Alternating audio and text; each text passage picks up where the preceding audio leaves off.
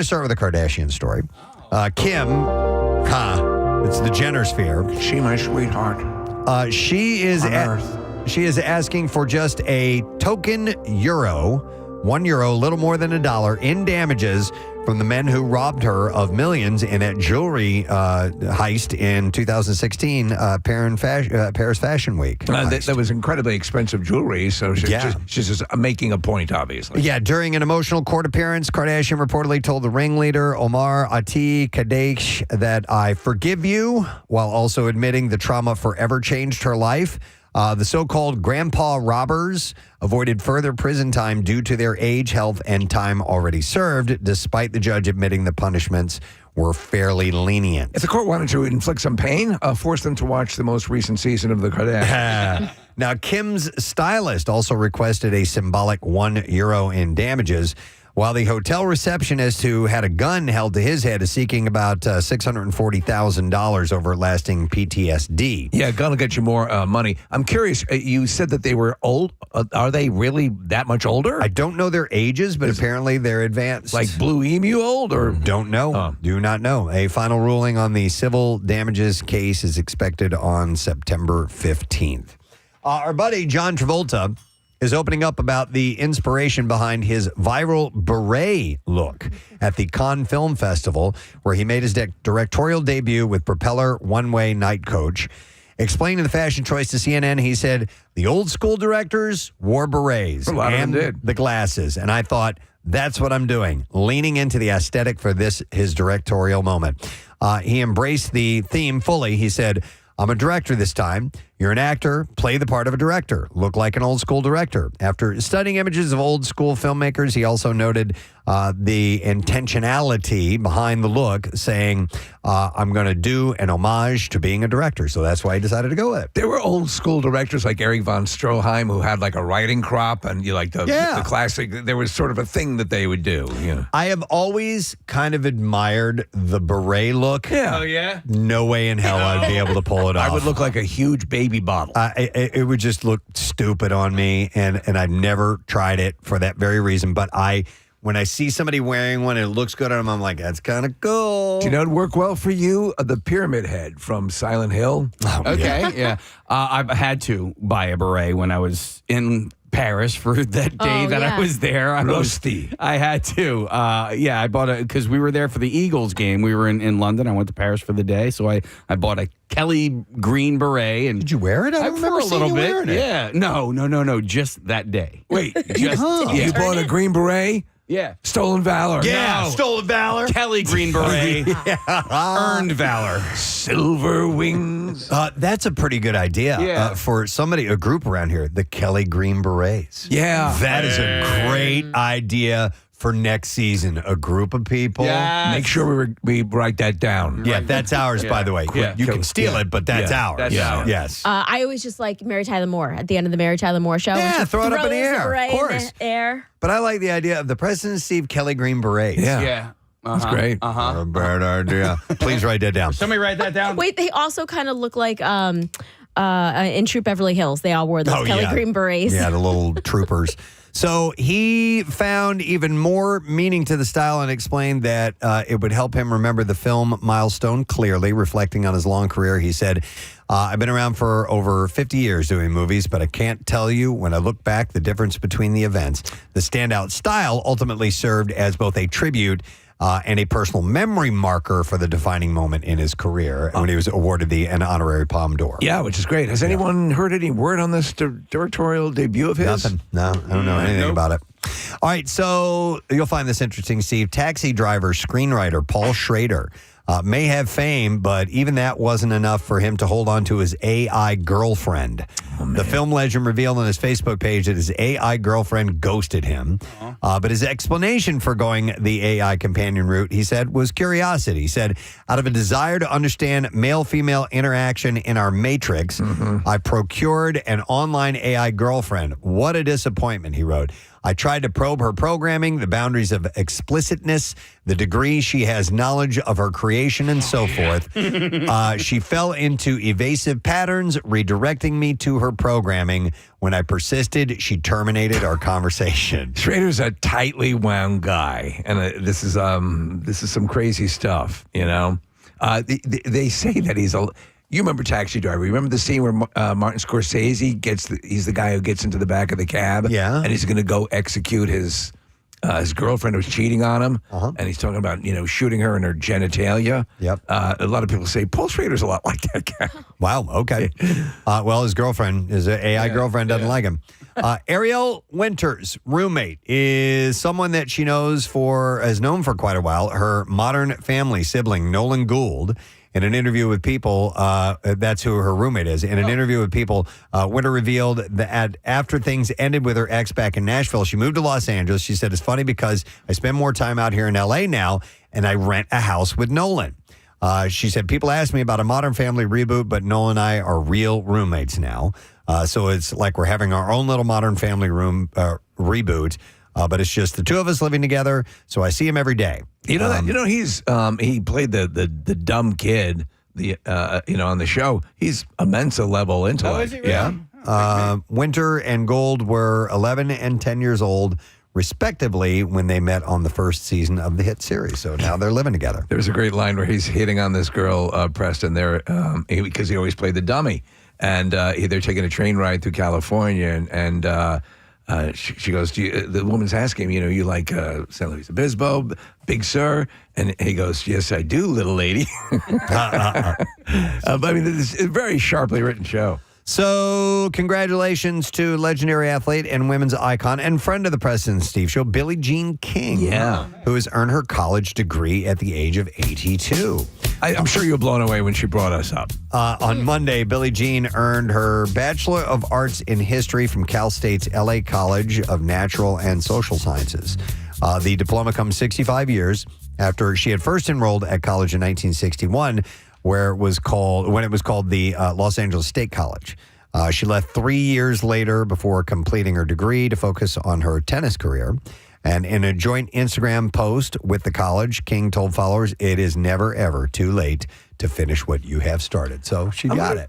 Yeah, it's very cool to see. I wonder if anyone has ever gone back to, besides Billy Madison, to go back to complete elementary school. Yeah. So this is the first time I've seen the name James Franco written down in a while.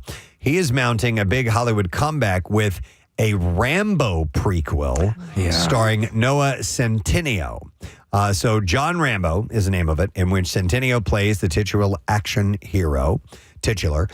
Mark Franco's first major franchise film since he was accused of sexual misconduct in 2018 and allegations that he has denied. The 127-hour star will appear in John Rambo, executive produced by Sylvester Stallone. So it's not over. Nothing's over. Yeah. Nothing's over. Yeah. That's right. Hi, Nothing is over. I'm John Rambo. So Franco's role in the film will be minor, but John Rambo marks his first major franchise outing since his brief appearance in 2017's Alien Covenant. He's going to play Don Rambo, the brother who owns a car dealership. These are great cars. Come and drive around. You're going to love it. Let me go back and talk to the manager. You want undercoating? Everyone wants undercoating. The actor... Oh, my God. It's a Barbera. The Don... Is Rambo the best? Goddamn right! That doesn't rhyme, Don. Don, that didn't rhyme. I don't care! Yeah. The sale is over, Don. Is Rambo the best? Goddamn right! The sale is over, Donnie. Nothing's over! Don Rambo Ford. I want a car. So do I! So the actor, James Franco, revealed that he was working on his first big studio movie in nearly a decade this week at the 2026 Cannes Film Festival, telling Deadline it won't be ready for the summer, but my guess is at the end of this year or spring or summer 2027. What do you say? The last week or so, I've been watching the Spider-Man movies to go to sleep. Yes. I think James Franco became a good actor. In those movies, He was terrible. Oh, really? Yeah. It wasn't- Go back and watch Watching it. what? Yeah. Watching what? Sorry. The Spider-Man 2, where he plays the Harry, I guess his name. Okay. I'm like, I don't buy it. It wasn't really until I thought Pineapple Express. I was like, he was really, really good in that. 127 hours, really, really good in that. But in Spider-Man 2, I was like, I thought it was fine. Yeah. You know what he's really good in? The Room, the movie about the making of The Room. Yeah, I never watched The Artist? No, not The Artist. What is it called? The Disaster The Artist. Disaster Artist. Thank you, Marissa. Yeah. Terrific job. So his thing was he was teaching acting in New York, right? And he was sort of macking on seducing or attempting to seduce some of the students. Was that pretty much it? Something like that. He started on Freaks and Geeks, but now that I'm thinking of his character there, he was just like a burnout high school kid. Yeah. Right. So that didn't take a lot. Yeah. All right. Well, this movie, John Rambo, which is the prequel to Don. What's it going to take to put you in a new car? Don Rambo. Directed by Sisu filmmaker Jalamari Helander. What? So the Sisu movies are they're interesting. You know, I love action. I love a good action movie. But these are so outlandishly over the top. Okay. Like the Jeep flips over and throws him up and he catches the bottom of a plane. He goes inside, does beverage cart service, jumps out. It's like, slow your roll. Too much. Okay. Yeah. But it will also feature Stranger Things David Harbour as well. Oh, there you go. Speaking of Stranger Things, now that it's in his rearview mirror, Gaten Matarazzo is taking on another challenge. The actor will make his London stage debut in a revival of Jonathan Larson's landmark musical Rent. Oh, wow. Which is set to premiere at the West End in the fall. Who's he playing? I don't know yet. It doesn't say in this article, but he's a great singer, man. Yeah, he is. If you look at him as a kid before Stranger Things doing some theater stuff, kid's got it, man. Matarazzo is a huge fan of the musical and is set for rehearsals to begin in early August with director and Olivier Award winner Luke Shepherd. Rent's home will be the Duke of York's Theater, and opening night is October 8th. So I don't know if he's going to play. He might play Mark or Roger, which are the two main characters. So Or Rizzo. Or Riz. That's Grease. That's right. That's different. Noah and a follow-up story to the Stranger Things cast. Noah Schnapp is now a University of Pennsylvania graduate. Oh, wow. He graduated here in Philadelphia. No. Were you surprised that nobody from the cast was there? Or am I, somebody? I don't know. I don't know if anybody was. He's I didn't tight see with anything. Millie Bobby Brown. Yeah. Isn't he the They're godfather? besties. Yeah, but I mean, honestly, like I didn't go to any of my friends' college graduations. Neither did I, but you're such a creep for not. Nah, we both are, I guess. Yeah, I know. But yesterday he shared pictures of the proud moment on Instagram that showed his parents and twin sister beaming after he got his bachelor's degree and one of Noah walking across the stage to receive the degree. Schnapp started taking in-person classes at the university until the schedule for Stranger Things forced him to shift to a virtual class load. But I have a feeling that he will not be pursuing acting. I agree. I just don't think so. He's the only one of the cast that didn't do any other acting outside of Stranger Things when they were on breaks and He's stuff. going to start Schnapp Industries. Schnapp. Yeah. Okay. I like it. Schnapp into it. All right, and then let me see. I got time for one more, I think, because we have a caller on the line. Maybe I can fit in two. Thanks to a visit from series creators Matt Stone and Trey Parker to Jimmy Kimmel Live, we now know when to expect a return of South Park. The two had discussed their restaurant, their satirical depiction of Vice President J.D. Vance as Tattoo from Fantasy Island, and when fans can expect season 29 of the legendary show. So the answer, September 16th, to which Kimmel said, that means you guys will start working on it September 15th, right?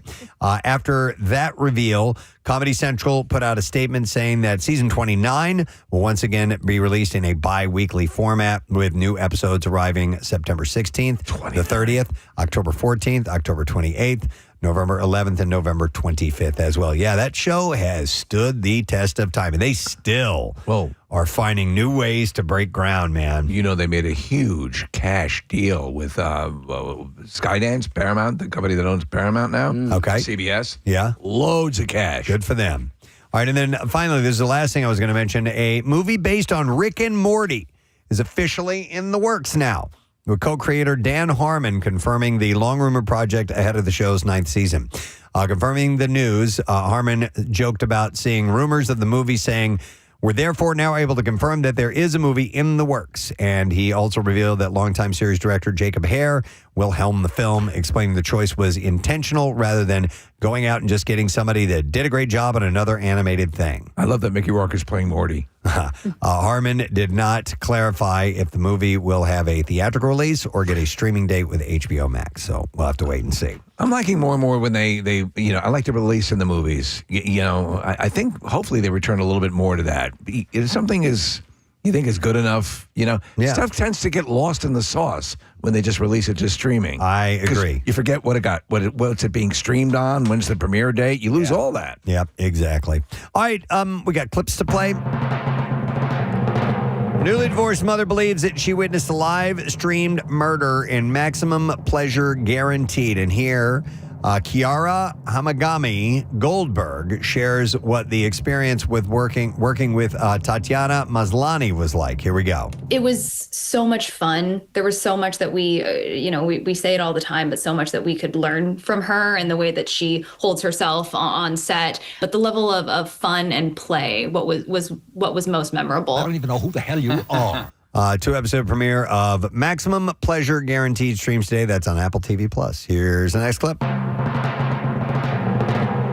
So the final showdown between Homelander and those trying to stop his madness is set in The Boys. And here Carl Urban explains the emotions of filming the final day. Here we go. Bittersweet. It was great because obviously that sense of completion, that sort of feeling that you get at the end of the day when you stand back and with all your colleagues and go, wow, we did it. But then also knowing that you're not going to be in that position again with those people. Really? Yeah. Series finale, The Boys, streams today. That is on Prime Video. All righty. That's your entertainment report. We got a cool teacher to talk to. Right. We had yesterday chosen randomly Nazareth Area High School in Nazareth, Pennsylvania. The students and all the fans texted in, and we got a winner, and we announced her earlier this morning. So welcome to the airwaves, Kelly Roche, the music teacher. Yeah. Kelly, good morning to you. Hello. Hello. Now, Can you say my last name Rocky by chance? Yes. Sorry. Is that how you pronounce it? Yes, I am Mrs. Rocky. Wow. I never would have guessed Rocky from that, and I figured I was mispronouncing it in one way or another. That's okay. That's badass having your last name Rocky. Yeah. Is that your married name, or were you born with that name? I married an Italian, so that is my married name. Okay. Wow. That's very cool. Rocky. Yeah. So listen, Kelly, did the kids just call you Rocky then? Once in a while, but I usually am called Mrs. Rocky. Mrs. Rocky. It sounds like a great romance novel. Well, listen, Kelly, I got an email from someone yesterday who was just making sure that we did indeed mean Nazareth Area High School in Nazareth. And the reason she wanted to make sure of that is because she wanted to put her endorsement in for you and said that you are amazing and deserve everything. So obviously you're doing something right. How long have you been teaching at Nazareth? I started there in 2005.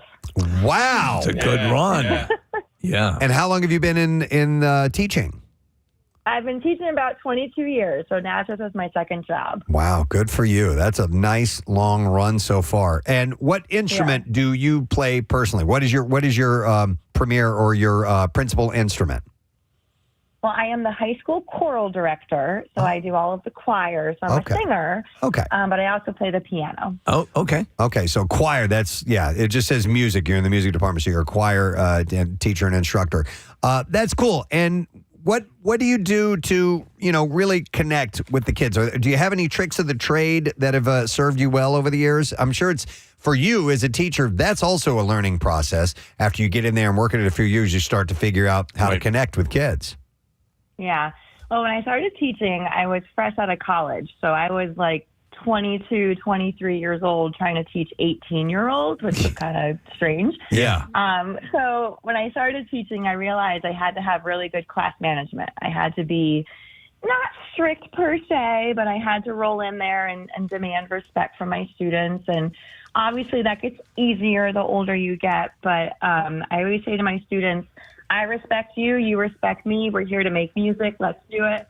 So, and the fact that I teach music and kids love it, it all kind of just works well together. I assume it's not because you're coming in there. You're not just a couple years older than the students you're teaching. I assume it's kind of like prison rules. You pick the biggest student in the school and you teach the hell out of him first, and then you set the example, right? Yeah, and sometimes you have to make an example. Like I hate when kids are on cell phones. So if I see a kid on a cell phone, I'm like, all right, here we go.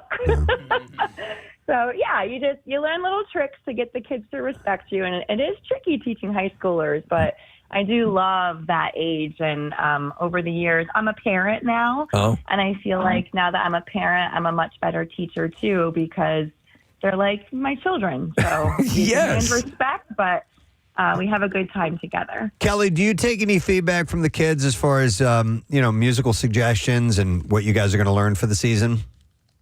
Yeah, sometimes. I am very aware that a lot of times people think what you sing in a high school chorus is kind of lame. So I do try to pick out fun. Like we sang Bon Jovi. We sang Live on a Prayer last week. There you go. I love that. Yeah, sometime I want to do a contest where I have high school choirs doing rock songs because my kids were in choir and I would go to these performances and I was blown away. I think choir, like you can't miss that. If you have a high school in your area that's got a notable choir program, you got to go to these shows. You're going to be blown away, especially when you get to like the select choir and the kids that are really, really good. It'll blow you away. Yeah, I agree for sure. Yep. What was it? A big production this year? Did you put on one? Yeah, we had our big spring concert last Thursday, actually. It was a little over 2 hours long, but what you just said, we had our select choirs sing, we had just our general membership choir sing, we have a lot of a cappella groups, and I had my little senior farewell where we acknowledge all of our seniors who are graduating. So, yeah, it was a good night. It sounds really nice. It sounds like you set up a really good environment. Yeah, the kids that texted in and voted said things like you're a great role model and that you go above and beyond for the students. And somebody even said she inspires us to be our best selves. How about that? So you're killing it. I love that. All right, so Kelly, we're going to set you up. We got a couple of things. We are going to give you first and foremost the thing we've given away all these years doing this, the Preston and Steve official Coolest Teacher of the Year coffee mug. It's displayed. Ooh. You can use it or display it. Yeah, exactly. Our friends from Dunkin' are giving you a Dunkin' tumbler and a $50 gift card. And brand new this year, you're the first one to officially bestow to this. All of our Coolest Teachers, you're going to get them. But I got the brand new Preston and Steve Coolest Teacher nameplate that you can put on your desk. So no one can argue. Yeah. And it's going to look awesome. So, listen, congratulations, Kelly. You're doing a great job. The kids know it. The parents know it. And now everybody else knows it. And we are happy to add you in the hallowed halls of the Coolest Teachers here on the Preston and Steve Show. Oh, thank you so much. What a way to start my day. Thank you. Yes, all right. absolutely. Have a great rest of the year and a great summer. Let's hear for Kelly. Rocky, guys. Rocky here on the Preston and Steve Show. Can I go to the bathroom? Next school up for voting is Central High School in Philadelphia. So you guys get on it. You have till 6 o'clock tomorrow morning. You can either text the word teacher to 610-660-9333 or you can just go to PrestonandSteve.com. But let the staff know that this is happening, and we'll find out tomorrow morning who you have voted for. We're going to take a break. We got guests and stuff on the program. We'll tell you about them when we return. Stay with us. Really, this bag, I'm throwing them away. I was chewing them when we were here during the snowstorm, January 26th, 27th, something like that. I'm chewing it. I'm like, oh, man. Because first of all, they were harder than they were supposed to be. This is much harder. Yeah, and I bit into it. I was like, I don't know if when you first bite into it, you're like, oh, I'm going to get a payday here. Dude, I'm looking at some of these calls. I know. Oh, my goodness. All right, I want to go to a fellow Preston who's on the line. Yo, Preston, what's up, man?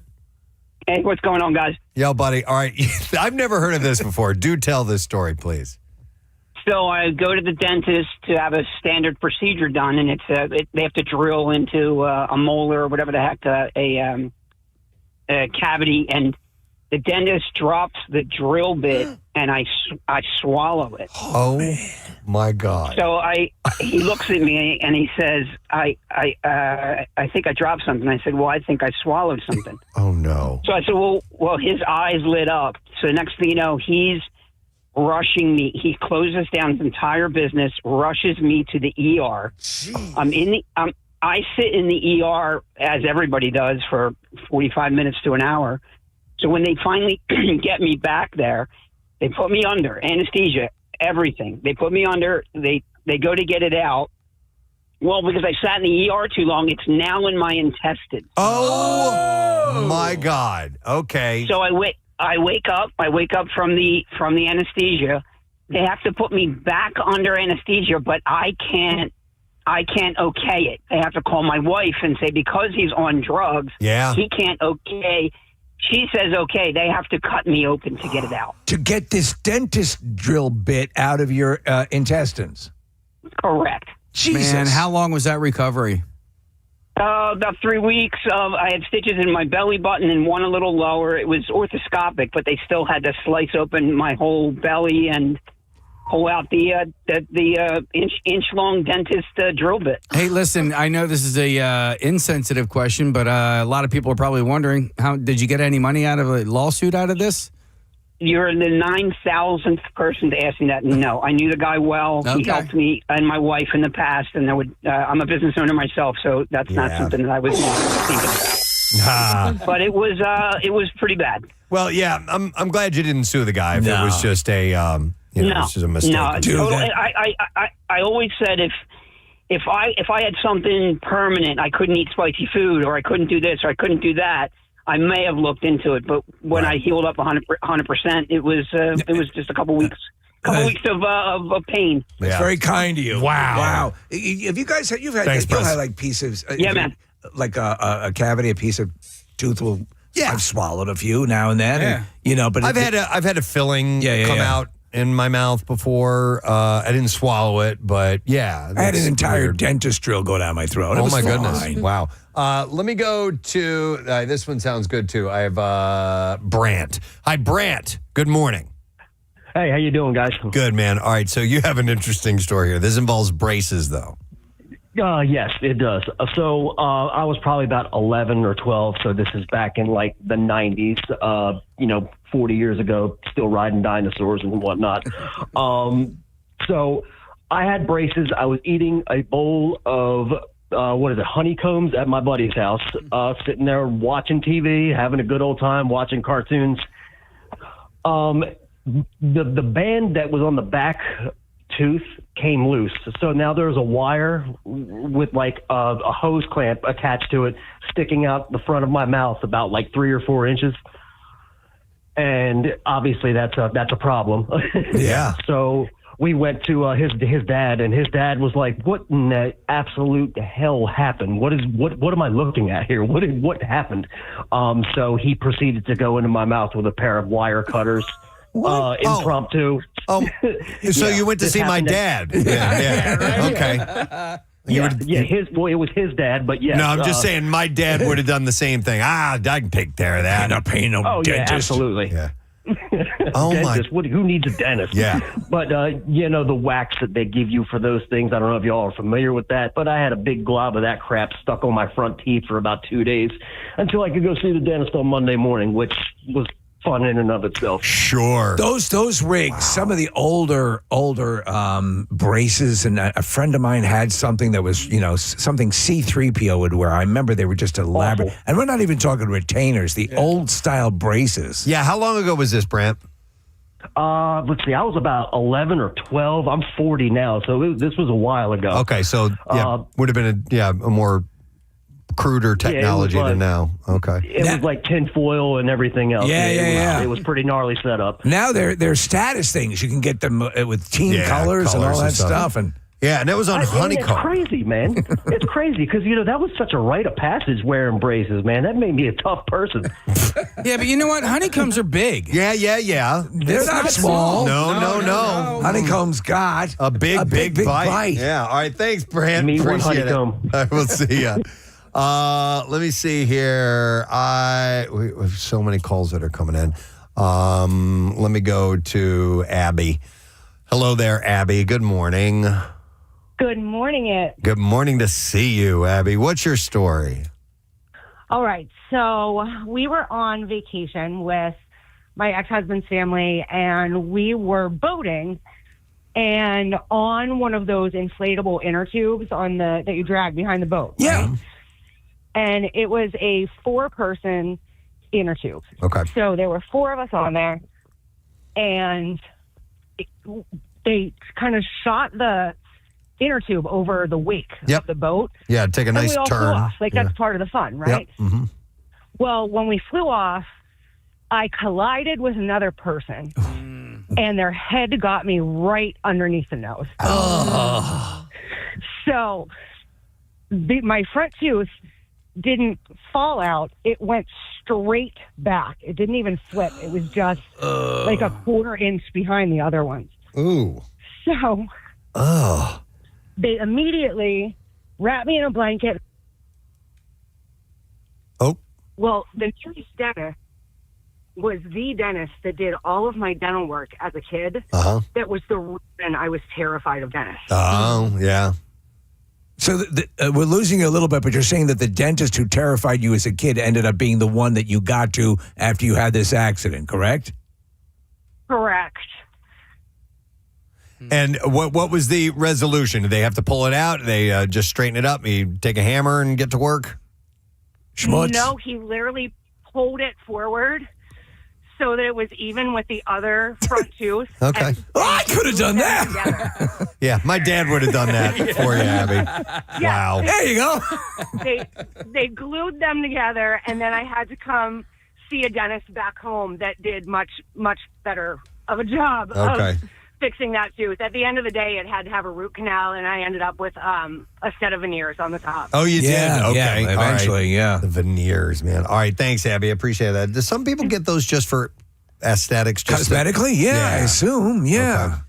They always look veneery. You know what I mean? Yeah. And that's surprising to me because they can take such great impressions of your existing teeth. Like, I think about it from time to time.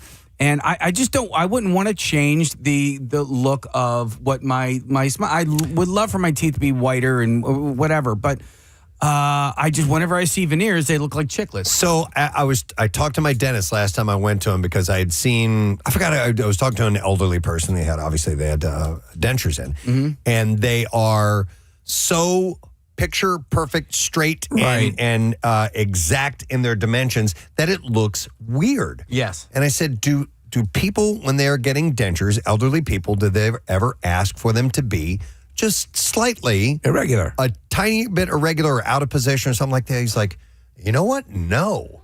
And I'm like, give me a Tom Cruise. They should, because it doesn't look. It looks overly fake. You know what I mean? A big chiclet thing. It just doesn't look too right. And even if they're not that big, it's just they're just perfectly even in size. I think that there should be a market for just a little bit off a tiny bit. There is a commercial, and I think it's like for Trivago or something, and they have this German guy, and I don't know if these are really his teeth, but they are absurdly bright and absurdly chiclet-like. Yeah. I mean, so much so that I brought it up. We're hanging out with some friends, and the commercial was running fairly regularly, and everyone goes, yes, it looks ridiculous. Yeah.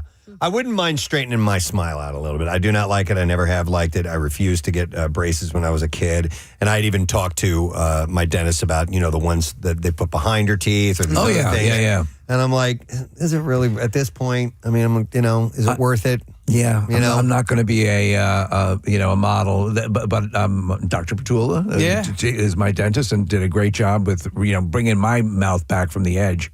But I mean, at a certain point, you're like, well, what do you want it to be? Do you want it to be functional, or are you going to be photographed? Yeah, are you going to have your teeth fall out during the Miss Taiwan beauty pageant? Yeah, for me, it was either have a full set of straight white teeth, Or a put huge hog. Or a huge hog, no. Or put my kids through college. Oh, yeah.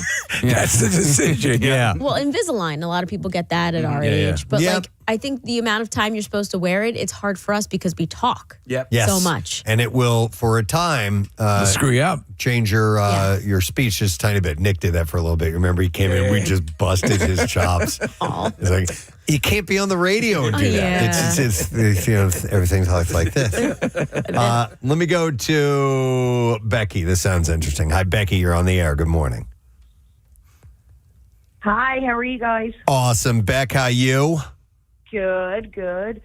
So, I have a girlfriend who has front teeth that are fake, and she's driving up the road, and this guy pulls up next to her, and he's trying to, make eyes, whatever. Yeah, flirt in some way, shape, or form. Yeah. She turns around, she takes her teeth out, and she gives him a big old smile. That's a great idea. He just took off. That's a great idea. If you want to, if somebody's being a creeper, pop your teeth out. If you're an attractive girl who it's hit on a lot, have the dentist remove all your teeth. Yeah.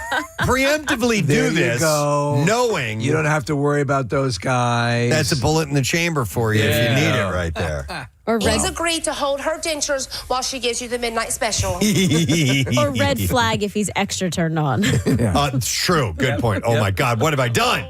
All right, one more call. I'm going to go to Scott. Hi, Scott. You are... Actually, there's a few people who have been on hold for a long time. Scott, you're on the air. Good morning, buddy. Good morning, guys. How you doing? Doing good, sir. What's your story? So this was in basic training for the Army about 5 years ago. And, you're in the barracks at night. You don't have phones, internet. There's nothing to really do. You're left to your own devices. So, people kind of get a little bit wild. Two of my buddies decided to, start wrestling, but they didn't start the conventional way. Thank you very much, Marissa. So, saw this article the other day. The beer that made Milwaukee famous is dead. Schlitz. A brand that began in Milwaukee in 1858 has been discontinued by its corporate parent, Pabst Brewing Company. The move is part of a wave of culling of its nostalgia-driven brands. And it comes, oddly enough, from Wisconsin Brewing Company, which announced on Thursday afternoon that it would be brewing the last Schlitz at its brewery in Verona next weekend, or this coming weekend, I guess. So Pabst confirmed the move last week, and the head of the brand strategy, Zach Nadil, said any brand or packaging configuration that is put on hiatus is still a cherished part of our history and hopefully our future. We continue to look for opportunities to bring back beloved brands, and customer feedback is important in shaping those discussions. But yeah, they're going to be done with Schlitz. I never was a Schlitz guy. I remember seeing Schlitz around the house periodically. It was, not the main beer that my parents would drink. Maybe my mother would occasionally have a beer, and it was popular. Schlitz might be. But so on this last run, and Marissa, maybe you can speak to this because you have a kind of a history in this industry. Would those be collector's items? The final cans of the final lot of beer? Would it hold any value or merit in the beer world? Potentially. I mean, it might be more nostalgia than actually worth something. Right. Like having a can of something. I mean, how many... I don't know about you, Casey, but I got so many things that were like Eagles Super Bowl, a Bud Light, can or whatever. They're not worth anything, but it's cool to have and display. Yeah, nostalgia-wise. Schlitz was a regular Thursday night thing when we were in college. Oh, really? Yeah, so we would go, our fraternity advisor was older, probably well into his 80s at this point. He didn't have family. And so we would go to his apartment on Thursday nights. I got some nudie films. Well, he had a massive collection of Playboy magazines. Yeah, so sounds like the perfect guy to know. We would go. It was looking back on it. It was a sweet thing that we would do. Right. A bunch of 19 to 22-year-old kids would go to this guy's apartment to spend time with him, play pinochle, drink Schlitz, and eat quiche. And look at his magazine. And look at his he had a collection of boys getting hot. Listen, yes. I'm sure You could look at it at an angle where it looks weird. But he was a lonely guy. I didn't have friends. He was a lonely guy, old, retired history professor. Right. And we would go spend time with him, and we would drink Schlitz. I loved it. It was a really, really great time. But that's the only time we drank Schlitz in college. It was, for us, it was Natty Light and Milwaukee's Best mainly. The Beast. Wow. And both out of Milwaukee, Schlitz and Milwaukee's Best. Yeah, ours was Natty Light. Yeah. I think it was 100% just for the name. When I first moved out on my own and was starting to make my own way, I had to, obviously you got to cut corners and you spend as little as possible. So I would buy cheap beer, and I remember one time I bought Stag beer, and I swear to God, the next day I had like green tinted poop. I've heard of Stag. Oh God, it was horrible. I don't drink, but I would see what people were drinking around. Was that primarily from the Midwest Stag, or was it everywhere? Yeah, me, dude. Yeah. No, I think it was a national brand, but I just bought the cheapest beer I could find. Yeah. I've never had Stag before. Let me try that. It was the last time I ever had Stag. I've never even green poop.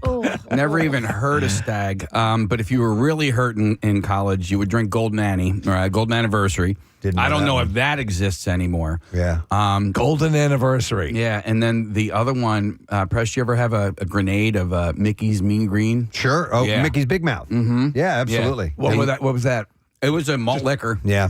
Yeah. That and Little Kings. You remember Little Kings? They were in the No. really small bottles. No. Yeah, that was malt liquor too. But Steve, the bottle that it came in it looked like a green grenade. Really? Kinda. With like a wide mouth? It's kind of barrel, and had a big wide, almost like a Gatorade bottle. Oh, I mouth see. on it. Yeah. Wow. Yeah, Mickey's Big Mouth. Yeah. Yeah, I used to love those. Man. I remember when Lion's Head first came out. I or remember at least, Lion's Head, yeah. At least the first time I see it, and it had a little puzzle in the cap. So you would turn it over like a Snapple cap, and it would have one of those puzzles where it's like 3 images that make a sentence or make a... Okay. And when that came out, that was like mind-blowing. Like, that's fancy cheap beer. This is the fanciest cheap beer I've ever had. Yeah. Wow. Well, we got started on a conversation of discontinued brands. That could be not just, beer, food as well, consumables of what you wish they still made. I mean, I don't know if there's still a Schlitz, group out there. Audience, yeah. Listen, you know what? So Coors Light, our sponsor for Keenan's, last year they brought on board, it was Coors Banquet was our sponsor. Yeah. And that got a resurgence because of Cobra Kai. It's all Johnny drinks. That's Is that right? In I the didn't know series. that. And it was supposed to be a joke because the bottles look different. Yeah. You don't see them anymore. And he would do nothing but buy a Coors Banquet. And it caught on. People started to drink it again, and they were our sponsor last year. In the Denver area and Golden, where they make, the Rockies, Coors Banquet is everywhere. It is on tap at every bar. Listen, people are drinking Mick Ultras like crazy these days, but does anybody drink it? Does Michelob even exist anymore? I was wondering too. When we wanted to spend money, when we were drinking fancy beer back in the day, the bottle was fancy looking. it was Michelob or Mick Light. I mean, seriously, it was like, dude, we're splurging tonight. We got to get a case of Mick Light. So what's the delineation with Mick Ultra?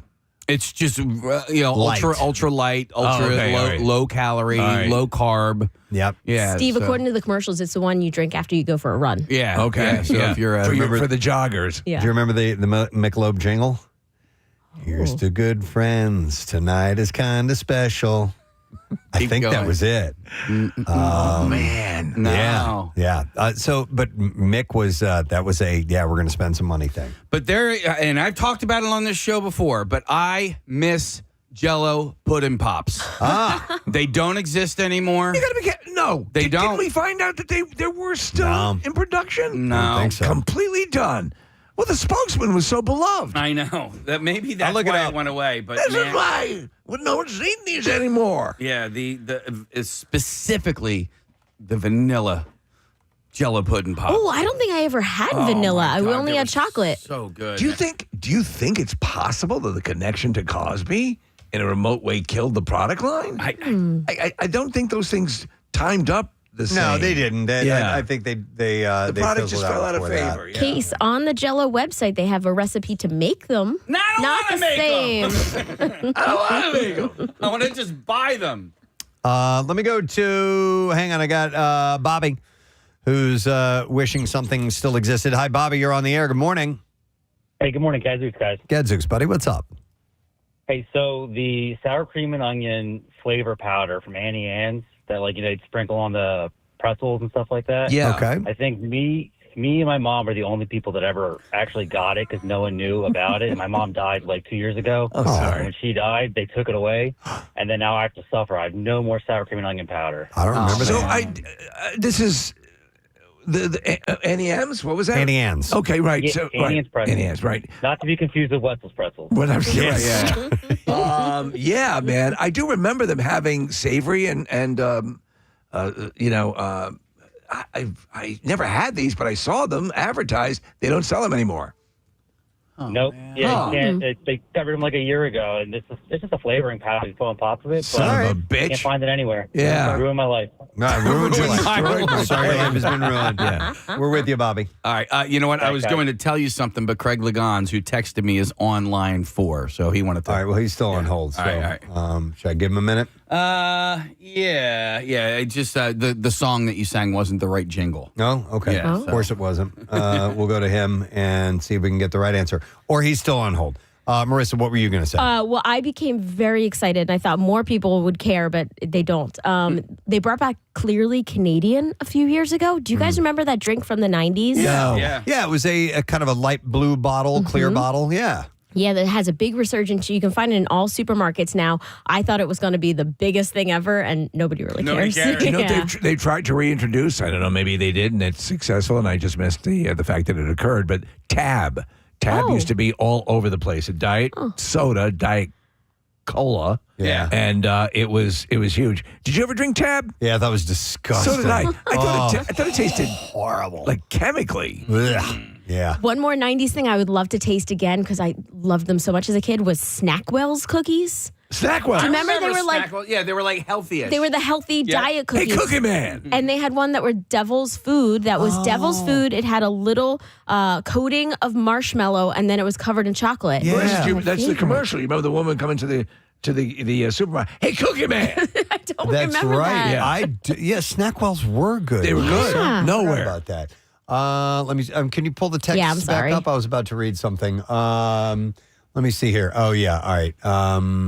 Never mind. I lost it. Let me go to Craig, and then hi, Craig. How you doing, man?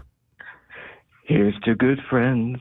Tonight is kind of special. The beer you pour must mean something more somehow. Low and brow. So tonight, let it be low and brow. That was it. Low and brow. All right, I was way off base. Well, Craig, you remember everything. Was there a jingle for Michelob? Michelob was, they just had the guys doing fishing and sports and stuff. Oh, there was a jingle. Michelob, when she keeps saying no. Whoa, Yeah. no, that was not bad, it. yeah. No. No, but Miller had had the athletes taste great, less filling. Yeah. And that went on for like 20 years. Yep, and This Bud's for You was another biggie. By the way, we're talking like multi-million-dollar ad campaigns, and some of them that lived for years and years and years. Yeah. Yeah. Yeah. Remember the frogs? Oh yeah, absolutely for the Bud. Yeah. And growing up in St. Louis, the Budweiser theme song, the jingle, like you heard it at every baseball game. Here comes the king. Here comes the king. Here comes the big number one. Doom, doom, doom, doom. Yep. Budweiser beer. That thing is second to none. Listen to this. He knows it. Nice. For a guy who doesn't drink, I know all the beers. They burn it into your skull. I miss jingles like that. Yeah, so do I. They were fun. I miss TV theme songs. I miss commercial jingles. Yeah. What the hell They happened? had in the 70s. They actually had a show awarding the best commercials on ABC, and every year they would award the best commercials. And one of the award winners was John Machida Jr., the world's fastest talker, the guy who did the you were talking about earlier, FedEx? who did the FedEx. Bob disconnecting deal, and the Micro Machines commercial cases that you were talking about. Yeah, John Machida Jr. He was That's great. That's the dude. World famous commercial pitchman. Wow. That's all the time I have. Thank you, guys. All right, thank you, Craig. Appreciate it, man. See you, bud. So there was a candy back in the 80s that I thought was far superior to the Starburst, and it was called Bonkers. And so it was basically the same kind of consistency as a Starburst, but I wish they had those. Bonkers. I'm not familiar with Bonkers. Yeah, man, I used to. Bonk out? I essentially, I bonked out. I would steal money out of my dad's change jar in his bureau. Wow. And I would go up to Rita's, the little corner market, and buy Bonkers, and then go sit on my neighbor's shed and just eat them. Like packs and packs of them. You were going down a bad path, I was down a very, very bad path. Dark He's times. bonking. This is a school. We have evidence that your son is bonking. That's interesting. I don't remember this. I'm going to go to Althea. Althea, good morning. Hi there. Hey, you're on the air. Go ahead. I agree with Casey about the Jello pudding pops, but what I really miss are Buitoni toaster pizzas. Buitoni. Haven't heard that name in a long time. I don't know this. Toaster pizzas. Yeah. Yeah, they were awesome. I think they left in the 90s, but I had the perfect thing. They were just awesome. So, question, did they go in a toaster oven or your actual vertical toaster? They would go in the toaster. So I remember what I remember about these is that the ratio of like a quote unquote marinara sauce to cheese was way out of whack. And when you get it out of the toaster, Preston, as you would well imagine, scalding hot. Sure.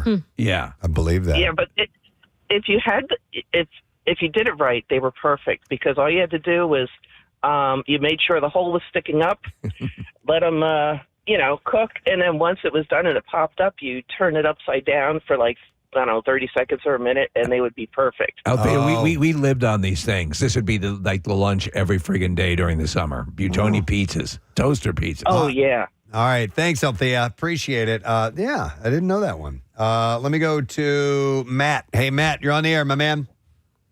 Good morning, guys. How are you? Great, buddy. What's up? Do you remember Kudos bars? KUDOS. I do. I remember those. Yeah. Yes. Yeah. Man, I would die for a Kudos bar right now. I was a '90s kid, and what was they had those? They had the peanut butter ones and the M&M ones. It was a chocolate-covered granola bar, essentially. Really? Yeah. Yeah, it was like the original Chewy bar, man. Those were great. Yeah, but it was kind of like a candy bar because it was chocolate covered and But it was healthy, M&Ms, right. healthy, quote unquote. Yeah. It's healthy. Right, exactly. Oh, kudos. Yeah, All right. but I mean, my mom would pack them, every day for lunch. I love them things. All right. Thanks, Matt. I'm wondering which nostalgic things are nostalgia, and you try them in your adulthood and go, this is garbage. What was I thinking? By the way, somebody said, here's a more recent one, but I missed the milkshake machine at Wawa. So loud, but good. I liked those milkshakes. I used to get them all the time, and I'm a little upset. They were in a pinch. You'd put the thing into the Yeah. You'd open the top, and you'd put it in the machine, and it would whip it up for you. I mean, they make them now. They make them for you, which is fine. But I did like those little make-it-yourself You got to machines. be a chef. Yeah, for a moment.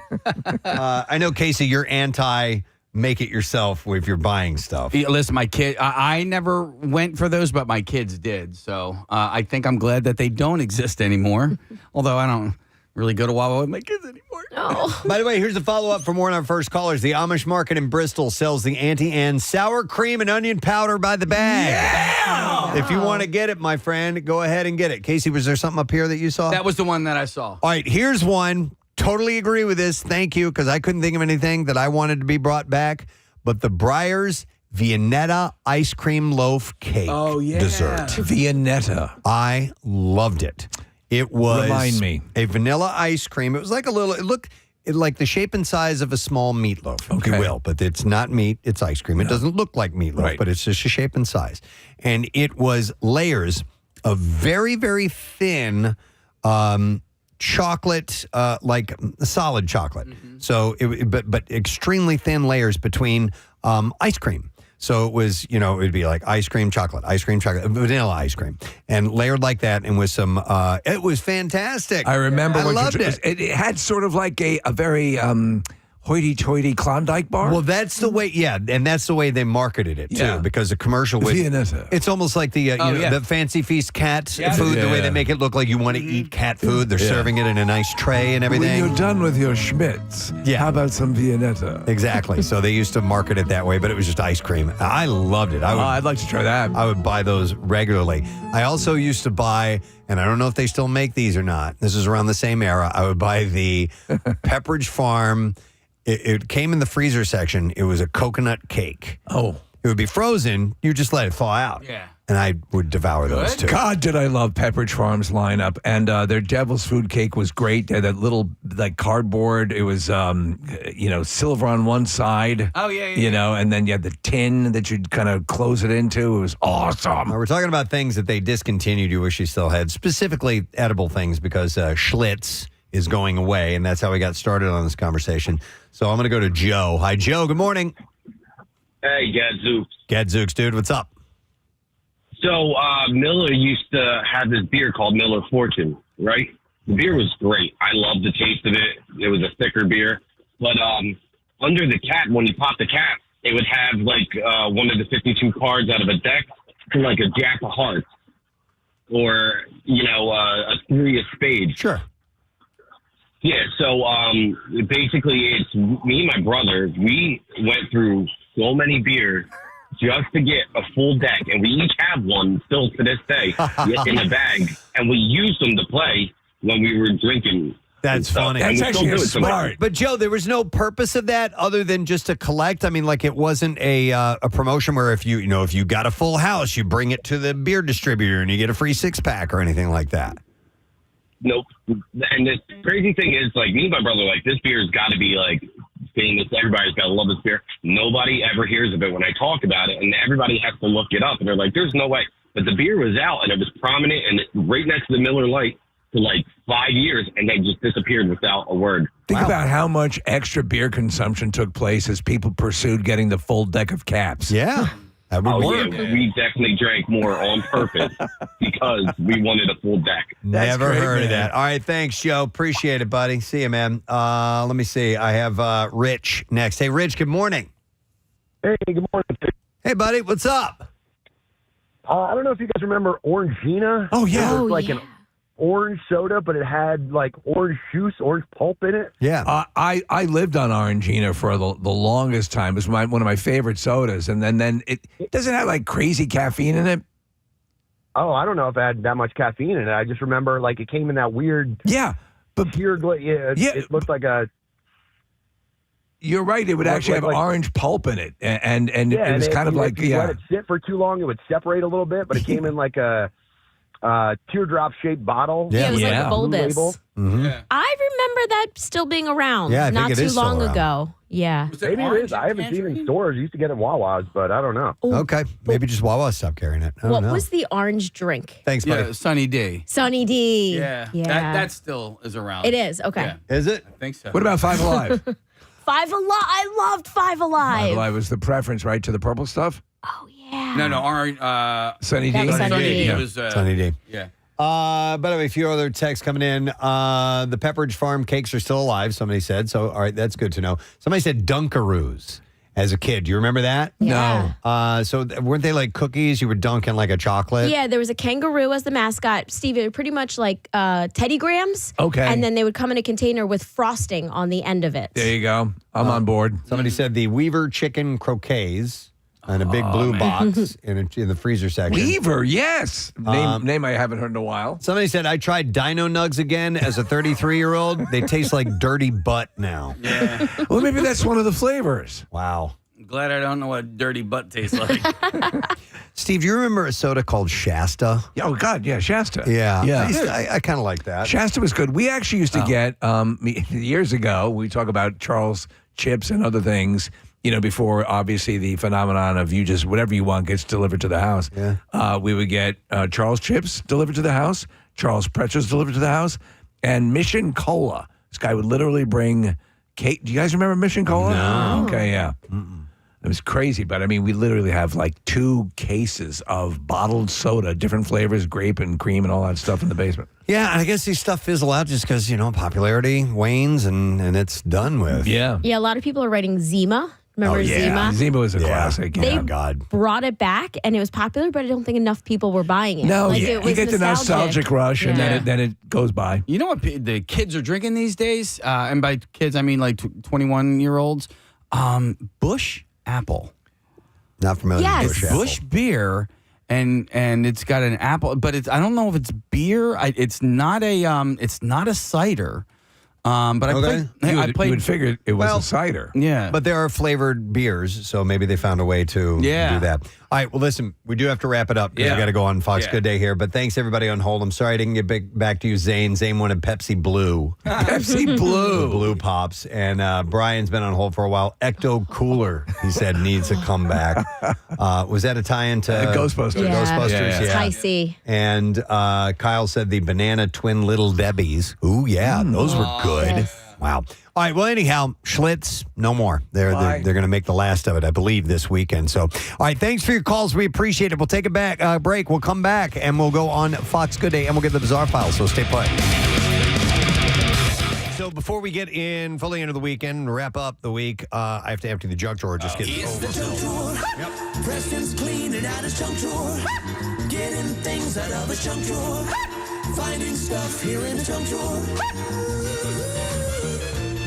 All right, thank you, Kyle Mack, for doing that jingle. And Steve, you should sing backups for minute by minute. I think so. To his I band. think if they want to be less successful, that would be the move.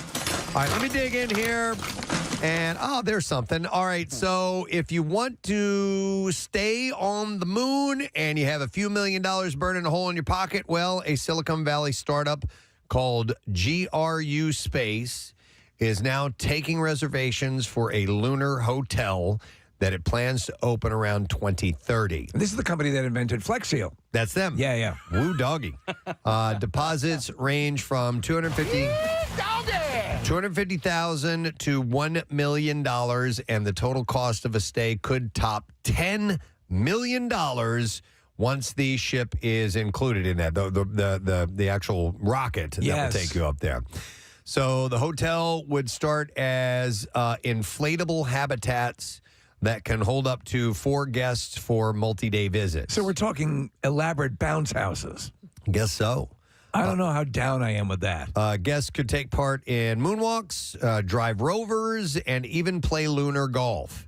Founder Skylar Chan, who started the company at age 22, sees the project as a first step toward humans living in space long term. Listen, if things were along, and I'm talking about we've beta tested and a number of people have gone up and it's now an actual thing. Right. Would you do it if you had the resource? Probably. What now? I'd be wary of the of the ship exploding. The or risk, yes. Something going wrong. Right. But if it became fairly commonplace, which it's not going to in my lifetime, I would probably consider it. Now, you also have to be very wealthy in order to do it. That's the other thing. Yeah. It's never going to be inexpensive. Because Well, you just sold those shot glasses from the Kentucky Derby. But the fuel is so expensive. Yeah. And that's what it takes to get people up there. So I don't know. How about you? Yes, it would be a dream come true, but it's not going to happen. Yeah, right. Not in my lifetime. There's a pretty good book. I didn't love it, but it's called Artemis, and it is the same author that gave us The Martian and Project Hail Mary, and it's all about a moon base essentially, and it's gotten to the point where it's a full. It's an indoor complex where it's not just a place to stay, but there's entertainment and all kinds of things. It's big enough. Is it a community like a biosphere? Yeah, it's like that. And people can travel up, and it's a travel destination, right? And then you can take trips out to go and see, where the first lunar landing was, because all that stuff is That would still be out tourism. there, and they use it as tourism. I thought that was a pretty cool idea. I think the idea, if we want to, you and I go into business and we make sure that there is a retro Pizza Hut on the moon. Yes. Wouldn't that be oh great? my God, yes, for sure. And there would have to be a replica of the diner from Spaceballs. Yes. For sure. You walk in and they're playing Van Halen. And I mean, it kind of sucks that our moon's kind of boring. You know, like, why couldn't we get Europa? You know? Europa is frozen. It's all frozen. It's liquid. I know, but like. But you can go skating while you're up there, skiing and stuff. Absolutely. It's activities. And hot chocolate tastes best. Isn't it colorful, though? Europa? It's white. Oh, is it white? Yeah. All right. I know. All right. So listen, the moon, don't give short shrift to the moon. The moon's got a lot going on. Yeah. And we're finding that there's water in some of the craters on the dark side, and there's all sorts of things. Plus, moon gorillas. I mean, it's kind of a desert, you know. I mean, but the craters give it a landscape of sorts. But yeah, I mean, you're not going to get a variety of colors. But you know, I don't know. What do you want, man? Yeah, come on, man, get off our back. The Sea of Tranquility. You know, they were when they were landing, they were just how many yards away from a crater that was pretty deep. Yeah, Neil Armstrong had to use it manually. Had to get them out of that area. You want to see a great series, and I'm most of the way through it again, probably for the 5th time or so, is From the Earth to the Moon. And the second trip up, they got much more specific on where they landed. Yes, They proved that they could navigate to a very specific spot. But that first time, with Buzz and Neil, Steve, they were just kind of to the second. They were just kind of hoping they could put it down somewhere safe. Second trip up, they landed near the diner. So Yeah, exactly. And that inspired Spaceballs for that scene. So anyhow, the hotel doesn't exist yet, obviously. But the company says that it's not stopping people from already signing up. So people are on board. Do you know what they should do? In like Blazing Saddles fashion, put in a toll, get it all the way up.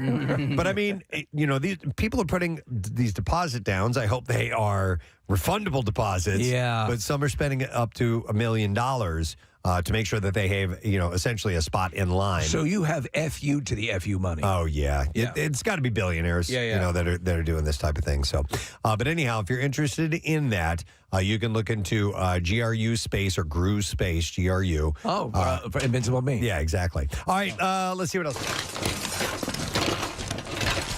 Costco members can tap into even more perks of the membership through an electronic device trade-in program that they've started.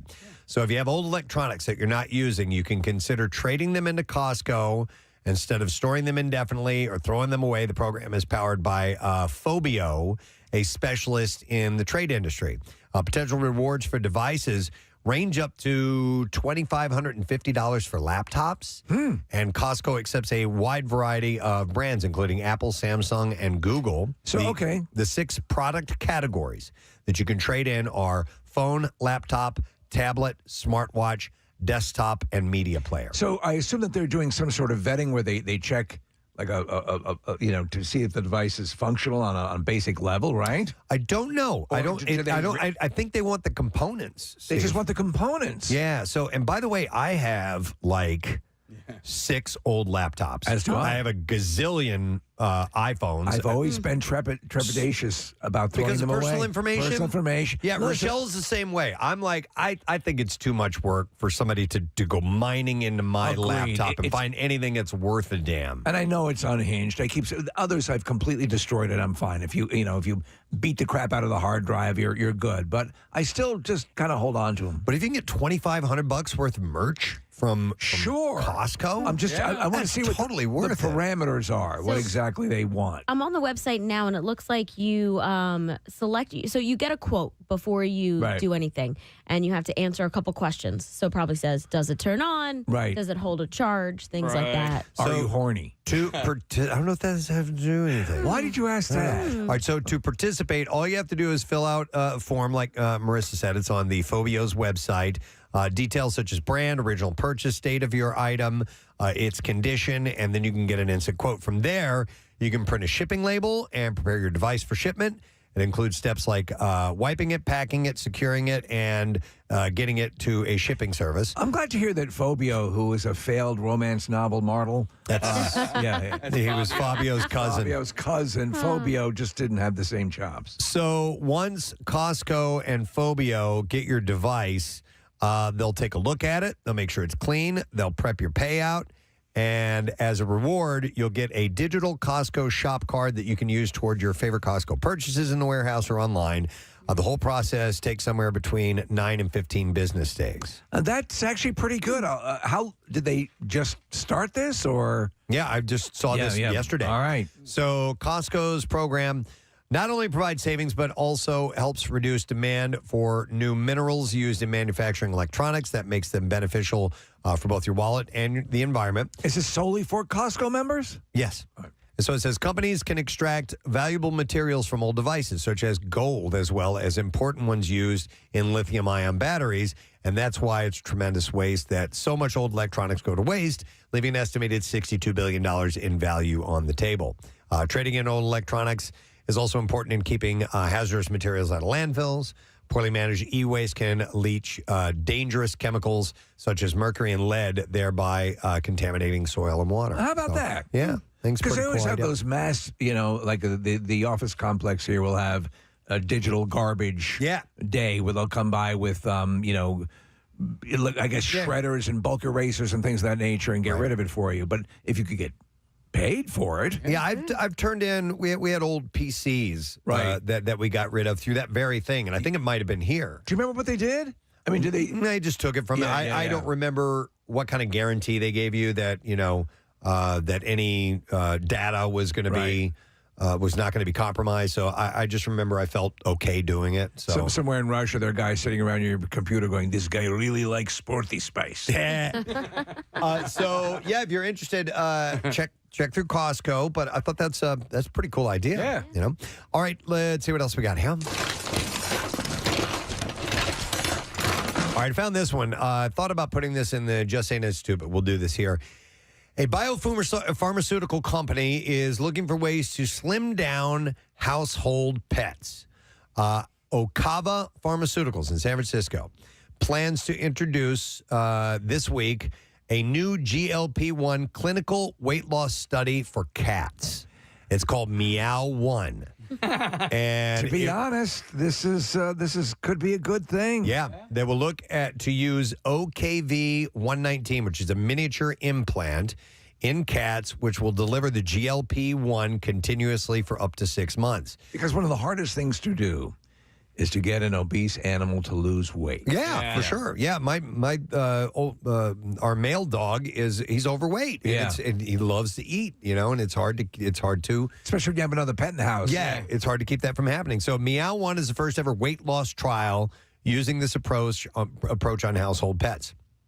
The study is going to examine up to 50 cats who will take the implant and have their weight studied at 3 months on the drug. Though the cats will remain under evaluation for 6 months, according to Okava CEO Michael Klotzman. If they can get a handle on this, how soon before we're having cats inject oil to give them fake muscles?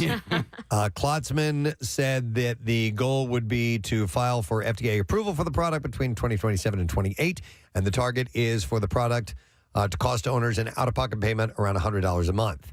The company says weight is a particular important issue among felines, as over 50% of domestic household cats are overweight or clinically obese. Yeah, we've had a few, that are on the heavier side, and you work hard and you try to do the best you can for them. But now we now have 7 remaining. Seeing the big, the ones that look like sumo wrestlers, crack me up. Yeah. They're big fat They're cats. so funny.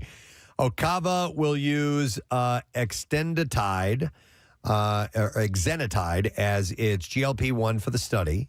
A different ingredient than is used for popular weight loss drugs for humans. Ozempic uses semaglutide, and Mounjaro uses a trizepatide. What say you? Would the unofficial start of summer be Friday? Oh, yeah. Memorial Day weekend, Friday, Memorial Day weekend, always. Summer starts. I don't care what the celestial things are that need to happen for it to be considered summer. No. It's summertime. We decreed, in fact, we were told years ago when they wanted us to go do this promotion out in Wildwood and Keenan's that we were officially starting everything. So, like obedient kids, we said yes, and we're sticking to our guns. Yep. So undoubtedly, you're going to do it again this Friday. Absolutely. Oh, yeah. Yes. We've been giving people lifetimes of regret coming down to the event and doing things they normally wouldn't do on a Friday. The emails we usually get after that live broadcast are, "You guys broke Wildwood. It's broken now." It happens. It's a way to kick it off. How many years have you done it? 22 years? 22 years. Something in that range. Wow. Yeah. And they line up before we get there. Down the street. It's crazy. Blocks. Yeah. And the funny thing is that eventually a lot of the people, the officials would just don't do this, and then they finally just gave up. So it is a good time. We all get along and play nicely. Yep. I know you've talked about this, but I forget. How did this get started, Preston? You know what? It was Coors Light wanted to have a live broadcast. They wanted to have an official opening the Jersey Shore party, and they reached out to MMR and said, "Will you guys come and do it?" And we were like, "That sounds interesting." But the interesting thing, Mike, is it started outside. We used to do it. Yeah. Keenan's was open. It has now become this like entire block.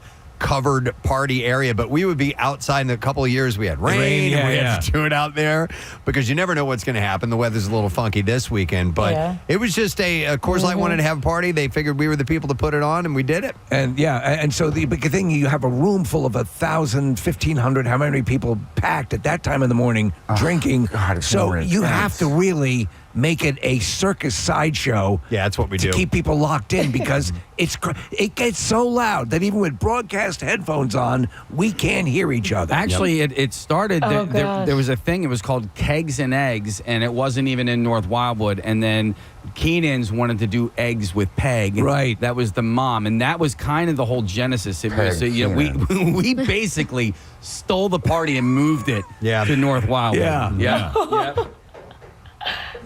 That sounds like Preston and Steve. Because who wouldn't want to party with you guys? Absolutely, Got to get you down there. All right, we'll have a good time. All right. Yeah. I don't know if I can handle it.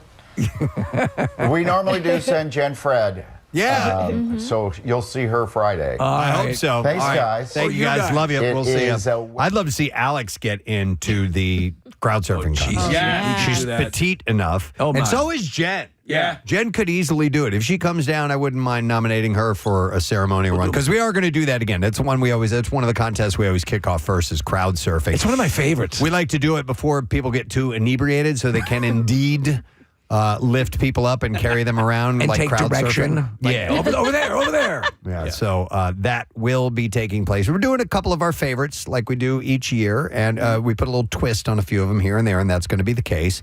And we'll end with the baptism of beer, of course, where I will pour gallons and gallons of Coors Light over the place. And we're doing a great tribute to Pierre Robert this year. Yeah, in fact, you were trying on the various accoutrements that will accompany that tribute. And honestly, yes, you were pretty almost famous. I will be in costume for that event.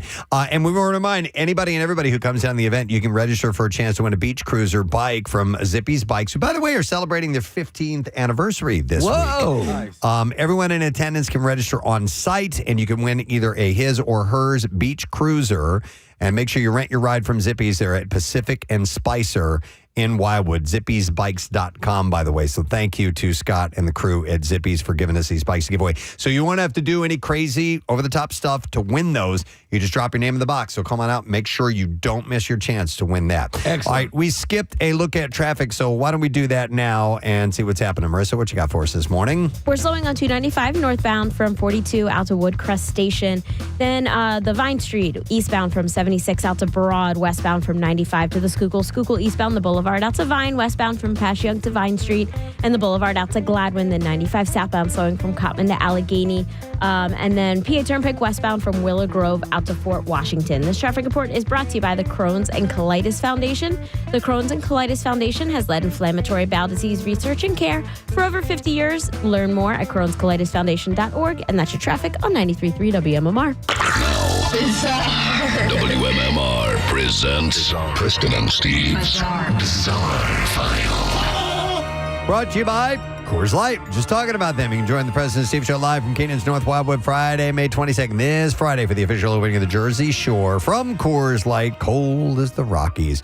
All right, I guess I should have my Bizarre File stories ready when I'm about to do the Bizarre File. And here they are. So this is a tragedy, but bizarre nonetheless. A woman plunged to her death after stepping out of her car into an open manhole in Midtown Manhattan on Monday night. Jeez. She was identified by family members on Tuesdays as 56-year-old Donaki Gokaj, I guess is how you say her last name.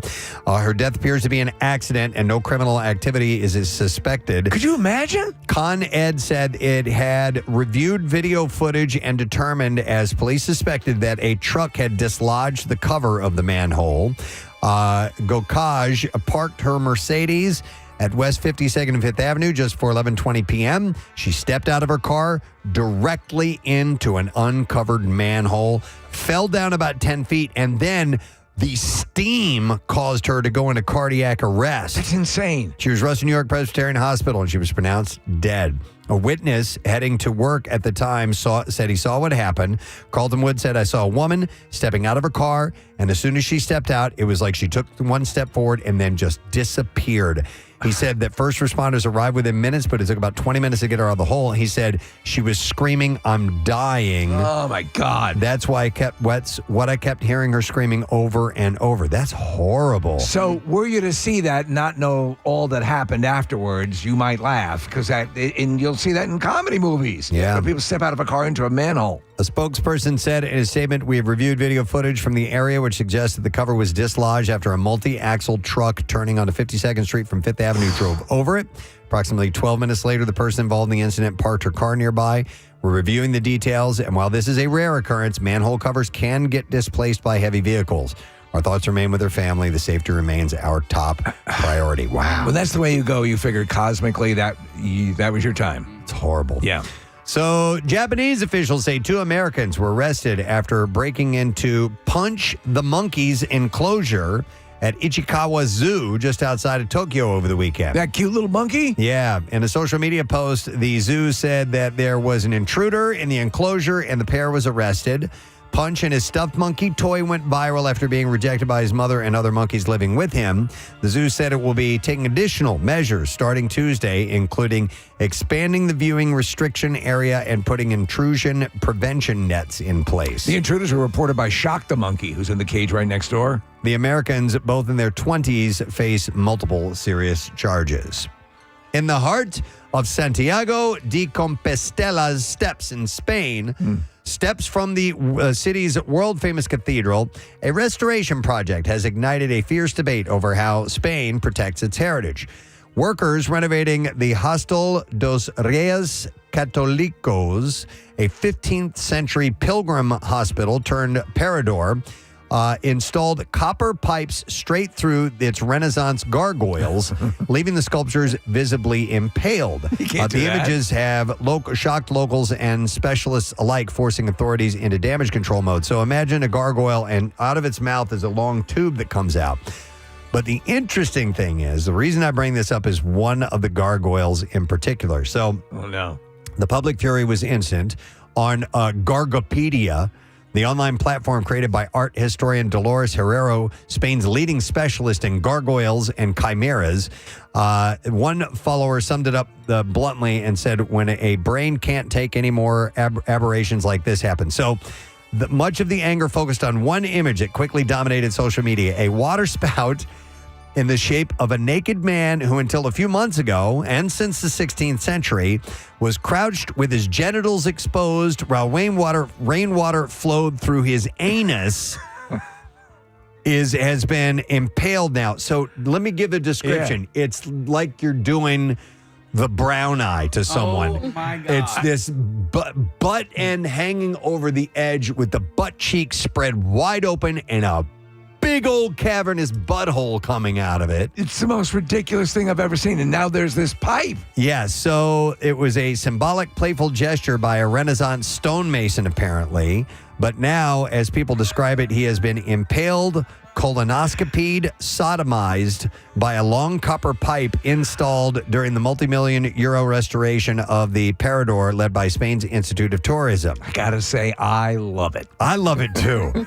The gargoyles, which once spewed freely, are now encased in tubing supposedly meant to protect the Baroque balconies below. Despite having poured over them for centuries, were fully revealed only after Easter week. 16 gargoyles are affected, 8 on each balcony. These are whimsically carved stone spouts, monsters, animals, and human figures with teeth, tongues, and, in one famous case, an exposed anus. All of them are now pierced by the copper lances, so there's a bit of a hubbub over this. When I go to some of the old cities of Europe, I always look for what do you have in the anus realm? Yeah, and they've got a gaping butthole in Spain if you want to see it. I would like to see water coming out of that. Yes, that's got to be please. hilarious. It's like the dragon breathing fire at the Harry Potter. Yeah, at Universal. Yeah. All right, one last story. In Florida, wild hogs have been spotted tearing up grass and frightening pets in Osceola County community, in a community there, and residents say nearby construction is pushing the animals closer to their homes. Neighbors at Del Webb Sunbridge, a 55-plus community, have captured multiple videos and photos of the animals as sightings become increasingly common throughout the neighborhood. Those suckers can get aggressive. Dug up patches of dirt are scattered across the community, and residents say that the hogs have been spotted between homes. The resident said, well, you can imagine if nobody is aware that the hogs are here and their dogs become aware, they might start barking and the animals could come and get them. The Del Webb Sunbridge general manager said that they are only in communication with the residents about the issue and had no further comment, but apparently the hogs are running wild. Imagine where you live having hog problems. I know. And there you go. That is what I have in the bizarre file for you this morning.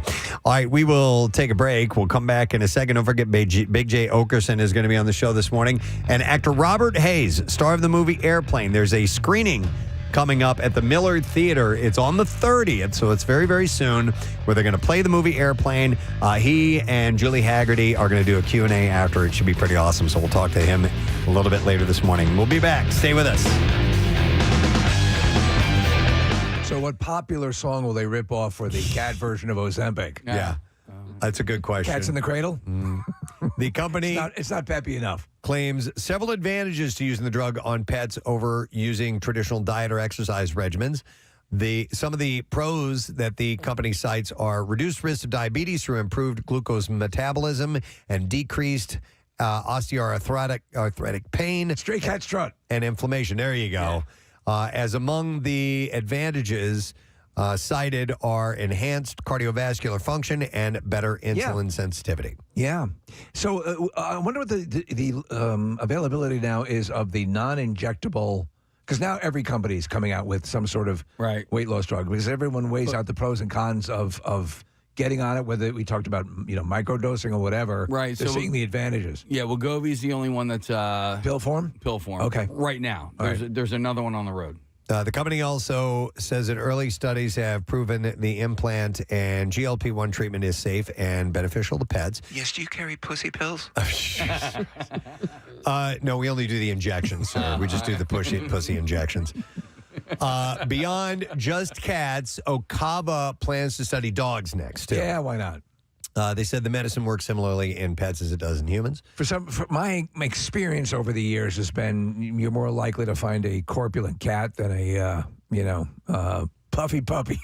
They said pet owners should expect to see meaningful behavioral changes in their animals. Most notably, pets will become less food motivated. Right. They'll show less begging behavior. Yes. Reduced scavenging and better portion control.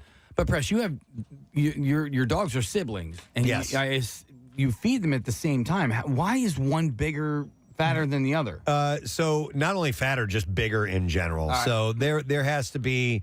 They're not pure Yorkies. Okay. There's some other bloodline in there, and we think that in the genetic milkshake that happens when they're being created, that Haley, the female, had to have gotten some Chihuahua in there because she's smaller. She's more intense in her she's more hyperactive, like you said, and her snout looks a little bit different. Okay, but they're both from the same litter. She just came out a little different. Is it possible they're Saint Bernard Yorkies? Saint Bernard Yorkies, quite possible. I don't know if I see any Saint Bernard in there or not. But anyhow, I thought that was a cool idea that they're gonna do weight control for cats. Long-term health prospects. It's good. Yeah. All right, back into the drunk zone. All right, I saw this story out of China. Parents have found a new way to pressure their kids into getting married, and it involves AI-generated videos. These clips, which are flooding platforms like Weibo, show fake older people expressing regret about not starting families when they were younger. And in one viral video, an AI-created 58-year-old woman sits alone during hospital visits while other patients have family members caring for them. Another shows a 56-year-old character wishing that she had listened to her parents. And I saw this, and I was wondering if the pressure to get married is still really as much of a thing as it used to be. Well, I think it, particularly with China, they're countering their, one child or their child limitation rules. They find themselves with the population, even though they have a huge population, they're fighting a lot of issues that came with all of those rules in the 90s. So, but that's a good question, Preston. Is there the pressure if you are? You talk about globally, right? I mean, just in general. Yeah, already here. Yeah, the people listening right now, because I remember a friend of mine who we're the same age. Yeah. I remember him telling me when we were in probably our early 30s that his parents were really pushing. Hey, you're not married yet. I never had that. We really want some grandkids, And in fact, my advice was, please don't ever get married. Don't have kids. No, but and I was like, wow, really? You're getting that? I'd never gotten that from my parents, but because it says here not just about having kids, but just about getting married. Getting married in particular, and I know obviously times have changed. Specifically, that. There was a time where women needed to find a man to help support them because women weren't really commonplace in the workforce, and so therefore, if you didn't find a breadwinner, you were going to be stuck with your family and having to take money from them. There's a big indicator of that in the movie It's a Wonderful Life, where Mary hasn't gotten married. You're not going to like it. She's an old maid. She's an old maid. Yeah. I mean, women couldn't get credit cards until the 70s. Yeah. So, but they had their own cigarette. Oh, Virginia come a long way, baby. Somebody had to buy them for us, but baby, you've come a long way, baby. You got your own cancer stick. Oh my God. But I'm just not sure if it I think some cultures are probably you're going to feel it a little bit more. Certainly, yeah. And maybe China is one of those. China saw marriage registrations drop more than 20% in 2024, with just 6.1 million couples tying the knot, which has parents worried, apparently. While some commenters are cheering on the trend and asking for more videos, young people mostly find it funny. Many say the fact that parents had to use AI because they couldn't find real people to share these regrets says a lot. That doesn't say a lot about your message. Yeah. I'm loving it, man. Yep. All right, back into the drawer of the junk.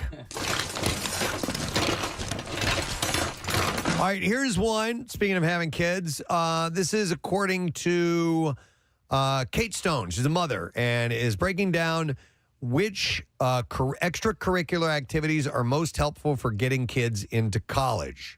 Or I don't know if she's she is, hang on a second, college admission process.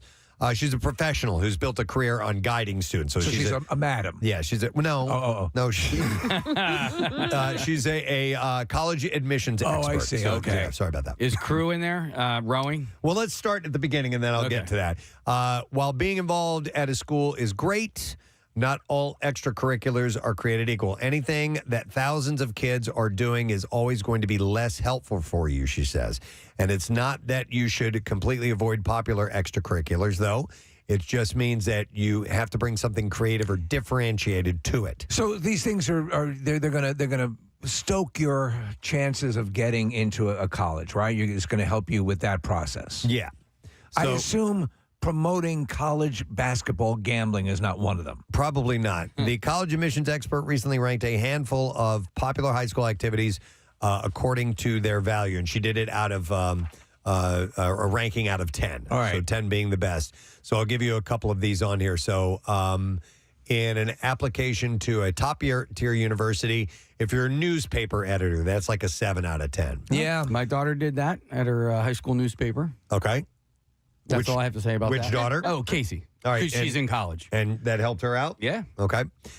Robotics is a 3 out of 10. So if your daughter's a robot.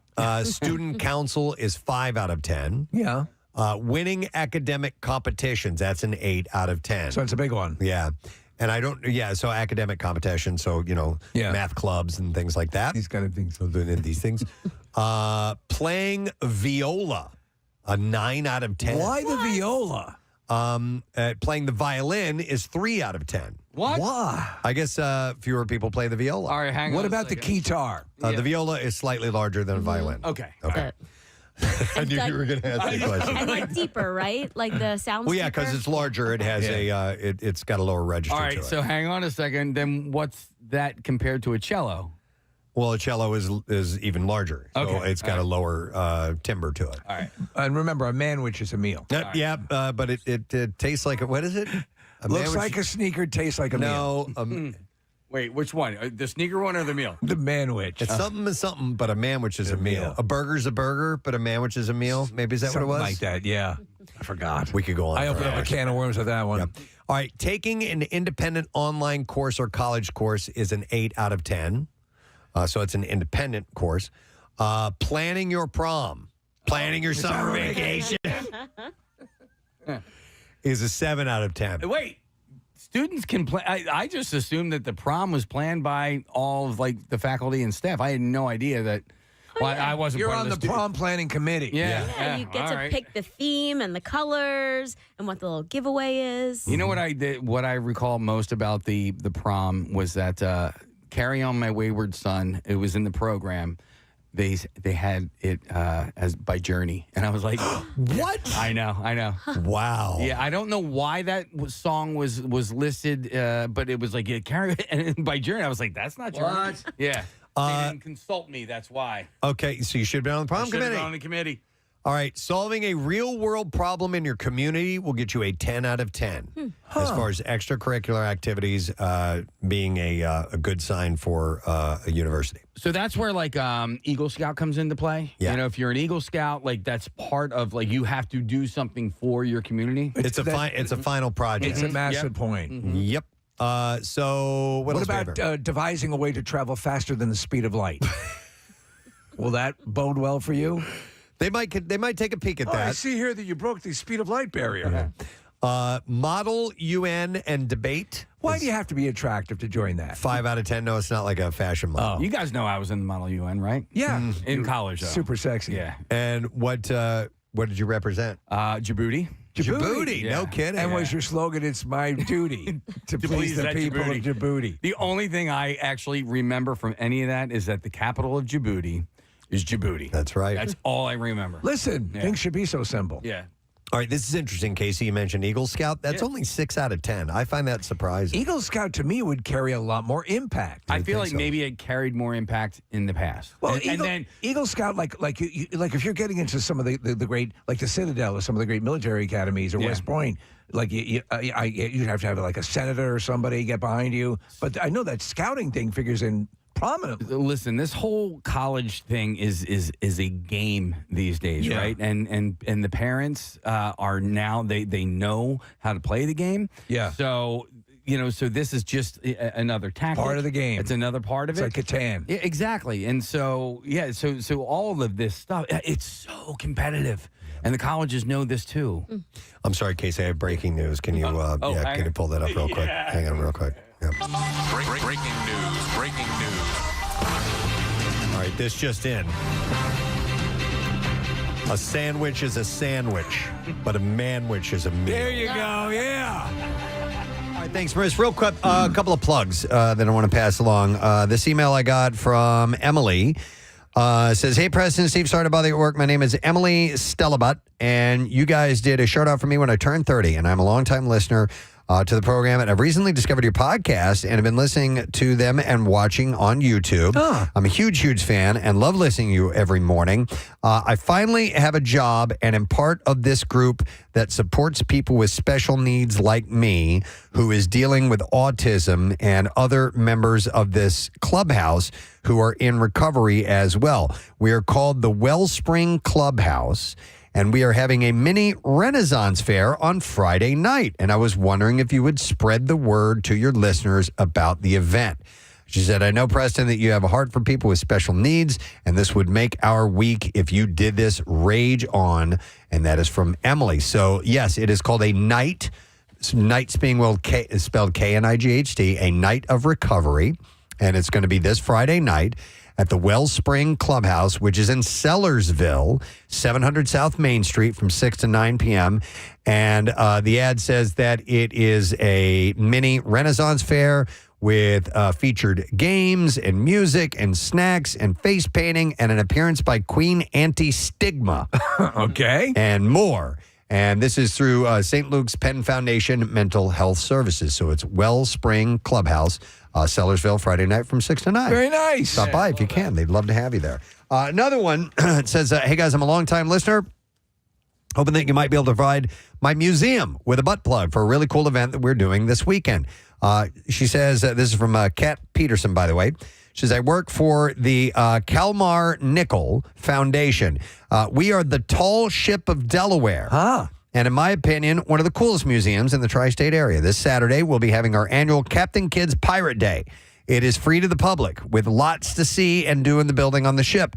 We will have pirate sword school and pirate rope walk, pirate storytelling, and kids musicians with pirate songs, a treasure hunt for a prize, pirate crafts, pirate science activities, and more. And some of these are paid activities, but most are free. And the best part is you get to get on the ship and take a tour That's as a beautiful well. ship. The event will be this Saturday, noon to 4 p.m. Parking is also free. The address is 1124 7th Street in Wilmington.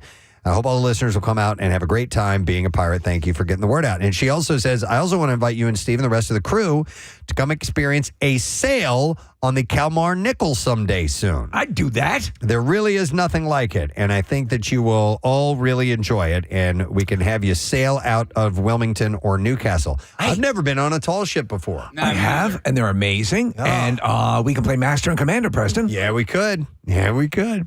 All right, I got this. It says, hey, Presbo, it's Mailman Sean delivering in Sinking Spring near Reading, but live in the Poconos. You remember my Rush shirt from the Cardboard Classic. Anyway, I'm retiring from the post office on June 1st, and my 60th is the day before on May 31st.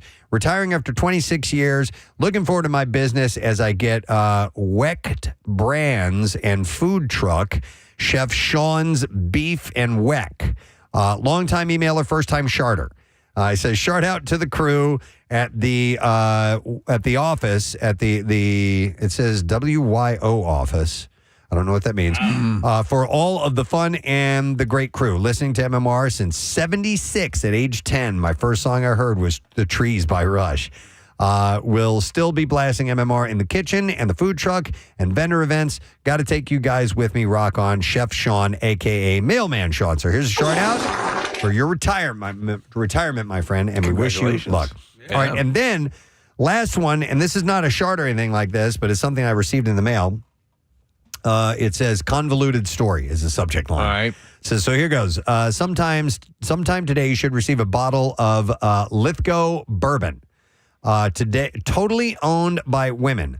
Pauline's Victory is the only one available right now because the other type of bourbon they made won about a dozen medals and hence sold out. Their website is easy to find. By the way, I don't drink hard liquor, so why do I know anything about this stuff? Well, our youngest went to and graduated from Dickinson College in Carlisle. So did her current boyfriend, but they didn't go out while they were there. Catch my breath, he says. His mother, whom I've never met, is one of the owners of the company. The company in the bourbon community is very highly respected and well known. That's how I learned of the Pauline's Victory and how you ended up with a bottle. I know you like bourbon, and so I hope you like this one. See, convoluted for sure. So that is from Michael Patterson. And I got the bottle this morning.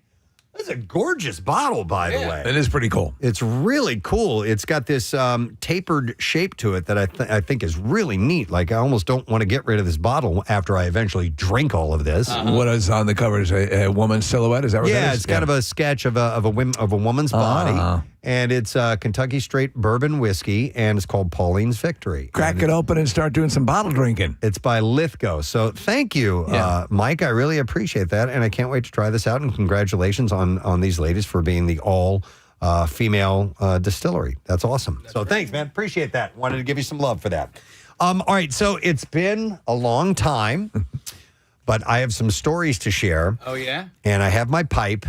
It's time for the historian. Live from the libraries of WMMR, we present the researcher and archivist extraordinaire, the historian.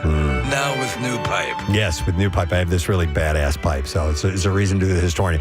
And also when I come across some interesting stories from the past that I think you might find interesting.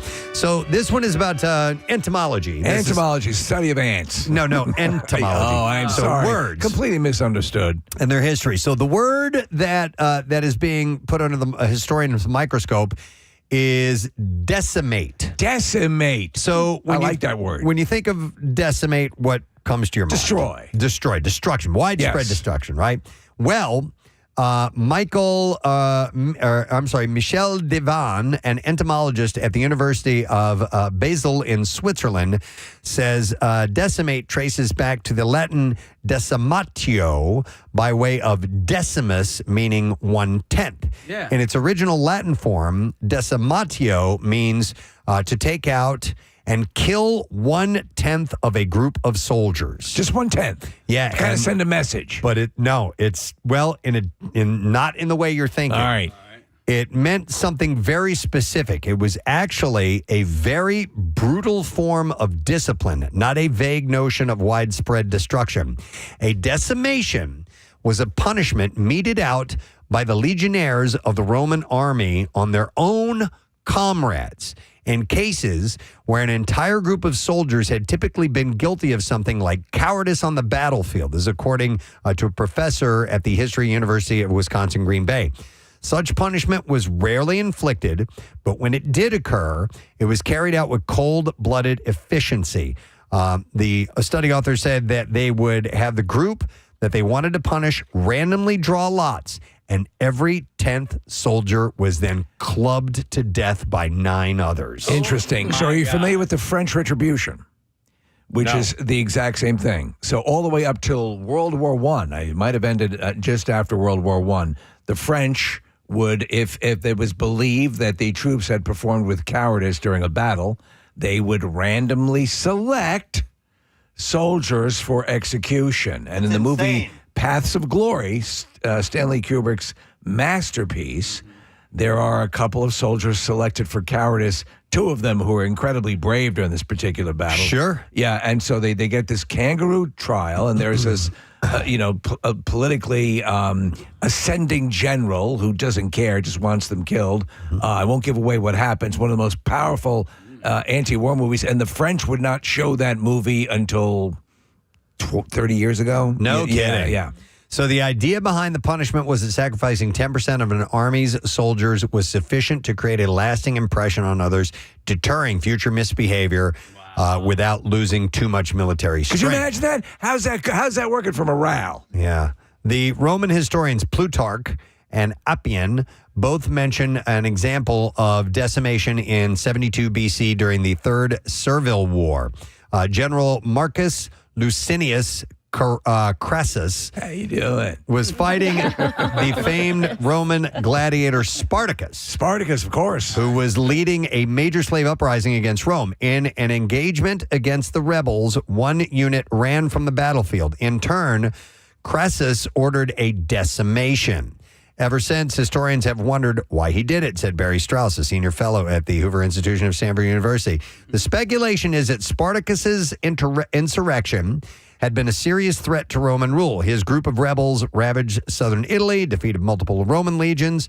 Crassus might have thought that the army really needed to be shocked out of its behavior, and said that the Romans could be very violent, but the Romans were also extremely pragmatic. Strauss noted that Crassus was a very ambitious politician who wouldn't have done it unless he thought that he could get away with it. So that was the same thing with Paths of Glory. And do you know who directed Spartacus?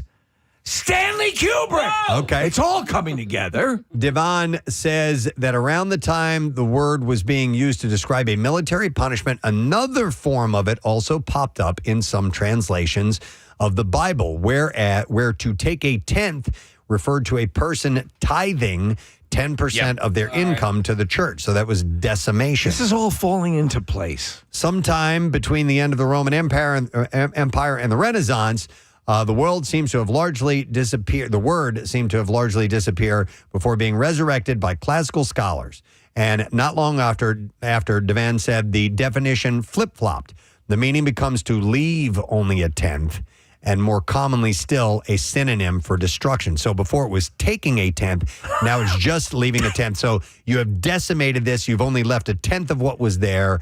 That's what it means now. What we have done is decimate the meaning of decimate. We've done it.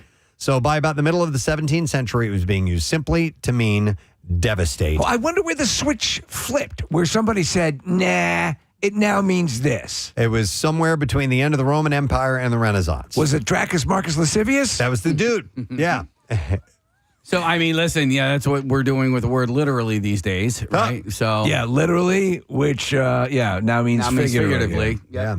So I thought that was wild. That I did is not pretty know wild. that it was initially decimate was actually a punishment that means take 10%. I cannot recommend more vigorously Paths of Glory Historian to anyone who's. It is a masterpiece of filmmaking, and it also has probably the most gut-wrenching Saving Private Ryan version of trench warfare that you'll ever see. Yeah. Okay. All right. I have another. Yes, what do you have, historian? I have another history Take of. a puff on the pipe, will you? I have another history. I always like that sound, by the way. So do I. Another history of a word, but we'll skip that and we'll come back to it. We'll come back to it. No, I want the expression right now. Okay. All right, I'll do that. I'll do that if you really want it. So I have the history of the word sarcasm. This is, I think, is very appropriate. The show is predicated on sarcasm. Well, the word has violent roots to it. Oh, my God. Does it have anything to do with, is it a sarcophagus? Right? Sarcophagus. Sarcophagus. No, You're has thinking nothing of to do Sir with that. Oh, Mix-a-Lot. yeah. Yeah, and Sir Mix-a-Lot did. He decimated the music industry with his popping beats. Yeah. So, oh my God.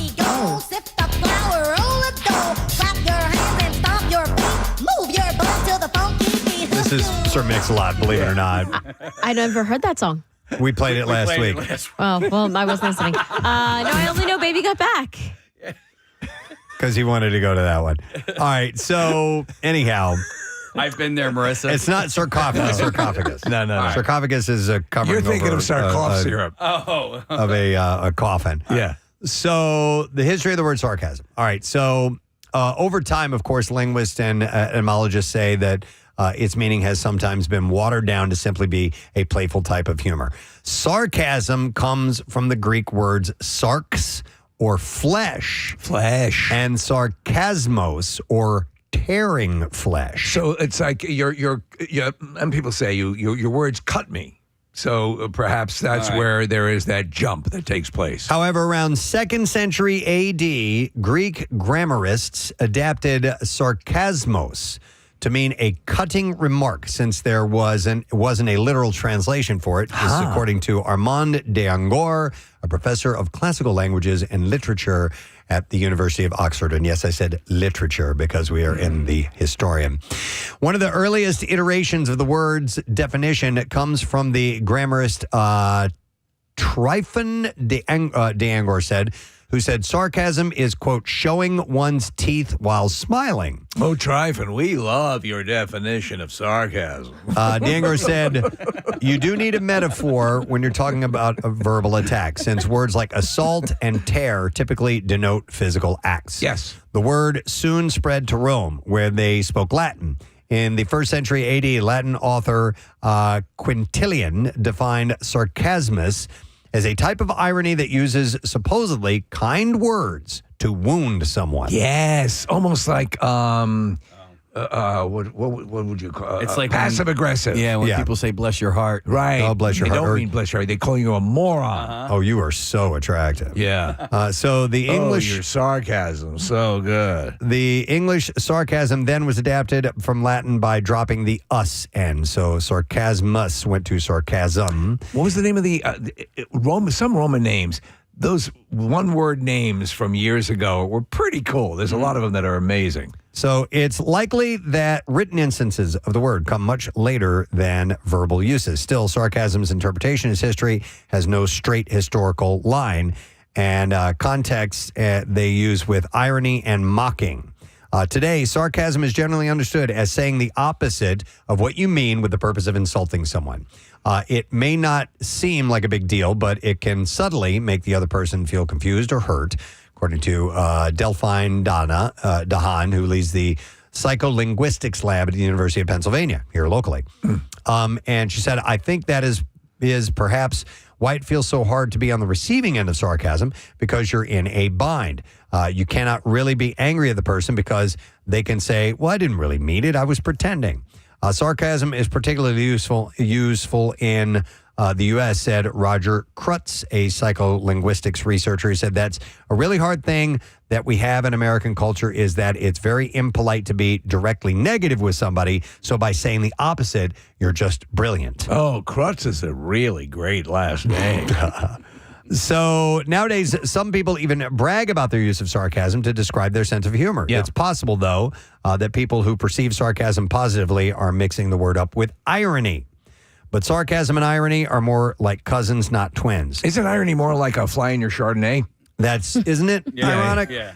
Like sarcasm, irony involves saying the opposite of what you mean, but unlike sarcasm, it can have a much lighter intent. For example, if someone were trying to be ironic, they might say to another, what a mild winter we're having, after facing snowstorms and high winds. That's a good one. So sarcastic remarks can be ironic, but ironic remarks are not necessarily sarcastic. It's like meeting the man of your dreams and then meeting his beautiful wife. The difference between the two can sometimes be in the topic. Talking about weather is not likely to insult someone. Sarcasm, it's like a traffic jam when you're already late. Sarcasm can also be used as a tool to leave someone out of it. For example, two people are using it as an inside joke against a third That's person. when I think it stings when people are being sarcastic. You know, it can evolve into the classic chop busting. Yeah, which I don't like. It reminds me of this guy. He had just turned 98. He played the lottery and he won, and then he died the next day. Isn't it ironic? It's so weird, man. It's like having 10,000 spoons, Steve. But you know what? I just need one knife. All right, I have another historical story for you. So this was, the source of this is Literary Hub, and the author said, a few years ago, my friend Cassie Lotman and I created the Great Farts of Literature database. Oh, wow. Visit our adult site, Pornhub. An ongoing project dedicated to cataloging the best butt bombs in print, from which this list is adapted. And he said he was pleased to present here 7 of the greatest farts in Western literature, all of which reek exactly the right way. So this, again, I think at a certain level, we talk about from the time that you're a baby. Even babies will laugh at farts. There is something inherently humorous about it. Yeah. So, people tend to think of it as being nothing but scatological, but I think there's more merit to it. So please proceed with these 7 great literary farts. We may not have time to get to all 7, but we'll do the top 6.5. We'll dive into this. So the first one is Nicholas's canonical ass cannon in the Canterbury Tales. In The Miller's Tale, Nicholas is carrying on an affair with Allison, whom Absalom also desires. Allison has previously tricked Absalom into kissing her butt by sticking it out of the window, just as Absalom leaned in, intent on kissing her other cheek. Absalom returns for more, but also with a plan for revenge. This time, Nicholas puts his butt out the window, and I will read this quote directly from the literature. And I have one in the chamber ready to go. This Nicholas just then let fly a fart, as loud as it had been a thunderclap, and well nigh blinded Absalom. Poor chap. I've never blinded anyone. Absalom manages to return fire, planting a red-hot iron on Nicholas's butt, by the way. Wow. Well, that's overreacting. Chaucer, who wrote in Middle English, was famously raunchy, and this fart has been rumbling since the 14th century, by the way. I'm going to engage in a little crop dusting. So he farted in her face. That's exactly what ended up happening. Yeah, so... So that's one of them, and that is from Canterbury Tales. Do they classify that as the most? Are they rated in order of impact? I don't know. It's just 7. So I don't know. Farted in my face. There you we go. go. From the Canterbury Tales. All right, then there is the Demon's Toot in Dante's Inferno. Oh, And I read Dante's Inferno in college, and I don't recall this fart. In Canto 21, in some literal circle of hell or other, the poet sees a troop of demons sticking their tongues out as a signal to their head honcho. Demon farts, man. Showing us why he is boss, the chief demon wheels about and makes, quote, a trumpet of his rump. Dante wrote that in Italian, and the translation is by Henry Wadsworth Longfellow. And the author says, I commend Longfellow of his choice of rump and trumpet for cull and trombetta, as the word rump is playfully doubled in the word trumpet. Have you ever used the word rump when describing someone's ass? No. Maybe in the world of food, right? I mean, rump roast. I think Sir Mix-a-Lot uses the word rump. Does he? Yeah, no maybe doubt. Back. Yep. I like big rumps. Yeah, There was a Beastie Boys song, Shake Your Rump. Shake your rump. Rump Shaker. Yeah. And there was Rump Shaker from Rex and Effects. That's what I was thinking. Yeah. All right, so here's another one. The Manticore's elliptical fart in the Satanic Verses. Oh, of course. In Salman Rushdie's Satanic Verses, certain humans find themselves transforming into monstrous forms. One, who is becoming a manticore, I'm not sure what that is decomposed to find that as he leaves his old body behind, his behind is chugging along like a steam engine. And here's what the quote says. Every night, I feel a different piece of me beginning to change. I've started, for example, to break wind continually, and I beg your pardon.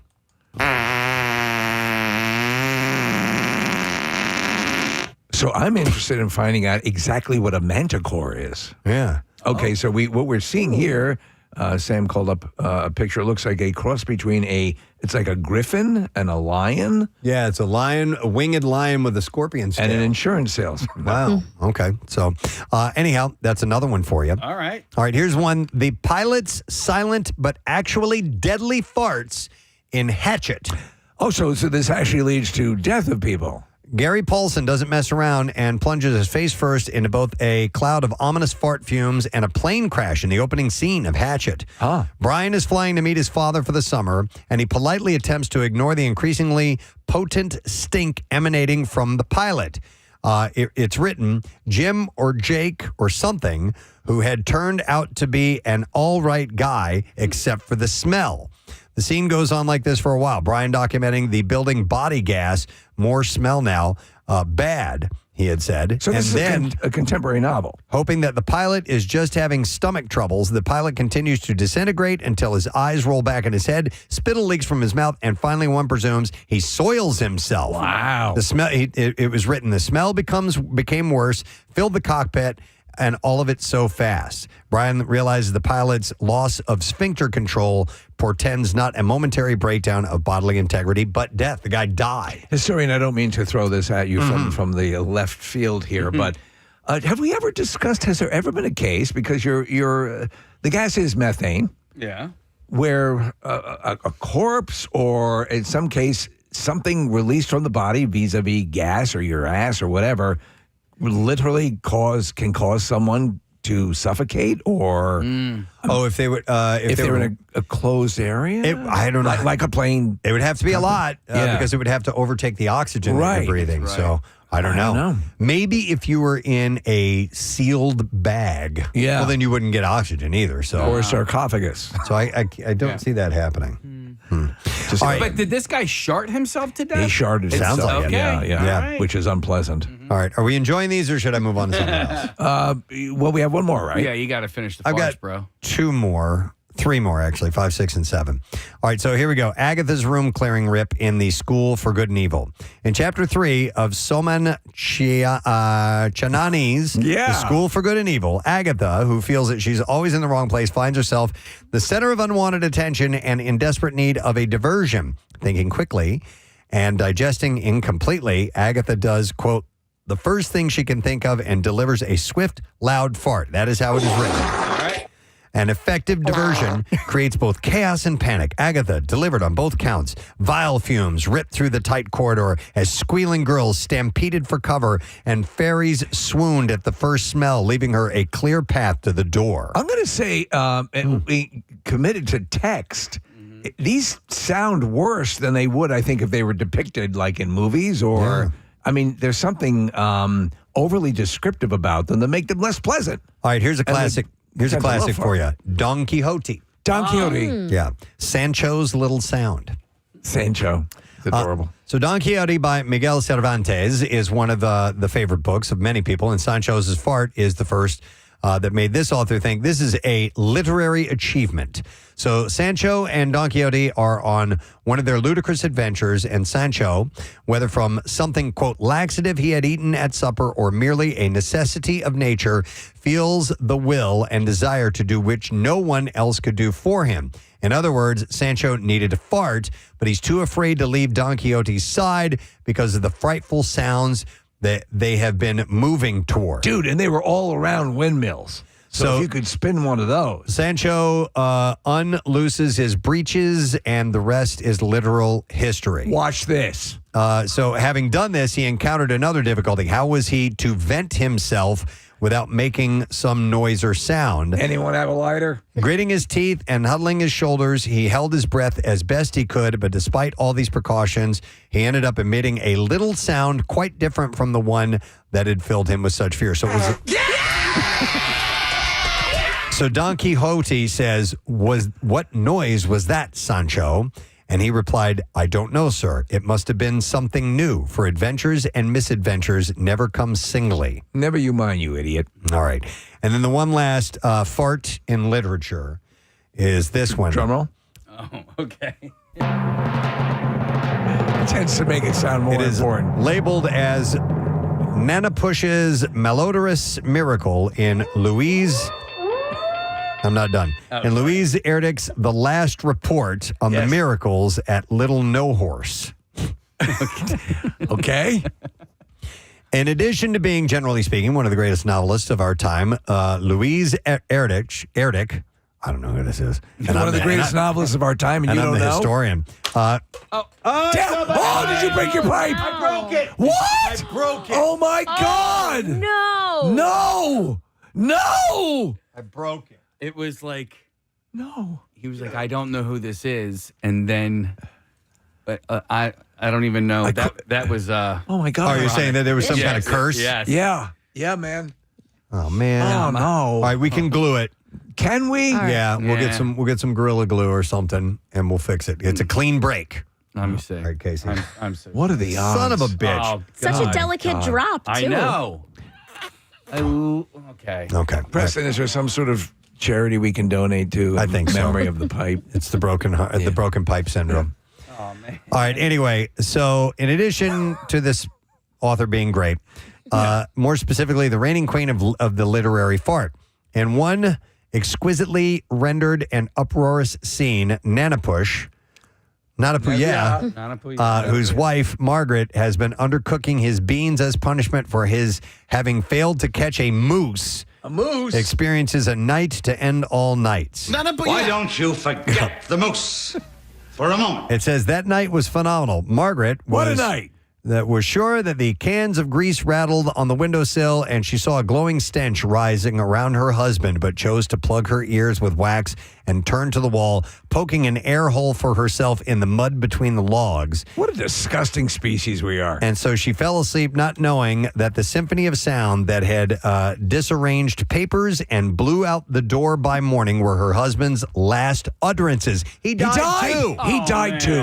Wow. We've never had more descriptions of lethal farts. I can't remember any. Yeah, I don't know. I think I'd like to fart to death. So this is all Western literature and great fart moments. To that point, there is when you pass away, people have talked about working coroners working on a body and their gas will build up and expel. Yeah, I believe that. It's not uncommon. No, definitely. So anyhow, I thought that was kind of an interesting But yeah, but twist. you did it at the expense of your pipe. Was it worth it? No, it definitely wasn't. We've suffered a loss course, here at the libraries of WMMR, the historian's pipe is now in 2 pieces.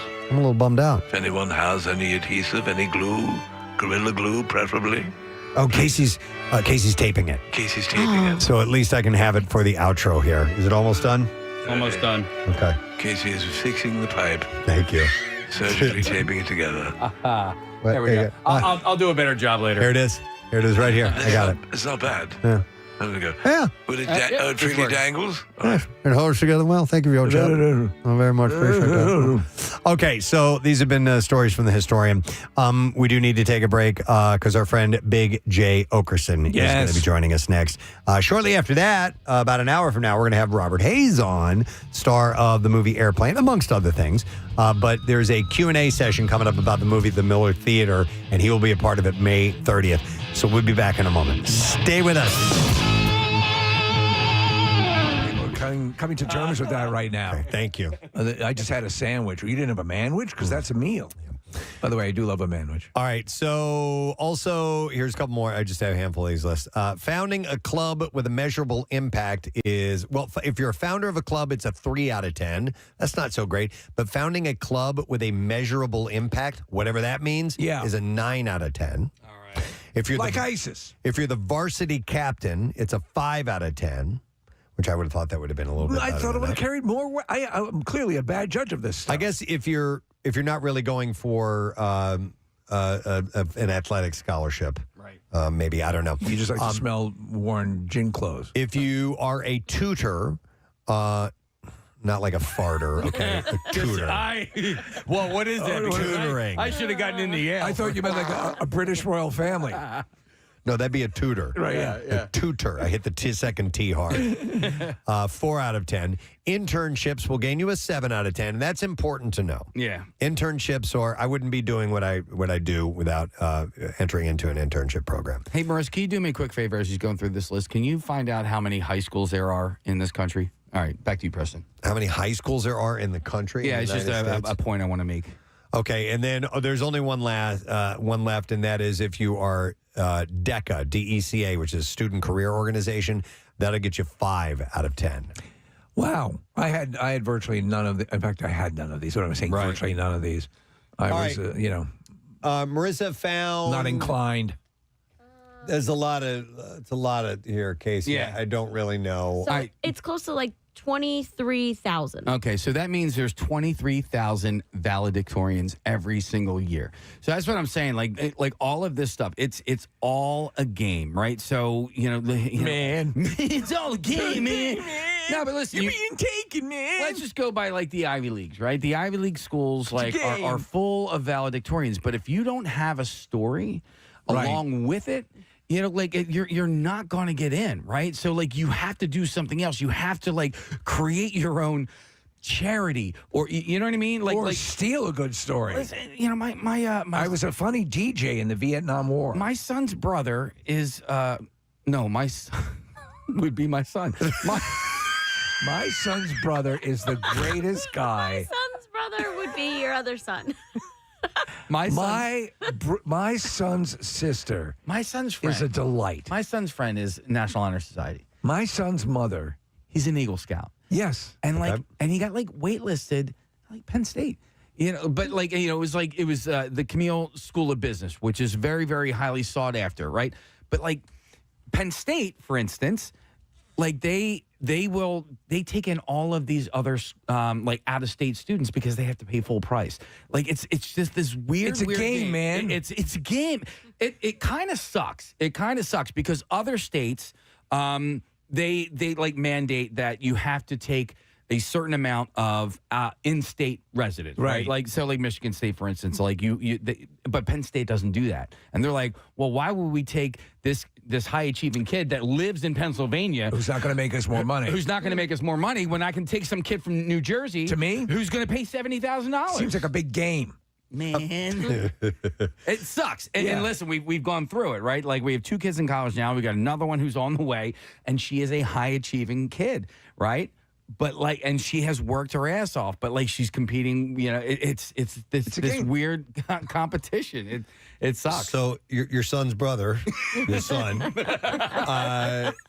does he have good grades? Yeah, he's in the National Honor Society. Oh, yeah, he's got great Okay. grades. Yeah. What does Eagle your Scout- son's mother think about this?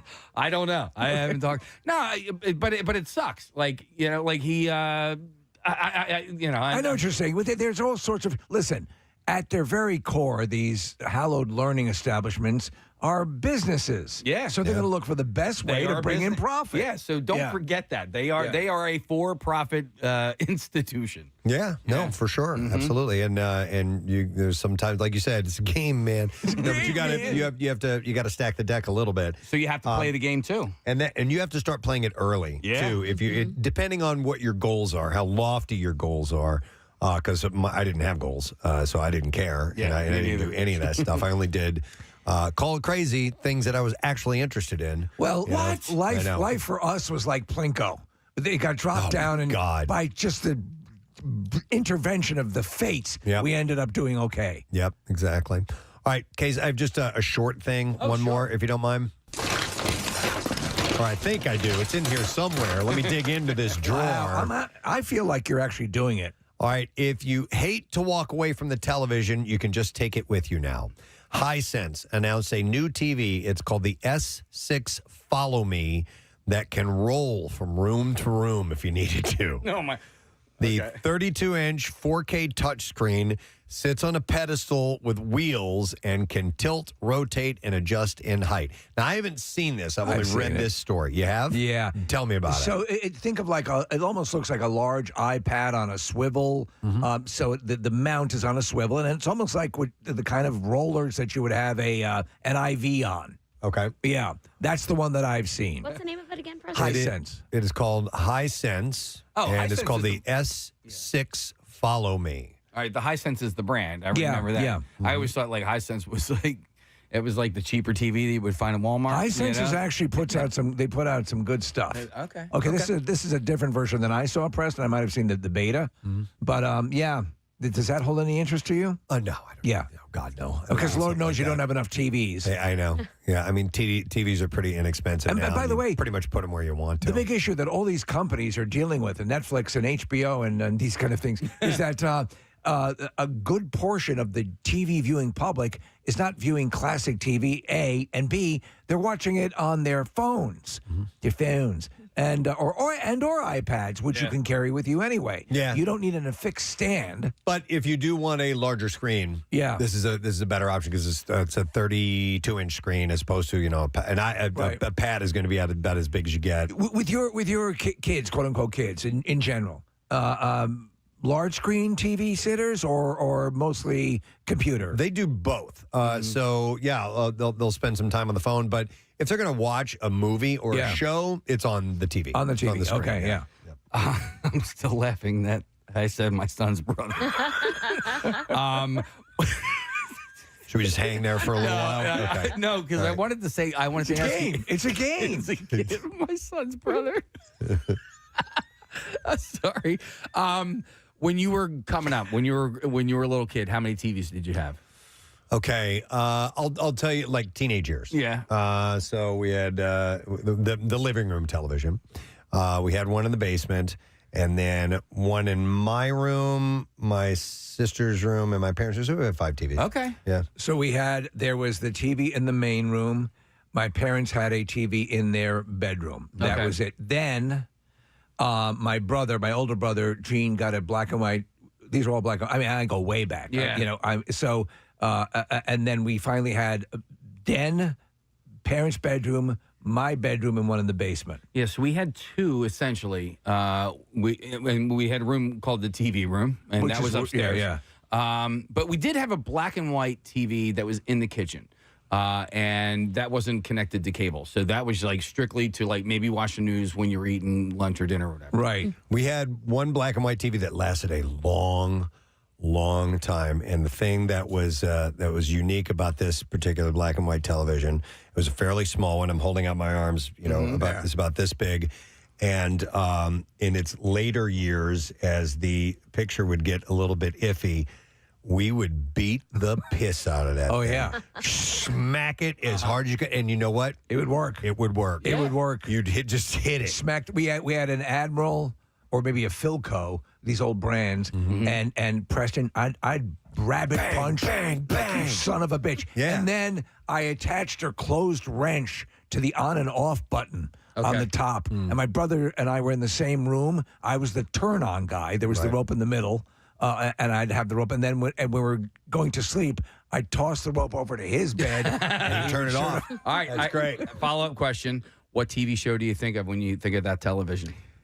On that particular one, that one, The Night Stalker. That's a movie, and then I remember clearly when we got our first color television set. Yes, that's my frame of reference, chronologically speaking. I remember for the first time ever seeing that Wile E. Coyote had yellow eyes. Yeah. Okay. Yeah. No kidding. Because when I ask you that question, I think of two things: tic-tac-toe for some reason, right? And I just Two girls in a cup. No. I'm just going to say the news, but in particular, it was the Russia conflict in the Middle East. Because I thought the world was going to end. I probably think of reruns of Leave It to Beaver. Okay. Because that would be on in the morning before school. Great show. And I would go in, and that was in black and white. So, all right. But anyway, they have this. If you want to get the S2 or the S6 Follow Me, it runs on battery power for up to 10 hours. So that means you can move it around. You don't have to plug it in. That's kind of the unique thing about it, I think. And it's clearly besides the fact that it's on a stand and a roller. It's a Wi-Fi set. It also has anti-glare coating to help it work in bright spaces like kitchens or patios. Hisense designed it for people who want a screen that goes where they go. It reminds me of, have you ever been to in some medical offices? Yeah. Like they roll their monitors around from place to place. So a lot of people use these monitors as like extended iPads. You know, they make touch screens that are that size for that same purpose. Yeah, I don't think this is a touch screen. No, it's not. But this is for just watching shows or whatever you may be doing. I want to watch Leave It to Beaver in here. So it says that it uses Wi-Fi 6 and, Steve, touchscreen for controls. There you go. Instead of a remote. There you go. They have not yet announced pricing or release date as of yet, so it's still kind of in advanced conceptual phase. I would love to see them attach sort of an electric scooter to the bottom of it so you could drive your TV around town. And you could be watching some cool exotic location and think you're driving around there. Yeah, we need all of this so much. All right, that's the last thing. All right. That was a junk drawer. Preston's closing up his junk drawer. There's nothing left here in the junk drawer. Until next time, that was the junk drawer. One day we'll put some champagne glasses in here. Yeah, they'll see just if I can explode while you're in the middle of that.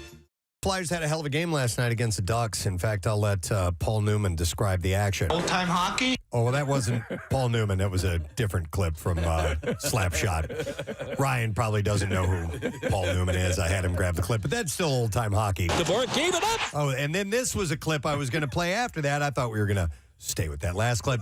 But here's a little bit of the action from last night. DeBoer gave it up. Zegras scores. Trevor Zegras against his former club has his 16th of the year. York gives it up. They score. It's Zegras. Zegras has his second on the power play. Trevor Zegras is making a point to his former club. A team that might have given up on you, Trevor, and you come in here, you pot two in that first period. How good did that feel? Amazing. Amazing. Yeah. Oh, yeah. Yeah. Oh, yeah. Oh, yeah. Oh, yeah. Trevor dropped a couple live F-bombs last night. And what we didn't have was Tim Saunders telling somebody to blow him. Oh, my God. On that particular clip. But nonetheless, we're welcoming a good friend to our program today. Please give some love. He does color now on NBC Sports Philadelphia. Our friend Scott Hartnell is joining us. What's up, Hartsy? Not much, guys. That's quite the intro there. A couple great sound bites there for sure. Oh, my God. Listen, man, I know he was excited, Zegras, obviously, but he did know he was on television when he said that, right?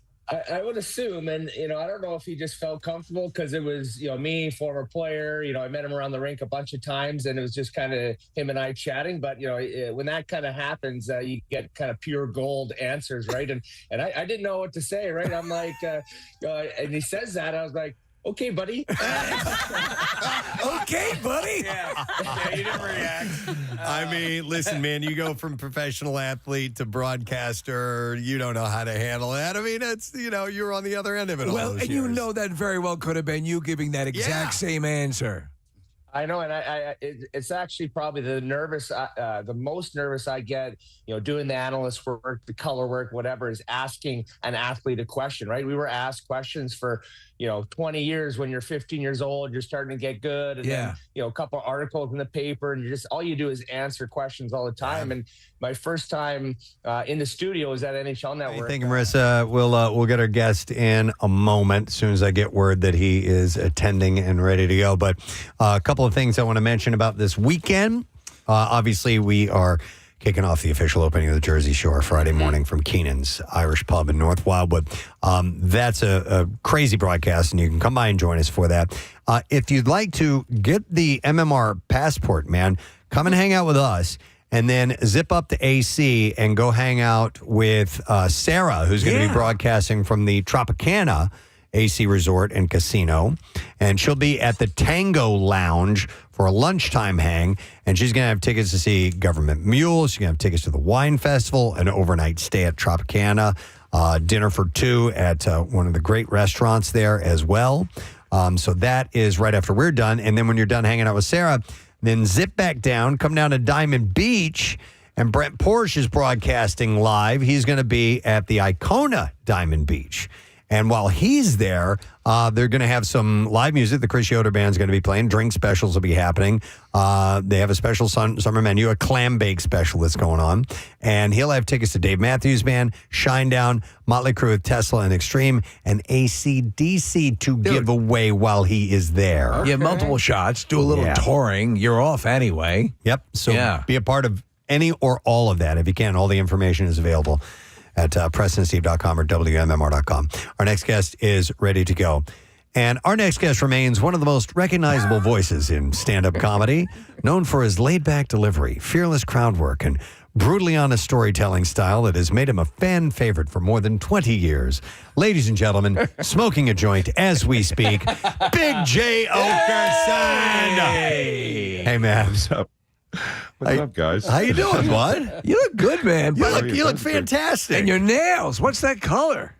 Oh, it's I thought I went to go get ballet slipper, but it went with some more of like an electric pink kind of thing. I like it. It's very Debbie Gibson. Yeah. It pops when I give people the stop.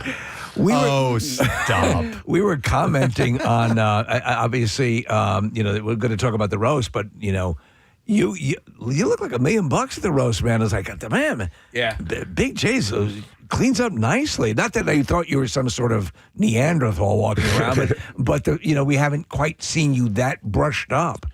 It's well, you know what? I wish if I constantly kept bragging about Manjaro the way I do and the sweet science of it. You think they'd give it to me for free? But they don't.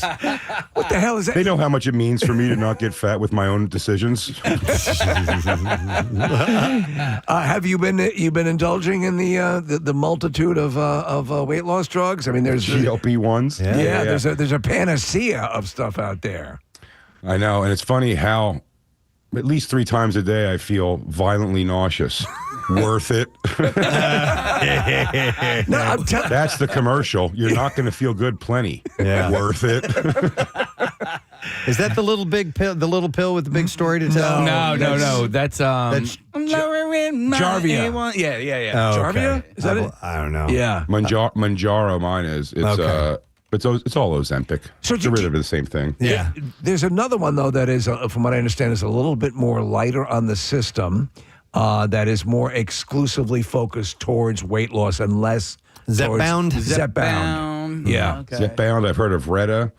It's funny when it's such a weird thing because, man, if I just put my mind to something and really put my head down and grinded it out and exercise and really counted calories and watched what I eat, the compliments would hit me so much more positive. I just feel like I have to make the excuse. Everyone goes, "You look great." I go, "I've done nothing. It's been not my choice." I understand that. As soon as I stopped taking this injection, I would start eating all of my McDonald's again and all of the whatevers. Well, all right. So for me, Jay, I've lost. I lost 100 pounds and I put 10 back on. But so I'm down 90 pounds. And I started it all on my own, right? It was all diet and exercise. And then I hit this plateau. And then I took a bunch off with Ozempic and Zepbound. That's it. But for me, like, I feel like I'm like, no, I need to qualify this because, like, I did do it the old-fashioned. Yeah, I did do it. But you know what? Here, look at the deal. And we I read the Cliff's Notes. There's a doctor. We all have the same doctor. It's a great guy, and he saved my life. He found it when I had prostate cancer. So we value his judgment. And he's saying the truth of the matter is the whole list of diseases and things that are avoided because you drop down in weight. There's a lot of benefits, and outside of just losing the weight too, because apparently the GLPs are showing that it's doing some complementary things for your liver and for your heart and stuff like that. So. Oh, let's not even mention your wiener starts showing up again. Hey, hi there. Hey, buddy. Why have I been saying you're little for so long? You weren't little. You were just tucked under there. You have to have it wear a name tag for a while. So Well, the skin on it is baby soft. It's rarely seen daylight or air. There's no environmental effect on it. Oh, man. By the way, one of the funniest things that it still has baby dew on it. You came to our studio. This is years ago. It was just so funny because you texted me and you said, "Hey, I'm here." And I just jokingly responded. I go, "Prove it. Send me a picture of your thing." And you had one in your library. You had one in your photo collage. There we go. It's the one. If it makes sense, as soon as you said that, I go, "Oh, I know the picture." It's the glamour shot for sure. It's got a little feather boa around it. Too. I got one where it's really hazy and you can barely see it, and then another one where it's holding a musket, wearing a duster and a cowboy hat. So like an archival photo. Yeah, like a sepia tone. That does with the old days where you had to keep your penis still for like 10 minutes. While a light bulb explodes. Yeah, overexposure. You know what's funny? Is I'm wearing this Eagles jersey. Yeah. It looks good, by the way. Thank you. Yeah. It reminds me of, Jalen Carter is staying at least, so that was a good one to wear. But it always reminds me of the trajectory of the Preston and Steve story with when I came in to do the Super Bowl contest. We came in the morning. Oh, yeah. And you had the girl, oh my God, who was on the webcam over there, kind of getting people excited about the show. And then we went to the show that night, and through a series of circumstances we won't get into, not involving myself, we found out that she was trans. She's trans. That's right. And very pretty. Oh very, I agree. Knockout. It was a very, and then it was always a funny thing we kind of like talked about. And then me and my buddy who was with me down there. And then when I came down one time to do that opening of the Jersey Shore, the summer show. Yes. Yeah, we're doing that this Friday. I was this Friday, so I went down to do that. And you guys were having a bikini contest of girls on the bar, and Todd Harriman's. And Riley Cooper, the only two that I can remember were there, the Eagles, but there was a couple of them. And I was talking to Todd Harriman's. I sort of knew him a little bit, so we were talking. And I happened to notice on the bar, the bikini girls, one of the girls, number 5, in fact, which is why I remember that as funny, but number 5 was, in fact, the transgendered woman. I don't remember that. No. She was on the bar dancing with one of the girls, and I told Todd Harriman's the entire story of like that whole thing. I'm like, oh, yeah. So totally, yes, she's trans. And he was like, wow, dude, I wouldn't have guessed that at all. And I go, right? And then Riley Cooper from down the bar looks back at Todd Harriman's and lowers his glasses. I mean, like an 80s movie, and looks over at Todd Harriman, and he goes, number 5, huh? Number 5. And I reached my hand out to start going like, oh, you don't want to, you should know about. And as I put my arm out, Todd Harriman just lowered my arm. Listen, maybe you find out. Let him find out on his own. Maybe you find out you like something. I remember that night at the Risque. I'm going to paraphrase the line, but we just died laughing. You were describing one of your very, well thought out, incredible punchlines, but describing female genitalia as a deflated parachute or something. What was it was like part of the parachute was coming out of the pack, just a little bit of it. Yeah, like she had to stop fast in a drag race. Yeah. And then went on to say you could sharpen a knife on it, right? Dude. I only have 2 subjects, but I found all the words for all of them. You were so good. Oh, the memories. Listen, when I saw you wearing this jersey, and I just want to spitball about something here, right? Because I'm trying to get our show to broadcast live from London for this Eagles game coming up there. We've done it once already. We did it once already, but I'm trying anything and everything and just, getting some ideas out there. So I'm going to check this out to you.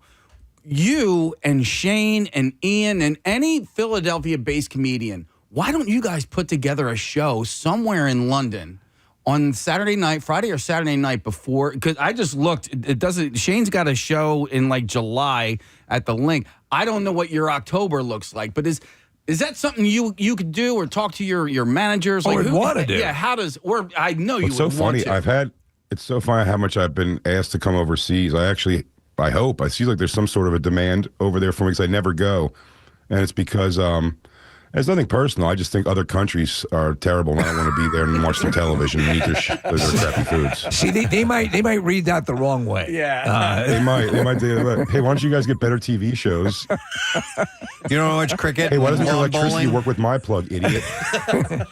Well, let me tell you something though. The game shows. What was the game show you were watching over there? In fact, we went over for this. Yeah, it was a naked thing where they expose people bit by bit. They're inside a box and they lift it up slowly and they show their feet and then up to their knees and then eventually their genitalia. And It's called Naked Attraction. Who are you telling this to, Preston? So I forgot who I'm speaking to. Loved it, bro. Loved that show. When we were over there, it was pretty wild, though.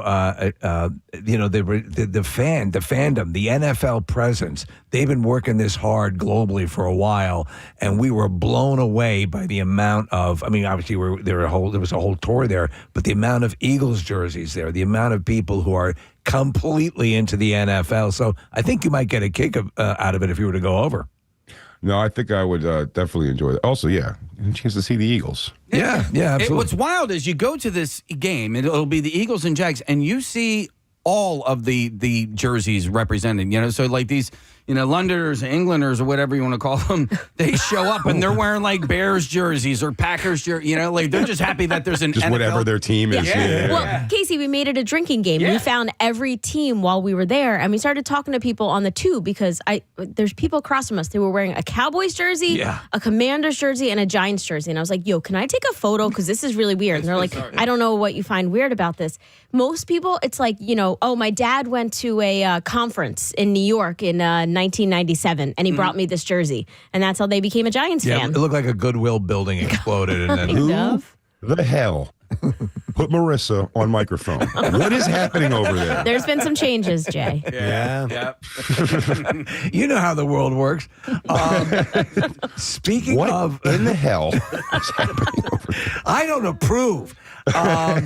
Let's talk about the roast, which you got a whole bunch of. I watched the whole thing, and you had a particularly great standout portion, which a lot of people talk about.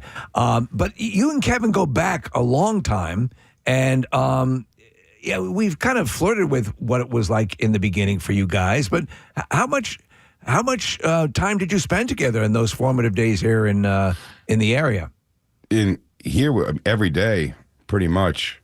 It's so funny. I said when I did the roast and was seeing him, it's over the last 20 years, I guess, or so, like, and especially the last 10.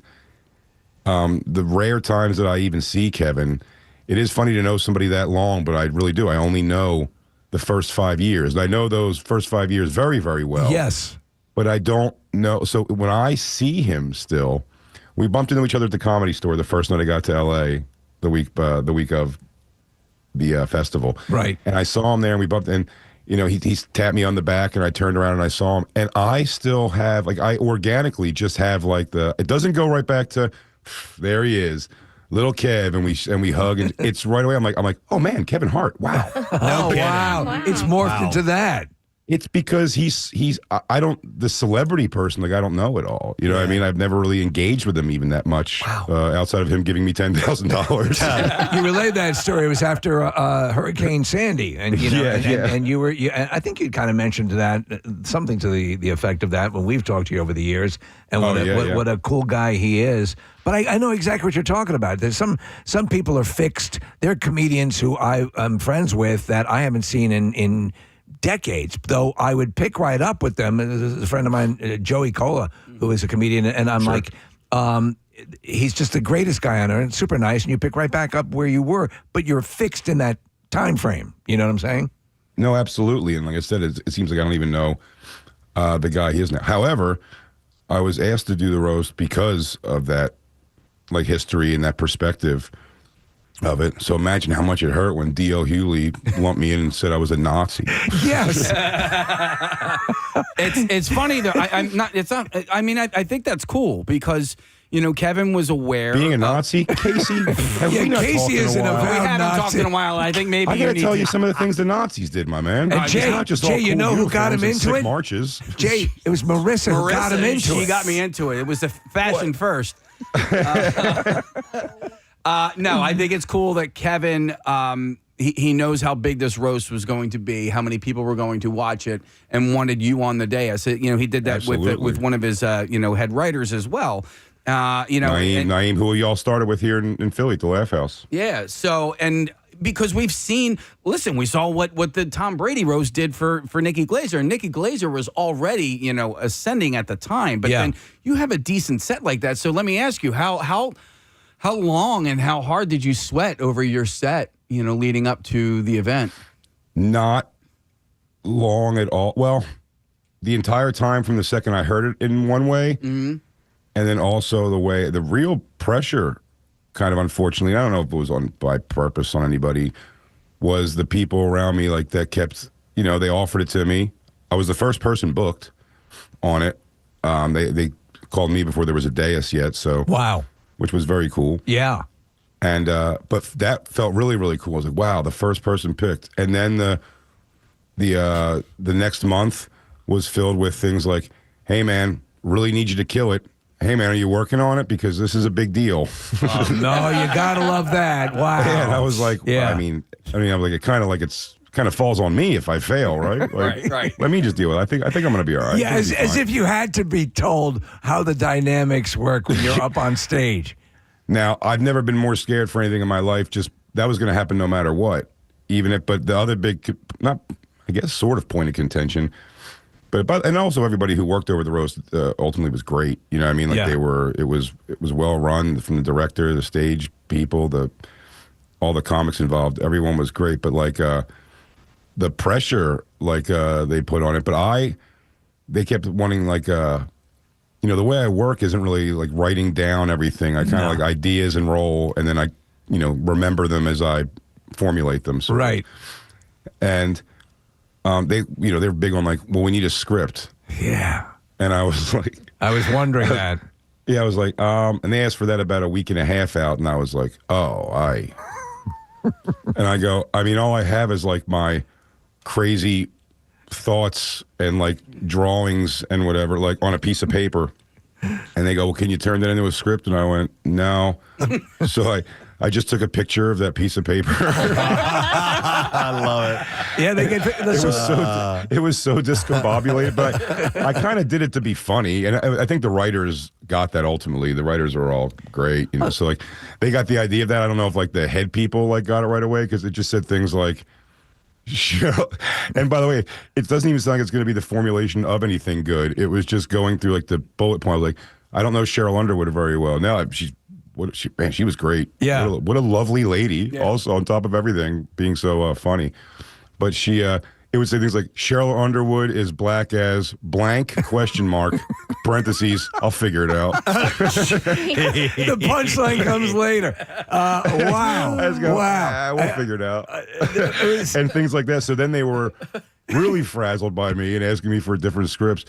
But like, I mean, right down to like sitting in the trailer, like watching the Sixers get obliterated before before the game. Even sitting in there was like down to the wall. Like that's where I pulled that note out of my pocket with the. Sure. I said the smells of Chelsea Handler and 50 Cent sex. Oh yeah. I literally wrote that note. I just was like, I got to think of a bunch of these, and I hadn't yet. So then I was like, well, let me sit. Then I just said there I was watching the game and just thought of like, an old lady in a black thing list. I just kept writing those, and I just did them like that. You know what I mean? So it's I work better like that. Even like I wasn't even super happy. I could have done more. I was so nervous. So I could have done more, but like my first idea was to again also like, go up there and the first couple things I say have to be nothing that's on that teleprompter or anything that I wrote. Okay. But by the time I got there and I did, I just kind of dictated my script and they made it. They were happy with it, which was good. I was nervous because they have great writers in that room, but they were happy with it. They were kind of like not impressed, but they were like, "It's cool. It's cool that you wrote your own roast." Because to me, I'm so insecure about my writing. I don't particularly think I'm a very good writer. So if it's something that I have to write, though, it's like if I'm doing somebody else's, I'm like, well, I don't want to just read something. What's the point of having me do it if I'm just reading somebody else's jokes across the board? Now, that's not taking a dig at anybody who did that. What I've always thought was interesting was the best writers I've ever known, always open to like collaboration with writing. Always. Like Kurt Metzger, I think, is one of the greatest joke writers of all time at this point, and he, I've helped him, quote unquote, with more jokes than I can imagine because like it doesn't matter. He still has like the concept of it, the premise, the punchlines, but like I'm insecure, so I'm like, if I would have said, you would have seen my whole roast set being blah, blah, blah, punchline. And if I got a big laugh, I'd go, Mike Lawrence wrote that. Just keep giving bibliographies. Like Sinatra, you see, give credit to the composer. I'd say this, though, and I'm this isn't, false praise. You're incredibly sharp, incredibly smart. The stuff is really, well put together. But whether you're taking pen to paper or fingers to keyboard or whatever, or improvising it in the moment, you're still writing it. It's just the mechanism on how it gets out. I'm surprised to hear that you felt nervous. I know there's a little bit of nerves, but because, you're so adept at that in the moment situation, I would put you more likely to be comfortable. And you're right, to the other point, a lot of these roasts, which people don't talk about, is the people getting up, they've had their entire sets, written by their staff writers who are all, very, as you said, very competent. But I'm glad they appreciated the fact that you took yours and handled it yourself. Yeah, also everyone who got written for, like the comedians particularly, also like had full input on that writing too. It was just, if I was writing with people and I was like, oh, this is the funny concept, and then they go, here's a great punchline for it, and I go, don't do that. Let me get to it. Right. I was like, now you wrote it, and I don't like it. Right. Well, and when did you come up with the touching concept of the memorial for Keith Robinson? That was to me, and I don't know how it went over in the room, but to me, it went great. It did exactly what I was hoping for, and right down to the people behind him on camera clapping and not knowing. It was a funny thing to push out. Explain to people who didn't see it, because it was brilliant. Keith Robinson is a brilliant comedian. And, we've had him on the show. Of course. Yeah. He's a Philly legend in that regard. And what he did, I think one of his biggest claim to fame will be when he's talked about is that, what he did for other comedians. He was just big on like shepherding people, especially out of Philly. If he saw you in Philly and he thought you were good, he was already immersed in that New York scene.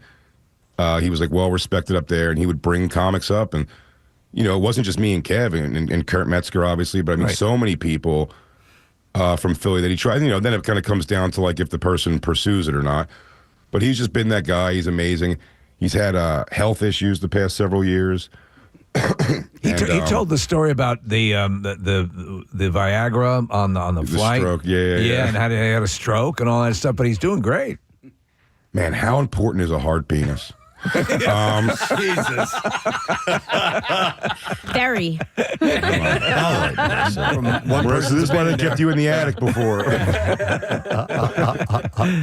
But it played well, and so you. Well, so the thing was, so he was like this, and he helped me and Kev so much, and he's such a big part. I think Kev very much still, I'm sure, looks out for Keith backwards. But I really wanted there, and also it was important to me because Keith, me and Kevin, the three of us particularly for 2.5, 3 years before Kevin moved to LA and things were happening from open mic level to the kind of rapid, like Kev getting picked up and taken out to LA.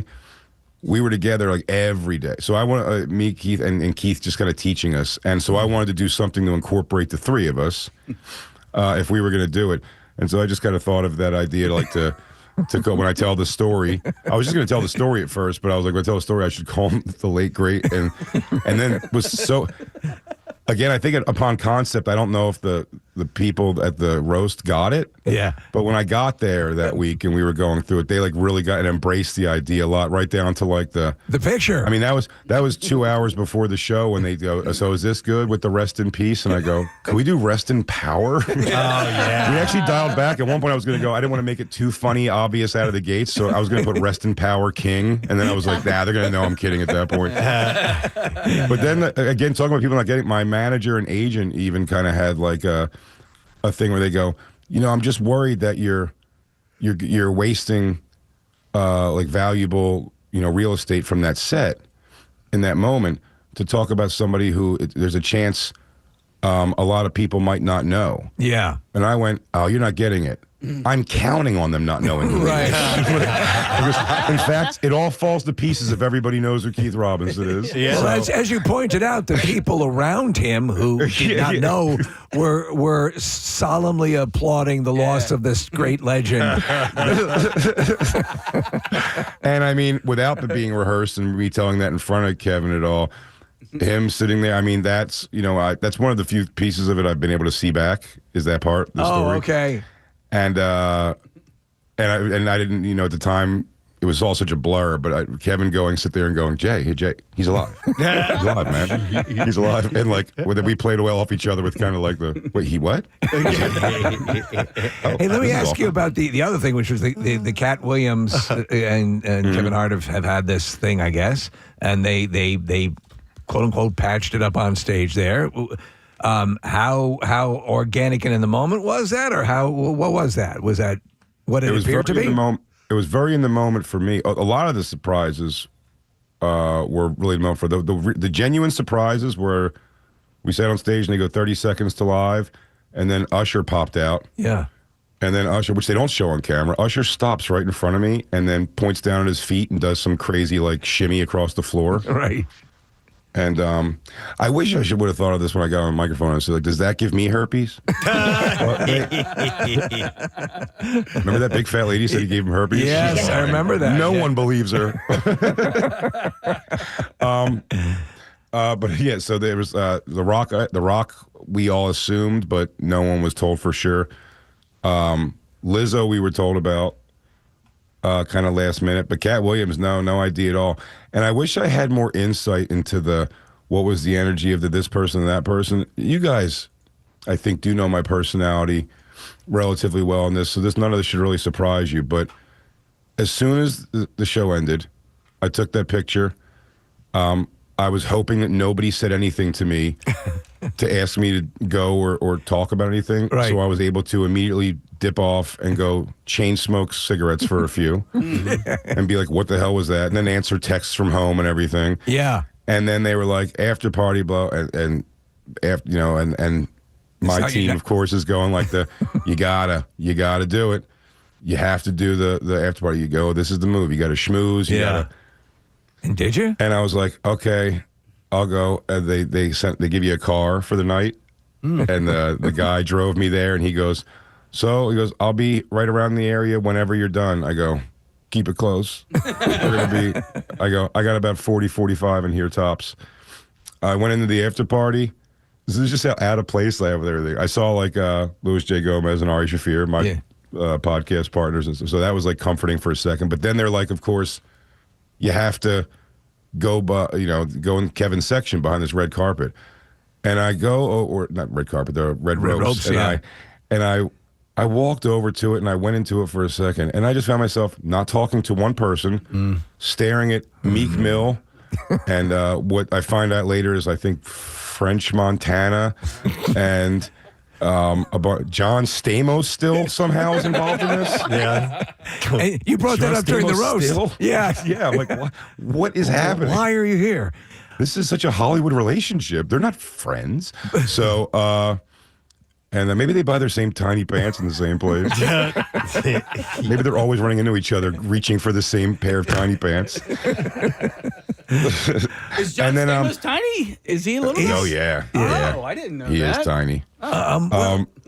So you felt out of place. You felt out of place there. Completely. We get that. I mean, yeah. No, it's either you're into that, you want to do it, and your advisors were right. For on a schmoozing level, you have all of them sort of border collied into an area, and you can kind of do your quick hit and leave. But we'd be the same way. It's like we're done. Oh man, I went to I had not mandatory, but I mean I had to go. I smoked a cigarette outside of the owner of Netflix's house because he does a big brunch on the Thursday of the festival always, and it's like not everybody's invited to it. But I was, because I'm on the roast. I assume I was invited to it, and I went outside, and I was standing outside this palatial estate smoking a cigarette to be like, I don't know if you could smoke in there even outside like that. Right. So they wait, and then 3 cars in a row: Eddie Murphy, Adam Sandler, David Letterman, and I was like, I'm not, and I called an Uber to leave, and then I called Bobby Kelly, my radio partner, and he was like, no man, please come on. He's like, just go in there, you're gonna be fine. So I basically went in. I said hi to Jelly Roll, and then I smoked cigarettes with Yamanika Saunders in a corner for the next 2 hours until we had to take a picture. That was it. I almost avoided everything completely. But this, the after party, I left that red velvet rope area in moments. I was in there for 3 minutes. I went and got a glass of something. They were only serving Kevin's tequila. No good. Not a fan. No, I barely drank it because then the only thing I wanted to accomplish that night when I saw him in the audience and happened to be at the after party, I go, oh man, Seth Green's here. I've been waiting a 28-year comedy career to come circle where I can tell Seth Green, hey man, how weird is this? We're both in the same place. We're both in entertainment, and we both went to the same nondescript school in West Philly, Lamberton High School. It's a square block. It's a V-shaped school. It's kindergarten through 12th grade. It's the most ridiculously random school to have had 2 people in the same place have gone to in Los Angeles at this after party for this big thing. And I went up to him and I was like, hey, I've been waiting forever to meet you one day to tell you this thing. And I don't know if I ever told you the story about when I saw the old drummer, Max Weinberg's son, from Slipknot. Mm-hmm. I saw him at 12 years old, happened to be in a hallway when he met the members of Slipknot. Right. And I couldn't believe that. And then years later, he became the drummer for Slipknot. Mm-hmm. And I happened to, I know the drummer from Korn who was telling me, Slipknot's got this great new drummer. I hope they keep him. It's Max Weinberg's son. And then I have this amazing story. I'm like, oh, wow. I saw him as a 12-year-old boy, meet that band with his father. That's pretty cool. In a hallway. Man, wouldn't it be great if I could just tell him that one day? And one day I did. And he almost patted me on the head like, nice story, as he walked away. Wow. And I'm telling you, Seth Green gave me similar energy of like, really? Oh, okay. Well, I mean, I was already like, I started just reading off my phone number to him. I go, oh, you probably want to take my number? Like, huh? I'm like, oh, all right, I get it. Well, I'm going to run. Jay, if it makes you feel better, Slipknot parted ways with Jay Weinberg, so he's not there anymore. He was in suicidal tendencies for a minute. Yeah, I know. He got too pompous. Guy flew too close to the sun. Yes, somebody came up to me. People come up to me and they go, this isn't even that crazy of something that ran. They go, man, I've been watching you since your Comedy Central half-hour special. And I go, let's talk for a half hour. Yeah. That's super disappointing. Something you've been holding on to for that long. And when I meet this person, I'm going to share this story. And you're not expecting a ton of praise or anything, but maybe just like oh, wow. On that one, I was expecting no praise other than for the randomness that the drummer, right, the Jay Weinberg.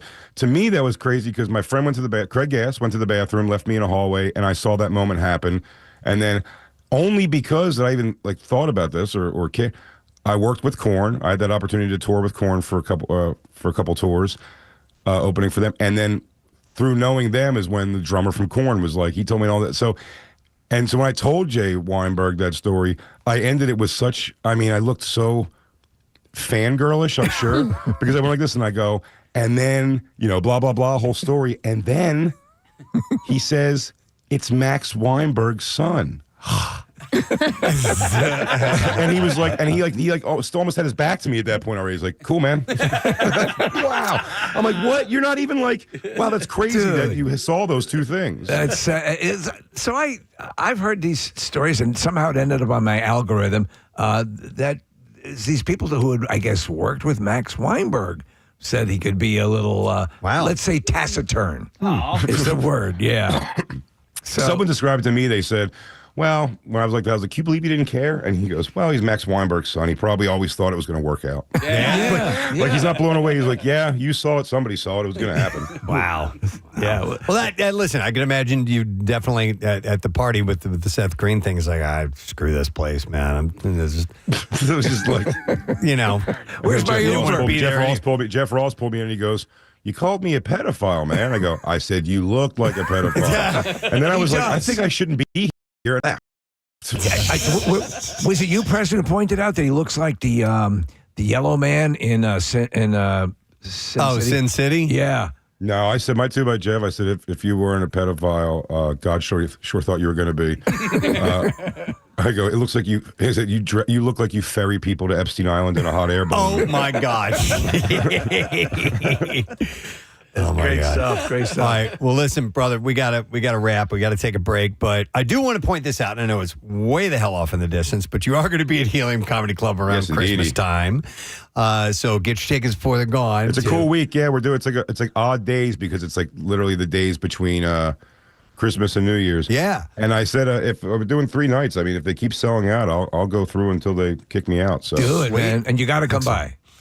1,000%. Well, we'll be on vacation. Oh, we're on vacation now? It's Christmas. Oh, it's like legitimately day Christmas. after Christmas. I was doing the work of the Lord. But we'll come see you. I was going to boot Marissa right out of her chair. Get back in the booth. Nah, we'll come see you, man. But listen, congrats on making an impact on the roast. A lot of people were talking about you, so that can only be good things. Thank you so much. Yeah. I love you guys. Thank you, man. Love you for too, always brother. Supporting. Of course, always. All right, buddy. We'll talk to you soon. Big Jay Oakerson on the Preston and Steve show. Long time Naturally friend. funny guy. And he's been at Keenan's. He was telling us that story. So that's this Friday. And come and join us for that. But definitely get your tickets to see him around Christmas time. Who was it? Who had the rib? Oh, no, that was Brent Selleck. Brent Selleck had it was that. sausages. Yeah. Right. Sausages. Yeah, it was a secret stash. Prime stash. Yeah. Yep. All right, we're going to break and come back in a moment because we've got Beef Island. We have another guest who's going to be joining us. Robert Hayes from the movie Airplane will be in town to screen the movie and then Q&A. And he and also Julie Haggerty will be there. So we'll talk to those guys or him when we get back. Stay put. Got fired at Edmonton. I was talking to their beat writer and I just froze. I didn't project my voice. The guy couldn't hear me. It was like an awkward question. And I feel a little bit more comfortable now. But when you I don't know, you just get anxiety up the yizzang right before I get on there. It's natural. Well, it is such another side of it. I mean, later on in the post game, you guys were talking about there's the serious guy, there's the straight guy, and then there's the fun guy. And having those interviews with the fun guy is just really fun, especially after a game like that, because when you get the fun guy and he's straight afterwards and just giving you those straight on answers, it's just there's no sound bites, there's no energy to it. It's so tough to keep it going. Yeah, it was real, right? And then his celebration too, right? When he put down the phone call. What was that about? You asked him about that, and he said, "I don't know." Right?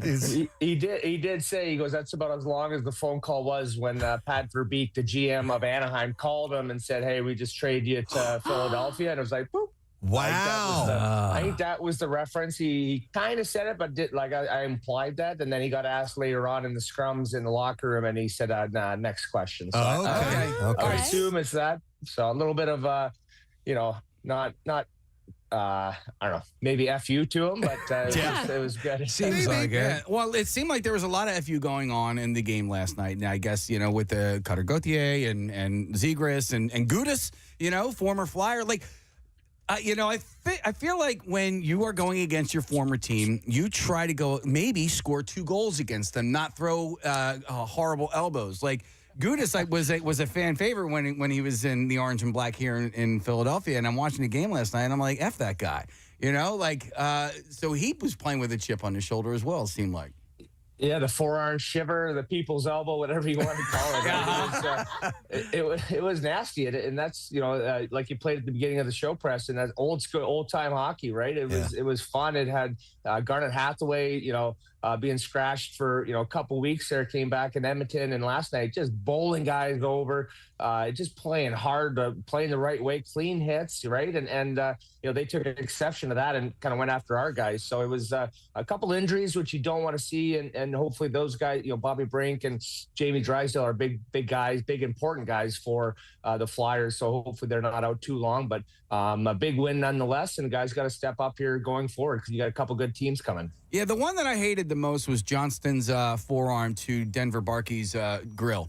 He was bleeding from his mouth, and he only got a minor penalty for it. I thought that should have been a major, And then when something like that happens, how do the Flyers keep their composure and not take cheap shots?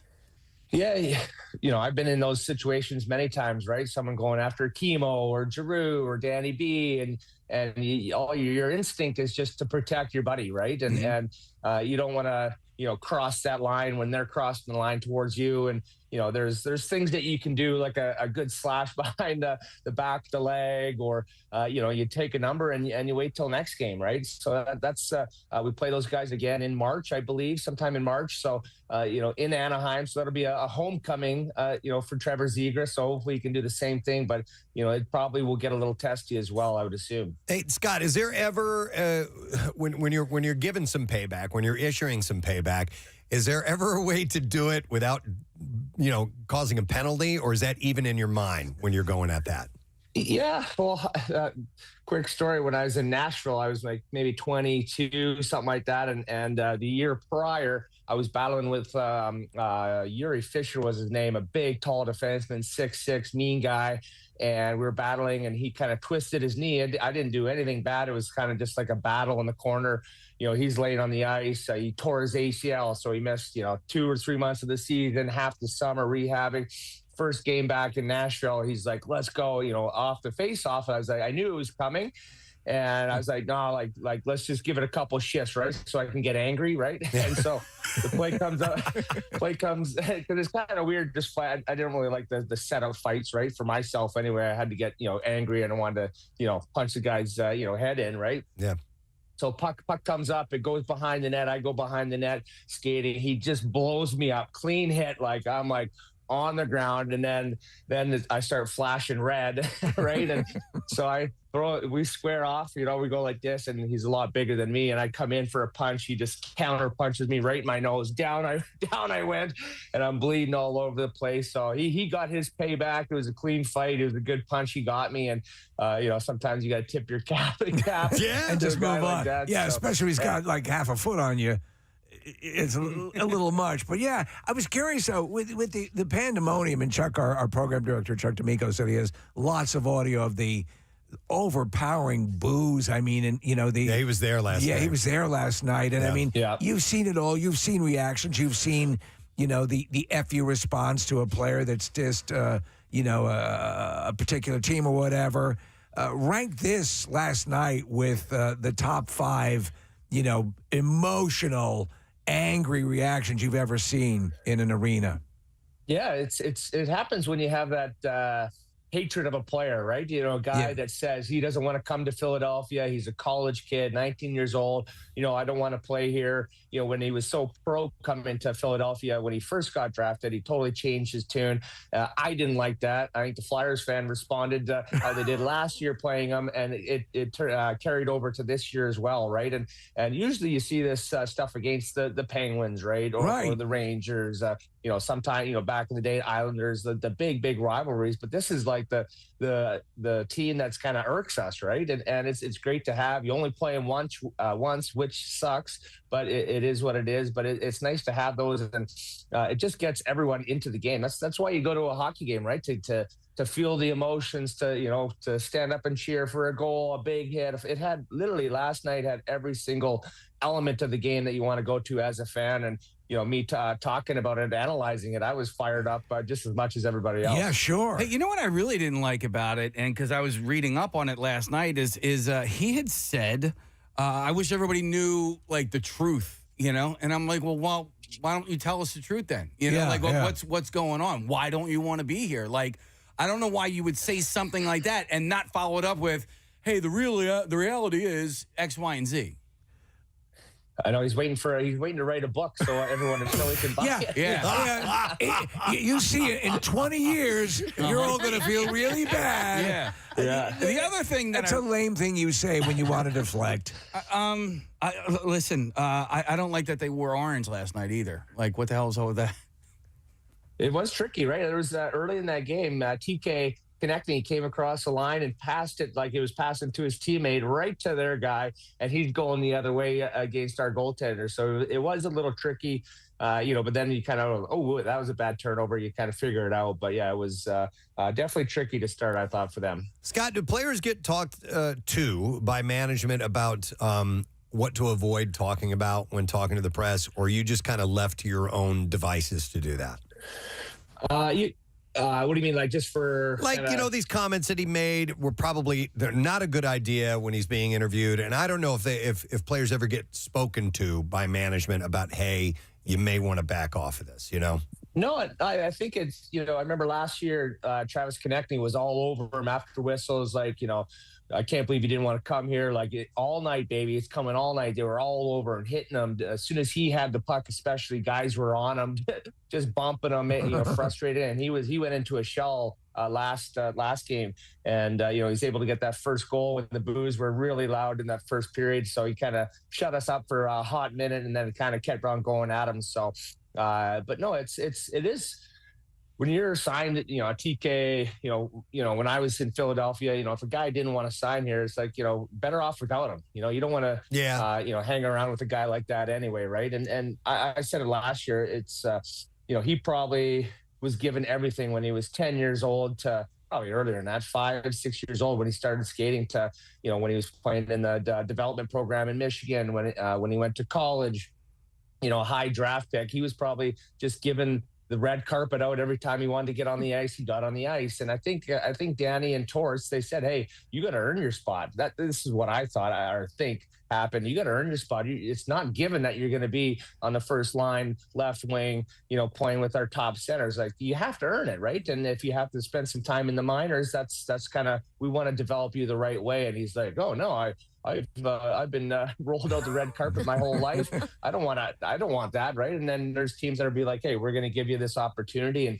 And obviously he's a really, really good player, smart player, and he's had a good rookie year, 20 goals, and this year he's already got 20 as well, just over halfway through the season. So he's backed it up. Well, how important is you got to have moments like this? I mean, I think of like the movie The Avengers when there's the collector's cards of Captain America, that sort of uses a focal point to get everyone united together against an enemy. How much of a match is lit when you have a situation like last night? Because the Flyers have been a lot of fun to watch. They've been, this season, there's an energy, there's something that's there, and everyone's saying it. Regardless of how things play out, we know how we want it to play out. Something like this, to me, is like a second and third wind all wrapped up into one. Would you agree with that?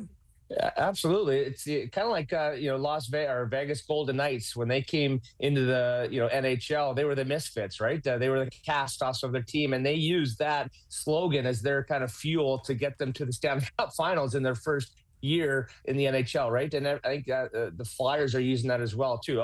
They've been brutal for 8 years. Like everyone's counting them out, and now I think teams are feeling that they're for real. Right? Yeah. And they've been playing great. They've got great goaltending.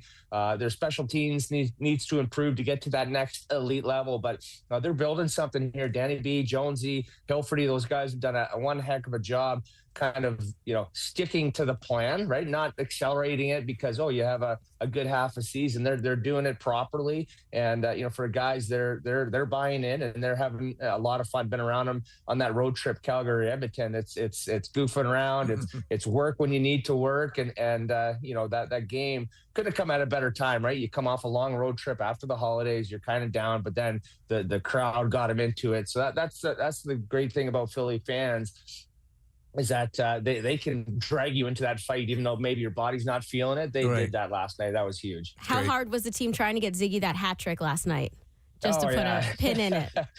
Yeah, no doubt. The game was a long game anyway. There's a couple injuries, the fights, and things like that. If he would have got that hat trick, we'd still be there talking about how many hats he would have hit on that. If you had all those teddy bears in Hershey, like filling the stadium. Yeah, the teddy bear toss. Yeah, no, it would have been raining hats for sure. And how happy he was after the game in that interview. It would have been even maybe one more swear in there. 3 F-bombs. Yeah. So Vladar was named to the Olympic team for Czechia yesterday, and so the Flyers now have 4 players that are going to be playing in the Olympics in February, and maybe more to be announced later. I don't know, but. So they're going to be off for 19 days. What can that do to momentum for a team? I think it's going to be good for everybody, right? The rest, the season, the schedule is so condensed, right? Where you're playing every other day and back-to-backs thrown in there, so you don't get the rest, right? So, I think especially for a guy like Matvei Michkov, who kind of didn't have the best summer training. There was an injury, I believe, and then he started the season slow. So for him, didn't play last night as well. He got dinged up. So for him, especially a guy that is supposed to be your ringer, right? Your all-star, blah, blah, blah. He's got to use that as a great 2.5 weeks to push it from here all the way up to here. And even the other guys too. You go away for, 4 or 5 days, get some sun, but it's the middle of the season. Everyone else is training. So, get back to Philly, get in the gym, get skating, feel more comfortable, work on some power play stuff to get better and, use it in the proper way. So I think these kids nowadays, they, probably wasn't like in the back of the day where you just have a lot more drinks than these guys now. So they take care of their bodies a little bit better, but so it's fun to see. But I think they'll where they are right now, they'll definitely be dialed in. I wanted to ask you, because doing a little research having you on today, totally forgot about Scotty Hartnell wig night. Oh, yeah. Which is a big thing. I think we even had a few sent over. Do you have a case of those in your house, or do you have your own wig? Did you get to keep one? I cleaned out my storage room the other day. I was just going through Tupper, the big bins, and this one wasn't the see-through one. I went in there, and there was like bobbleheads from Nashville, wigs. WMMR presents Preston and Steve's Bizarre File. Brought to you by Coors Light. You can join the Preston and Steve Show live. Keenan's North Wildwood, day after tomorrow. What? Yeah, May the 22nd for the official opening of the Jersey Shore from Coors Light, cold as the Rockies. An escaped tiger believed to be owned by Germany's Tiger Queen has been shot dead by police after attacking one of its keepers. So Germany has a Tiger Queen? Yes, they do. As opposed to our Tiger King. That is correct. Police said that a 72-year-old man was seriously injured after being attacked Sunday while he was inside the animal's enclosure located in a privately owned facility on the outskirts of the German city of Leipzig. The tiger escaped the enclosure and was found shortly after by armed police who shot and killed the animal. The site of the enclosure is believed to be owned by controversial trainer and private owner Carmen Zander, who describes herself as Germany's Tiger Queen. The animal was one of 8 big cats kept at the industrial site. Police said officers shot the animal, the male tiger, to eliminate any further risk to the public. Understandable, but tragic. A spokesperson said how the tiger escaped is part of an ongoing investigation. No other animals have escaped from the site, and police have planned a drone search to ensure it is fully secure. Does the Tiger Queen have a mullet too? You know what? I hope so. Yeah. The district mayor, Thomas Druscott, called for the other animals to be relocated and told local media it was unthinkable what could have happened if anyone else had been harmed. Und then I saw a tiger.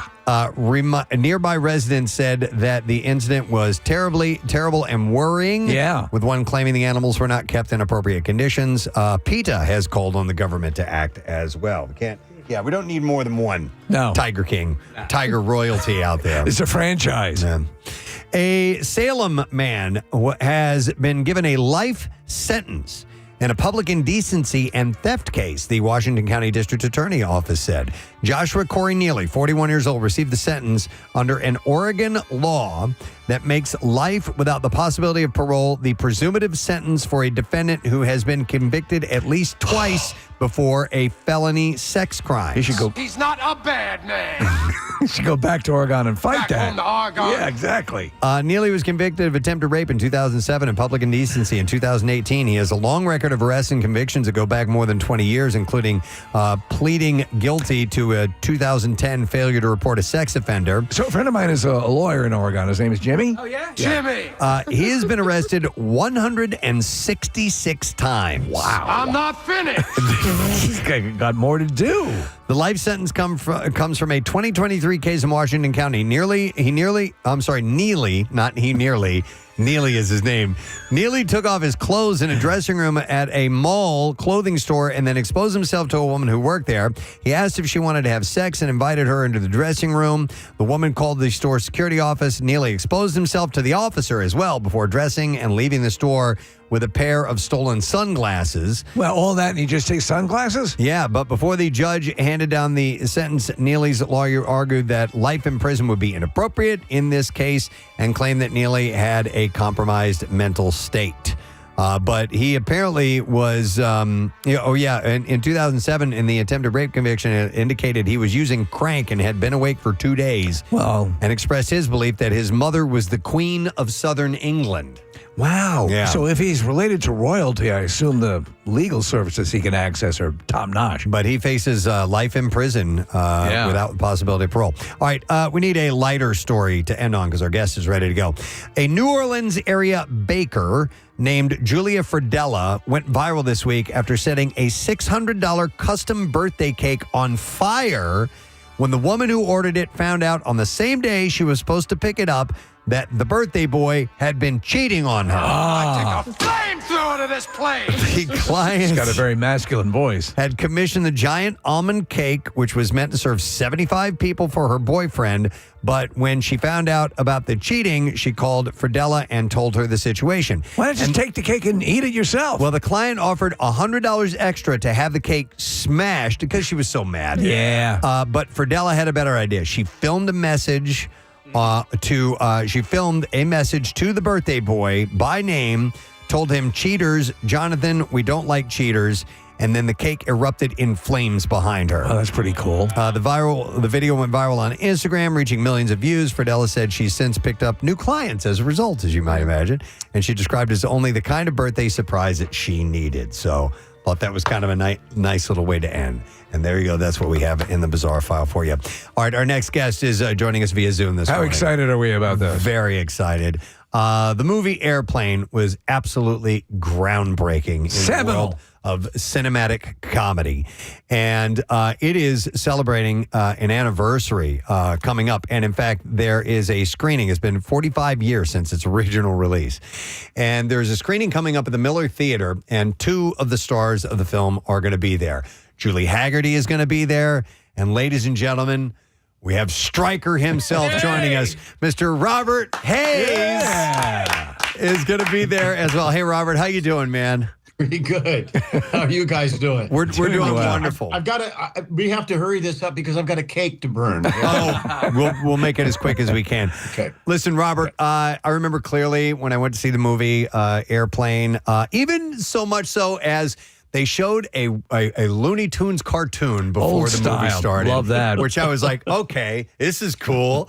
And then I didn't know what kind of comedy was coming. And I was a kid at the time, and it absolutely blew me away. And it opened up the floodgates for other spoof-type movies to happen. And one of the things that I found so surprising, because I read the book, Surely You Can't Be Serious, and absolutely loved it. And one of the things I was so surprised about, Robert, is that the Zucker brothers had never made a movie before. They didn't really know what they were doing. You know what I mean? Yeah. The Paramount put Howard Koch in charge, and Howard had been the president of production. He was the head of the studio. And when he retired from that position, then as they often do, they will then set up their office on the studio lot for their own, then to just have their own production company. They want to play with that for a while. And they said, Howard, you got to help us out. These guys have never done a film before. So, I mean, literally, okay, boys, we're going to go in for a two-shot. Okay. What's a two-shot? Yeah. They don't know. They don't. So it was really fun. It was my first feature film, but I was doing a series called Angie at the time. Yeah. And for Julie, she had done her, I think, second off Broadway show. And Well, I remember that I series. think she'd done a commercial or two. But, yeah, Donna Pascal from Saturday Night Fever. Absolutely. Who was, her star was ascending. I remember seeing you on that. I clearly remember seeing, and you making the jump to the series. And I have to add this point. My dad, for years prior to Airplane, one of his favorite movies was 0 Hour. And we would watch it. And, this is going back. And we watch it. And to those people not in the know, the Zucker troupe and you as well took that movie and in some cases, per line, redid it. Brilliant. And so I remember it's a fond memory. My dad has since passed, howling at it because it was just so spot on. Were you familiar with 0 Hour prior to That's the first time. This is 45 years, coming up on 46 years.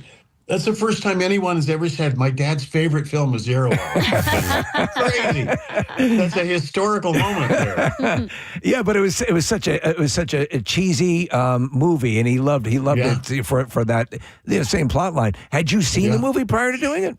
I never had. I didn't know anything about it. And what the boys would do would set up the VCR overnight, and they'd film all of the nighttime movies, the after hours movies, because they wanted to get the commercials in between. Yeah. And then they would spoof the commercials in the Kentucky Fried Theater, their theater group. Yeah. Down on Pico across from 20th Century Fox. And that's when they saw it. They went, okay, let's fast forward to the commercials. Wait a minute, look at this. And they just kind of got caught up in it. They said, this is funny. Yeah. This is so cheesy. And they said it was just the perfect structure and everything. So were you familiar with the Kentucky Fried Theater? Because there were two movies, again, that sort of a little bit preceded Airplane. There was a movie called The Groove Tube and Kentucky Fried Movie, which were parodies of pop culture. Kentucky Fried Movie has a spot-on parody of Enter the Dragon with Bruce Lee. And so that was directed by John Landis. Had you encountered those guys at that time? No, okay. I hadn't. I knew about it. And I had it on my list to go see. I wanted to go see it, maybe get some friends and go down there and watch, see the show. But I hadn't ever done that. By that time, I hadn't done it. And since then, they got kind of busy. just a bit. After that. Just a bit. So that was pretty much, put on the shelf. But I've seen clips of it and, then all the stories. Yeah. And the guys they are just brilliant. They are just absolutely brilliant. And there are a lot of filmmakers that feel that same way. And and a lot of audience out there too. Well, but it was just incredible. It was so much fun getting up, and people said that, was it fun? And I said, well, if you like going to work and laughing your butt off every day, yeah, it was fun. So this was your first feature film. What were your expectations while you were filming it? You had to have been excited as an actor that I'm in the movies now. Exactly. But did you have tempered expectations in that, okay, it's my first movie, we'll see how this goes? Or were you like, this really could be something? It's going to be something. I was just excited that I had a chair with my name on it. And it was fun. And I had worked with Bob Stack on a series he was doing called Most Wanted. I remember it. Yeah, I was a guest star on that, and he was just the most amazing guy. My folks came by the set one day on Airplane, and I introduced him to him because he's one of the neatest guys I've ever met. I just really loved him, and he was so kind to my folks. And he said, with that Bob Stack voice of his, that Elliot Ness voice of his, and he said, Bob guest starred on my TV show that I had, and the way I look at it, I'm guest starring on his. And I thought, holy smokes! I just was kind of, out of the blue. Well, that made me feel great. But then you have Lloyd Bridges. I grew up with Sea Hunt. You had Peter Graves, and I grew up with Fury. I don't know if you even know about Fury. Yeah, Mission Impossible. That was before Mission Impossible. And then you had Leslie Nielsen. And when I was a little kid, there was a show called The Swamp Fox. Okay. And a Disney show. And he was the leader. He was Lieutenant Marion, who's a real life guy in the Revolutionary War that had a squad kind of like SEAL Team 6.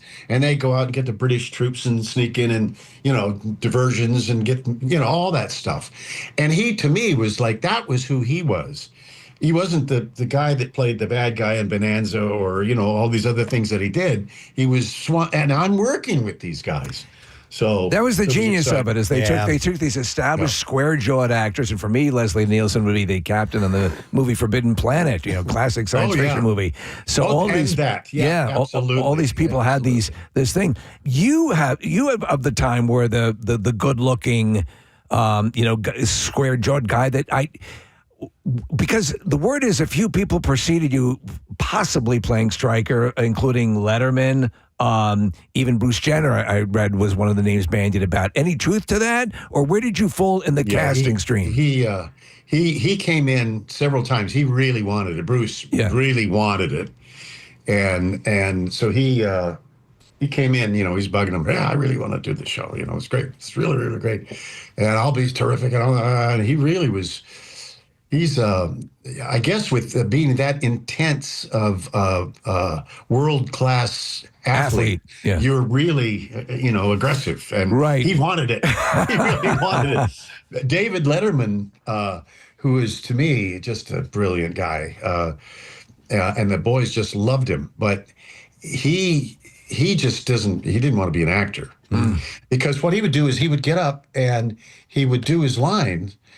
And if you laugh, if the crew laughs, that's it. Yeah. Now you move on to the next line. And you say, cut. Okay, we're going to go again.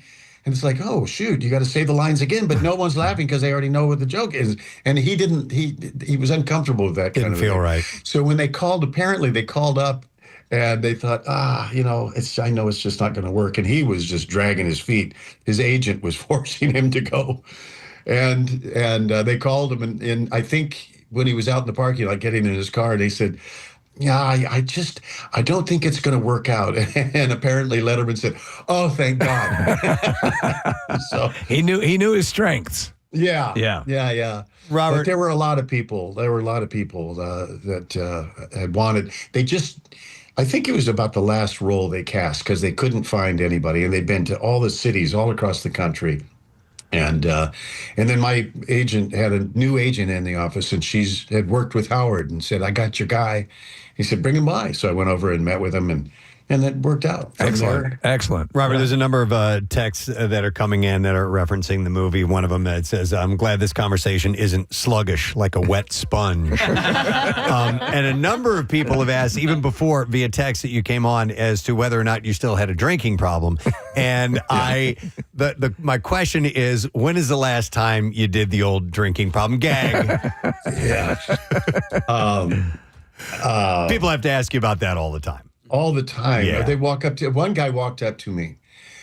Actually, he was at a party where my sister lives up the Northwest, and it was an Italian Day picnic, and we were having a party, and they were talking about Matty, this guy who was the world's greatest airplane fan. He'd seen it 1,000 times, and he wasn't there, so we went over to his house. And he wasn't there, so we came back, and there he is. And he always had a scotch, I guess. Okay. So there he is standing with a scotch, and he's got about 5 people around him. And we walked up behind him, and everyone started giggling. And I could tell that he thought, man, I'm really hot. They love my jokes. Yeah. And he turns around and sees me, and he says, and that more than anything else, and threw the drink in his face. Oh, that's great. Yeah. And I thought it surprised me. Yeah. I wasn't even thinking about it, and I didn't know what he had just done. It took a while, and I went, "Oh gosh!" And there's a first. But comedically, you're with some obviously the nuclear reactor that is the Zucker brothers. You're there on set and you're doing all this stuff, but you held your own and delivered the way you needed to be. You needed to be at just the right tone to make those jokes work. And I've heard this as well. The scene in the dance bar fight with the Girl Scouts and the whole thing, when you take your coat off and whip it out, and it goes across the room and then comes back and slaps you in the face. Was that your idea to do that? Oh, I think that was the guys. Okay. But in your the reaction scene, is so friggin' funny. Well, in the dance scene, we had learned, we had Lester Wilson, who was one of the guys that choreographed Saturday Night Fever. Yeah. And he gave Johnny all of his kind of the flavors and the moves. And then Denny Terry was the other guy. But then we had Joe Donahue, and those two guys, we worked with them for a month before we filmed the scene. Julie and I did. And when we learned it like this, the camera's over here. But when I walked up to her, the camera was over there. And here we are. And they said, "Oh, shoot, we can't film. We don't know. What are we going to do?" And I had the idea of, what if I come up to her, and it's like two animals in the jungle, and we stalk each other, and we turn, and then we'll be in position. Then I take off the coat, throw it, and get it in the face. And it worked out. That worked out perfectly. So I made a contribution. There you go. It was like, wow, cool. Well, and also you juggle in that sequence. And did they pick up the idea? Because I think in the opening sequences to the show Angie, you juggle apples or something like that. Well, we were doing the scene, and I was doing the Gazotsky. The kicks. Yeah. Which I then did both legs going out. Yes. I actually had someone come up to me. A fan came up to me once and said, "God, that was so cool. How did you do that?" And I looked at him real seriously, and I said, "I really worked out." Yeah. And he said, "Whoa, cool." You're clearly on wires. But as we're doing it, Jim Abrams said, "Hey, can you juggle?" And I said, "Yeah." And he threw in some oranges or some balls or whatever it was, and we just did it on the spur of the moment. Oh, that's brilliant. So there was also the sequel, which was, I think, the director's Ken Finkelman or writer. Finkelman, Okay. So obviously, the guys didn't come back for it, but you also were working with a whole bunch of I think it's clearly not in the class of the first one, but it still has its moments. Any takeaways from that film that you enjoyed? You had William Shatner, and you had a whole bunch of Sonny Bono, and except it was a space shuttle, but it has its moments. Did you enjoy that as well? Oh, yeah, we had a great time. Julie and I have talked about that. And the boys didn't want to come back because they'd done it. Yeah. They didn't want to just do the same thing again. So they didn't come back for it.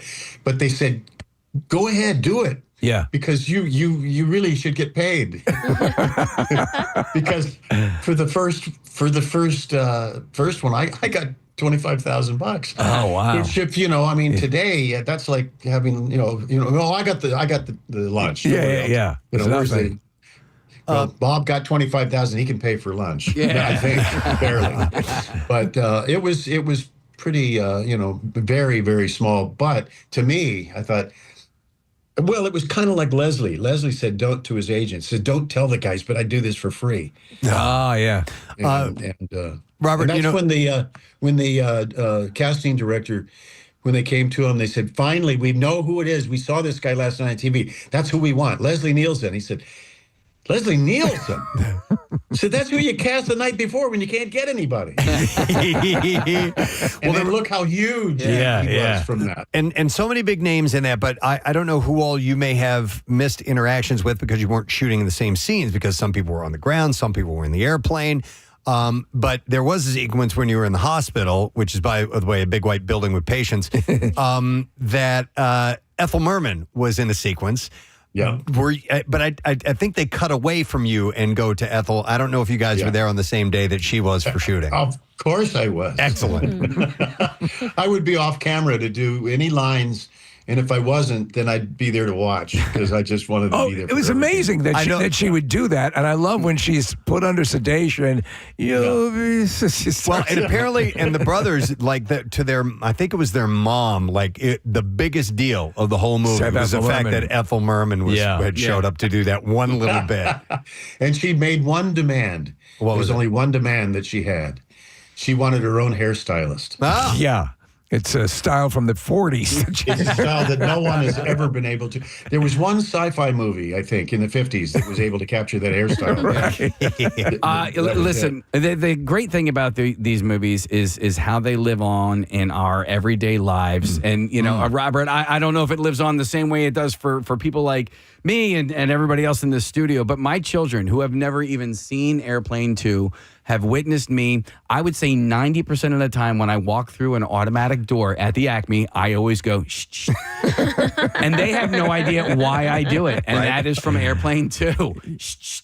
And they're my son's funny because my son's favorite line from either of the shows is that scene when they walk through and they do that. Yeah. And then when Richard Gilliland says to Shatner, says, there's one of the passengers is flying the shuttle, somebody named Stryker, and he said, Stryker? Ted Stryker? And he said, yeah. You know him? And he says, never heard of him. Yeah. and then he says, after a while, he said, that's not entirely true. Once we were like brothers. And that line slays my son. The dialogue is so rife with classic lines. You have I picked the wrong week to quit sniffing glue, or the S is really going to hit the fan, or which I think possibly the greatest comedic line I've ever experienced in my life is, I prefer it black like my neck. I mean, wow. Do you have a favorite one-liner from that movie? There's so many. I'm sure you can't choose one. There are so many. I can't. But it's the sequence that I love so much is Peter and Leslie. Yeah. How long before you can land? I can't tell you. You can tell me. I'm a doctor. No, I can't. I can't. Well, can't you take a guess? Well, not for another 3 hours. You can't take a guess for 3 hours. That one gets me every time. It's excellent. I love when Stack says they talk about putting the lights on the runway, and he goes, "No." Yeah. It's exactly what they'll be expecting. It's just absurd line. I wanted to ask you as well because I'm a massive Iron Man fan, and you voiced Iron Man in the Marvel animated series, which, by the way, I still contend is one of the coolest renderings of the Iron Man uniform. I have to assume that you met Stan Lee and hung out with Stan Lee a little bit, right? I got to go over and meet Stan at the offices.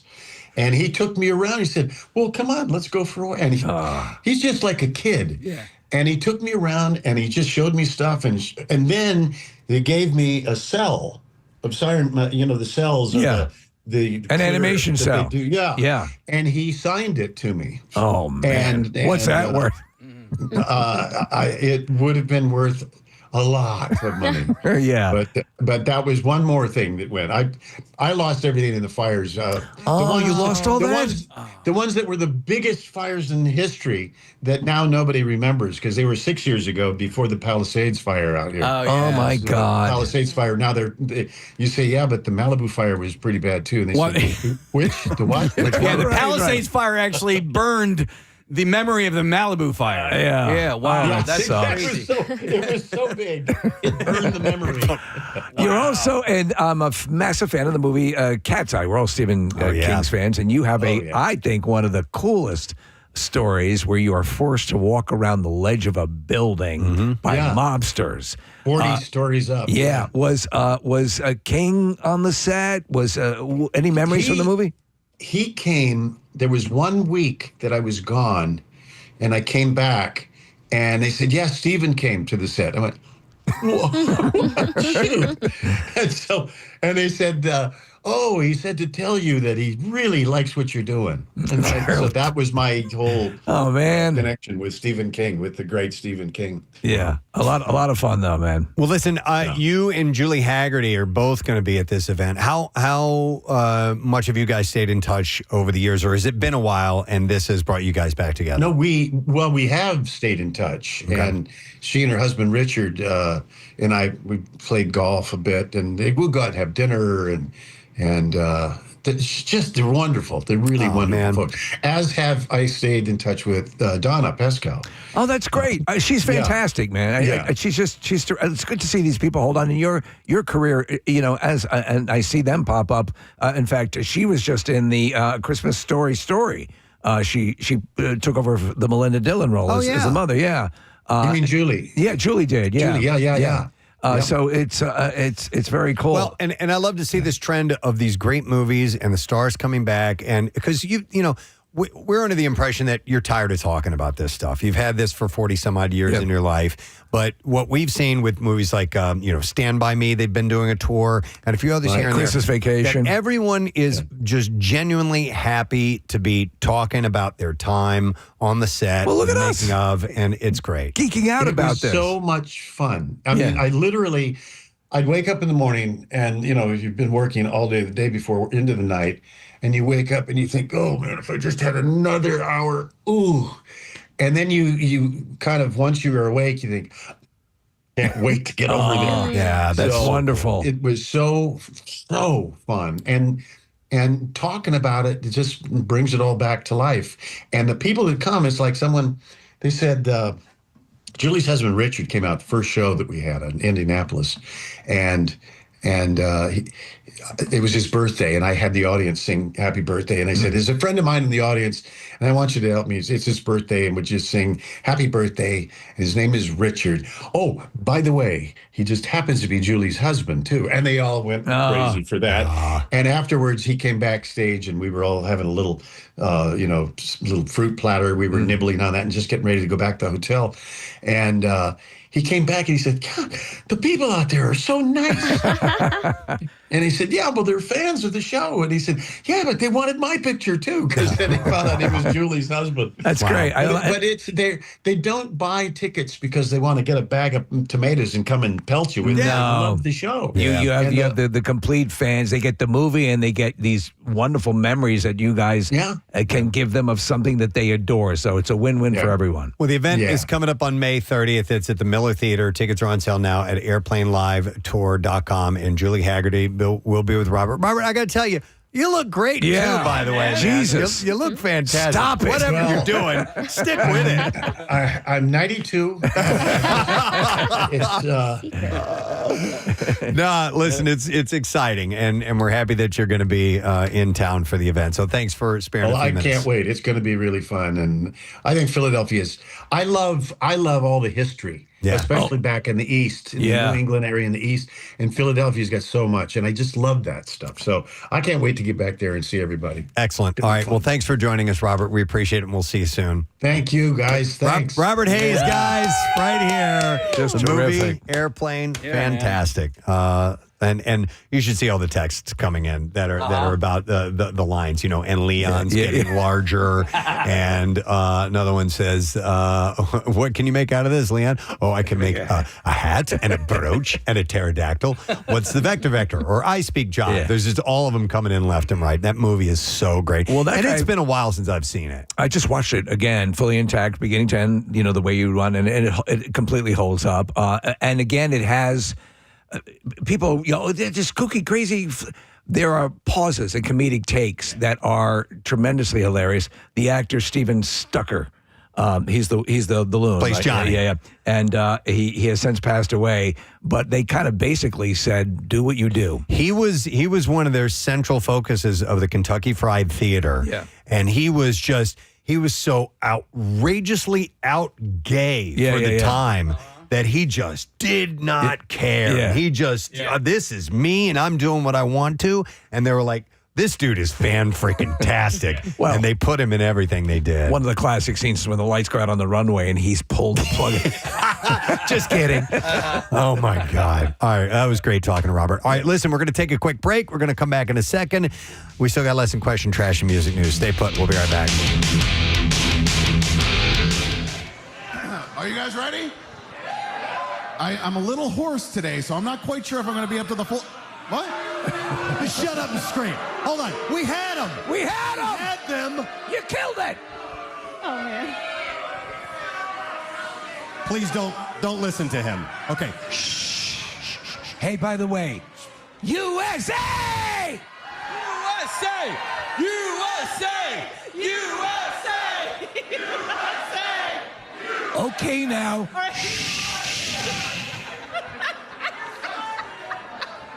Are we sure this time? Yeah, I think we're sure. Okay. All right, the highest number I saw, 84. 84, yeah. 84. What? I don't even know what that means. He was as loud as an entire crowd. He was as loud as all of you guys put together. We'll do one more? They hate you. All right, wow. Everybody quiet. E! Shut up.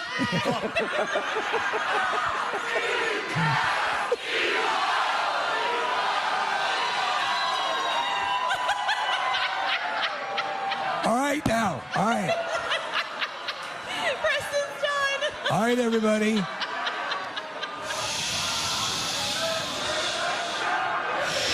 Everybody, please. Guys, come on. Preston's mad at me. Please be quiet. All right.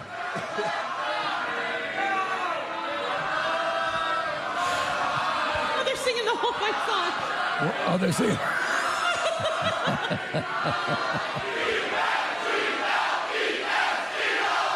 There we go. All right, now. All right. Legitimately mad. All right, now our competitors. 86. Now, what makes it so hard? Our driver, the person that is steering this, is blindfolded the entire time. All right, so guys, you need to be the navigators. You need to tell him where to go while we're driving. And you can also pedal along to help him out. But it's going to be up to Chris to get us where we need to be. Now, each time we go by one of these tables where there's a noisemaker, if it's on your side, pick it up and make the noise, okay? And we'll finish by getting to the gong. You guys ready to try this? Oh, my God. Chris, you ready? Yeah, buddy. All right. Kathy, when you're ready, let's begin. All right, and we are off. All right, start turning right. Right. Oh, they're giving great directions. Straight. Prepare to stop. Go. All right. JT, run it. He rung the bell. JT has rung the bell. Now we're on next. Right. Straight, left. Oh my gosh, are you listening to me? All right, ready, straight. Hard right. Oh my God. Hard right, prepare to stop. And JT's got to get out. Hit the crash cymbals. Here we go. There we go. All right. On to. Hard right. Keep it turning. This is tough. Hard right.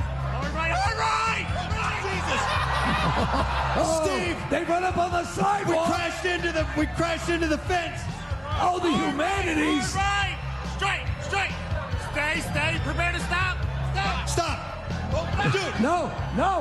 We're on the curb again. All right, we've got one more to go. That's the gong. Dear God. All right, this is all over the place. They've totally lost control.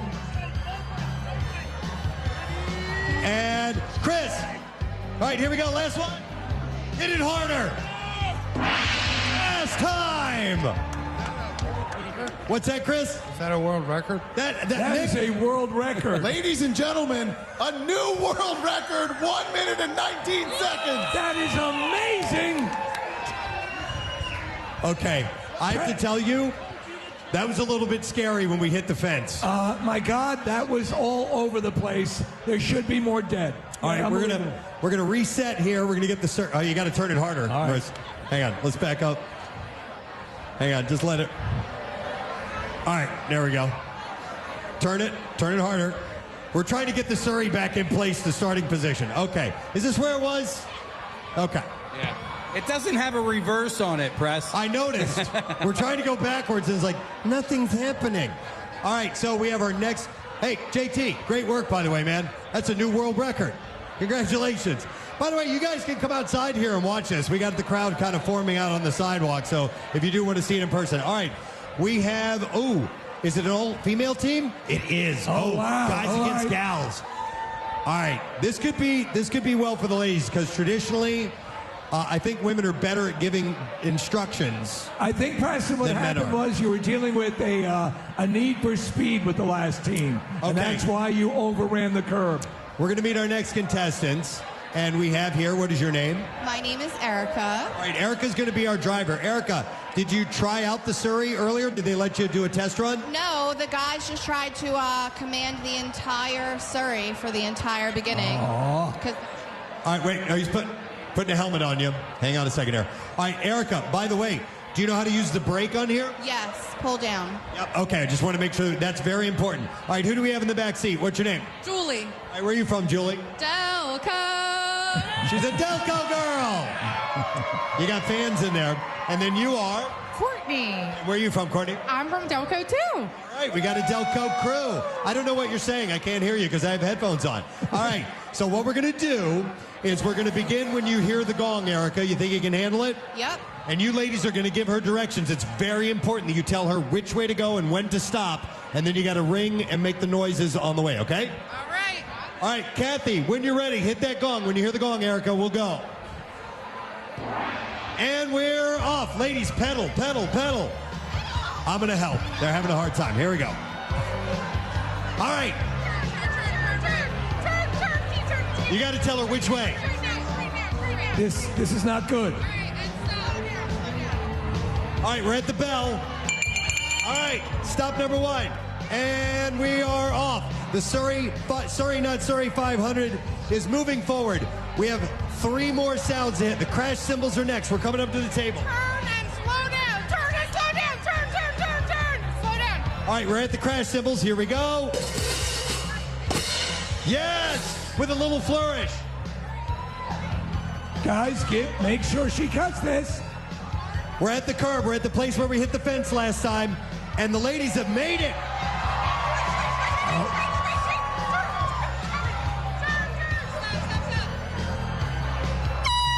All right, 1 more to go, and the Surrey, not Surrey, 500. We're doing a straightaway, headed for the gong. As soon as they get out and ring it, the time is up, and we'll find out. Stop, and here we go. Hit it.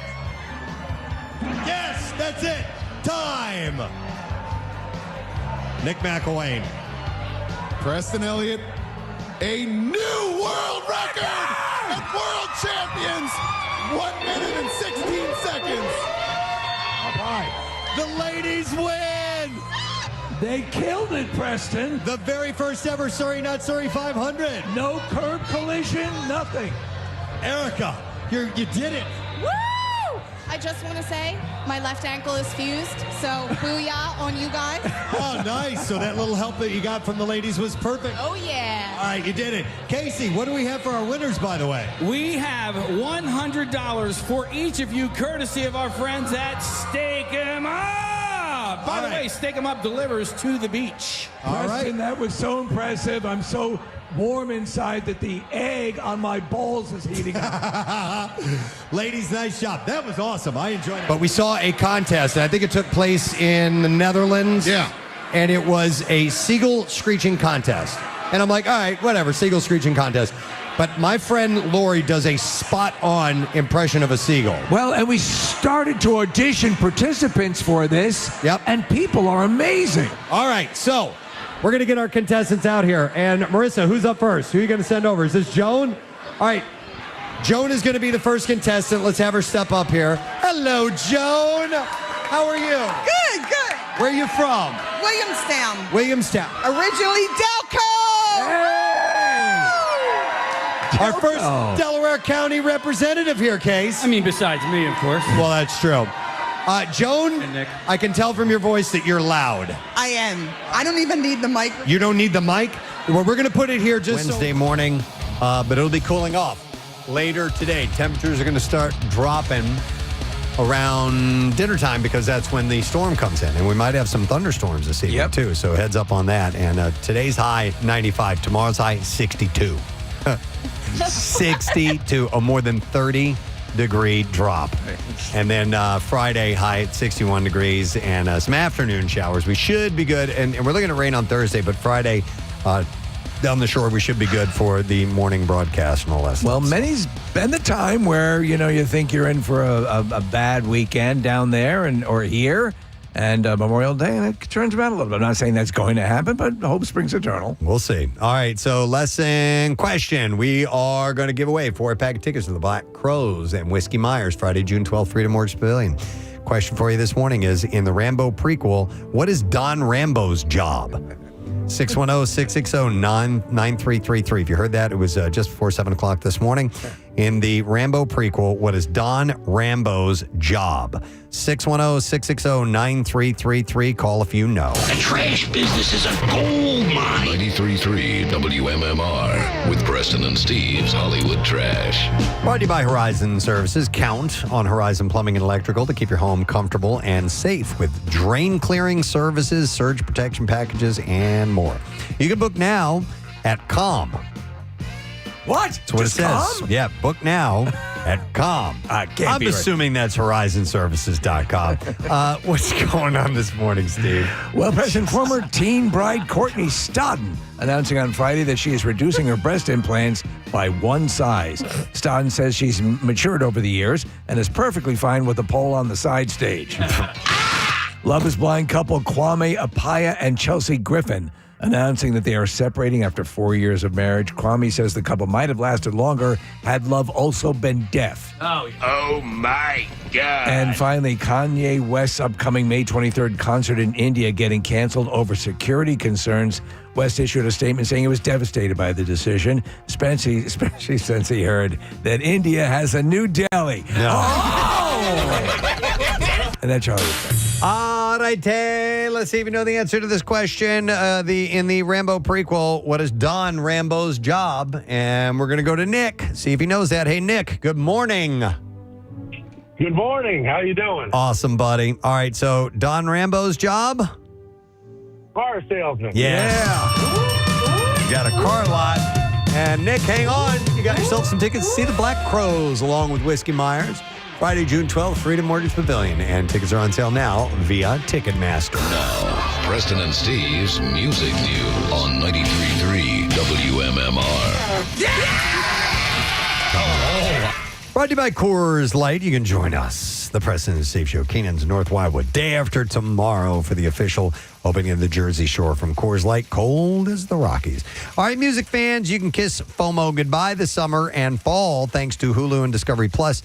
Disney Plus, 3 of its biggest annual music festivals. Austin City Limits, Bonnaroo, and Lollapalooza will stream on both platforms. Yeah.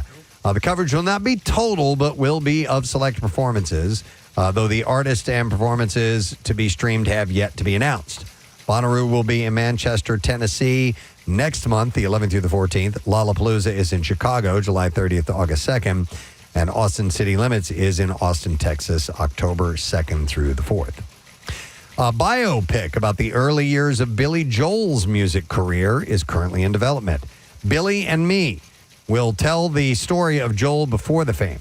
The film is told through the eyes of Joel's first manager, Erwin Mauser, who discovered the singer in 1966, signed him in 1970, and oversaw his career up till his breakthrough deal with Columbia Records in 1972. This is half as successful as that recent Springsteen movie. It's going to be a bomb. Joel's career pre-Piano Man was a huge departure from where his career eventually ended up, with his first rock group, The Hassles, and his psychedelic band Attila struggling to make it. Casting is currently underway. So how does the Piano Man feel about the project? He's not happy about it. Oh. In fact, in a statement from Joel's camp, he said, since 2021, the parties involved have been officially notified that they do not possess Billy Joel's life rights and will not be able to secure the music rights required for this project. You can't do it then. Billy Joel has not authorized or supported the project in any capacity, and any attempt to move forward without it will be both legally and professionally misguided. So it should be interesting to see how they make it without the music rights. But if it's about his pre-successful career, there weren't any hits. And then. can it be Banana Man instead of Piano Man? Maybe. Yeah. Maybe. Sing me a song, you're the Banana Man. Right? Like yeah. It Play works. me a tune tonight. Finally, Static X has canceled all of its remaining 2026 tour dates due to what the band called serious medical issues requiring immediate attention. The band did not specify which member or members are affected, but in social media statement, the band apologized for the inconvenience and promised to return bigger, stronger, and faster in 2027. I apologize. They've been touring in support of the two Project Regeneration albums, which were built around archived vocal performances and compositions from late frontman Wayne Static, who died in 2014. Bassist Tony Campos has said recently that new studio material is being discussed for after the current touring cycle. Banana's a funny word. It is a funny word. Do you think it'd be funnier if you switched all the vowels out with different, if it was a Benini? No. No, it sounds like Panini. Banana. Which is a very serious thing. Banunu. No. Banana works. Banana's it. Back to you, Preston. Thanks, Case. A powerful story from a local broadcaster, Casey, who suggested switching out the vowels in banana. He came up with a panini. Back to you, Jim. A banana. I'll tell you what, it sounded funnier in my head. Yeah. I'm glad I got to say it out loud. I wish we could be in your head. I know. So it would have been funny. Yeah. Wish we could be there. Yeah. Wish we could be there. Yeah, so it would have been funny. Wow. I pity those people outside my head. Wow. Okay. We should take a break. So we're going to do that. We'll come back in a second, and we'll get letter of the day for the Word of the Week prize with Ray Koob is filling in for Matthew Frederick Cord. We'll be right back. Radio Land can hear it. All right, so we're going to get your best seagull screech. And when you're done, I'm going to have you walk over there, okay? Because we're going to have the crowd determine who the best one is. So, Joan, the microphone is yours. Give us your best seagull screech. Here's Joan.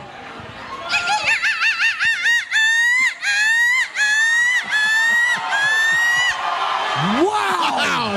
Oh my God! Dude! That was awesome! That was so great! I am blown away at how good that was. That was unreal! She did the most difficult seagull. Steve, Yeah. that was amazing! She's our first one! That's the hardest seagull sound to make, and she nailed it. They love her. All right, Mary Ellen. All right, here's our next contestant. Wow. Yeah. It's a tough act to follow. Mary Ellen, how you doing? I'm great. How are you? Wonderful. Where are you from? Northeast Philly. Northeast. Yes. The great Northeast. All right, how long have you had this skill? Since I was a little girl. Since a little girl. You've always done this. Natural. Yep. Born with the. And have you ever won anything for doing it? No, this is my destiny. I love it. It's her density. All right, Mary Ellen, give us your best seagull screech. Here we go.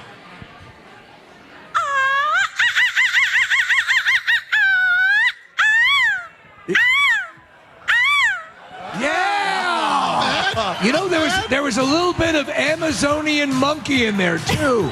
It sounded like a seagull climaxing. Yeah. At the end, she's like, And let me tell you, Case, it's a sound I know very well. Yes. Because when seagulls get with me, you know what I'm saying? I know what you're saying. You're good. Yeah, I'm good. All right, let's get Hey, Tim. put that bread down. I got something else for you. Our next contestant, our first male contestant. And how you doing, Tim? Oh, my man. Good. Where you from, bud? Westchester. All right, Westchester, PA, Chester County. Preston, Tim is responsible for, along with our friend Paul Eisenberg, Bringing Hope Home. Oh! I'm co-founder with Paul. It's a great charity. Bringing Hope Home is a charity that for people who are dealing with cancer, they will pay their bills for them. It's a fantastic organization. Yeah, love it. All right, Tim, you heard these first two, right? That's tough to beat. Yeah, I know. But you think you can do it? I'm going to give it a shot. All right, let's go for it, Tim. Your best seagull, please.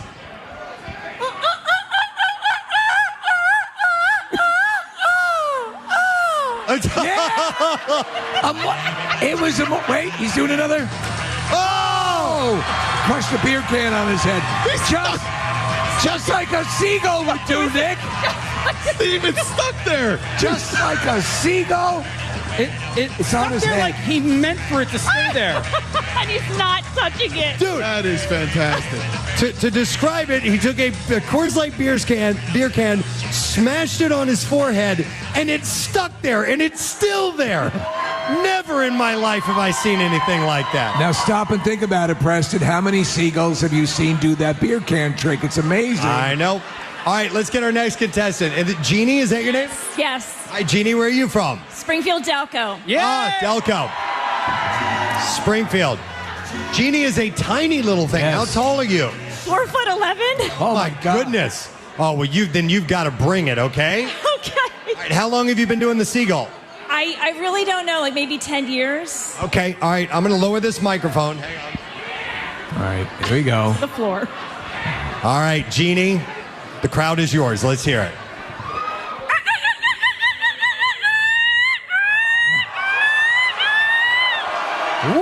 Whoa! Excellent! Wow. Excellent! She's only slightly bigger than an actual seagull. That was good. Nick, she came here on the back of a seagull. That was amazing.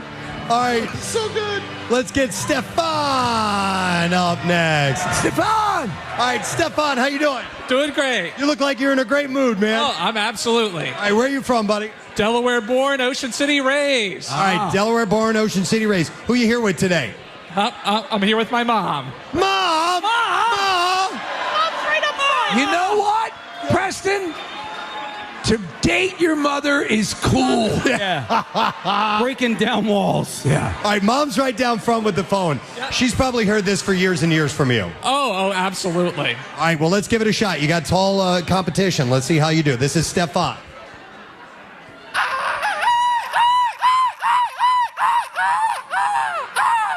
Yeah. No. No. No, it wasn't. It wasn't bad, just in comparison. I know. Problem. Listen. It wasn't bad, Stefan, but that was pretty amazing over here. So, all right. So it's not that it was bad, it was that it stunk.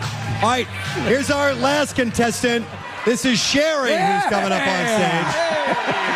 And her husband. Yep. And Preston, look at his shirt. Sherry's dressed as a seagull, and her husband is wearing a shirt that says, "I'm with the seagull," with an arrow pointing over here. All right, Sherry, get over here. You're like next level, right? Oh, yeah, this is my thing. All right, It's my regular Friday morning thing. Yeah. Where are you from? Downingtown, Pennsylvania. And Delco. Hey. We say wooder in our house. Yeah. All right. I love this. So this is your thing. You're known for this, right? Yeah, this is my thing. Do people tell you to stop doing it? They hate it. They hate it, of course. That's All right. good. That's a good. good thing. For today, that's perfect. All right, Sherry, stop flapping your wings and get over here and give us your best seagull. Here we go.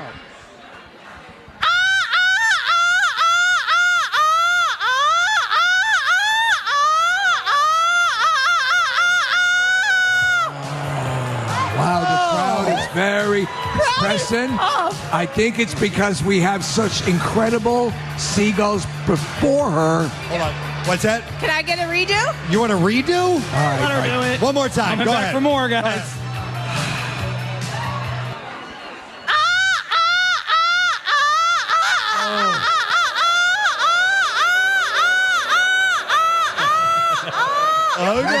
Preston. Wow. Preston, the crowd is bringing out a rotisserie. Okay. Tough crowd, man. Listen, I've never heard a boo break windows. Can we do it one more time? No. Stop. All right, scoot over this way, guys. Come on. Line up across the we're going to do by crowd applause. I think seagulls that we normally would have been impressed by, unfortunately followed what are clearly the superstars in the seagull impression world. Okay, so we're going to do this by crowd applause, so I need you guys to help me decide who the winner is here, okay? Where should I start? Start at the beginning. Okay, start at the beginning. All right, our very first person came out and wowed the crowd. What do you guys think of Joan?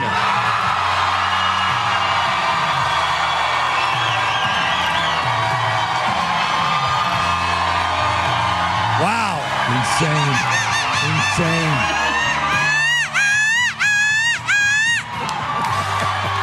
Do we need to keep going? We're going to. Yeah. All right, next we had Mary Ellen. Yeah. No. Next. All right, then we had Tim.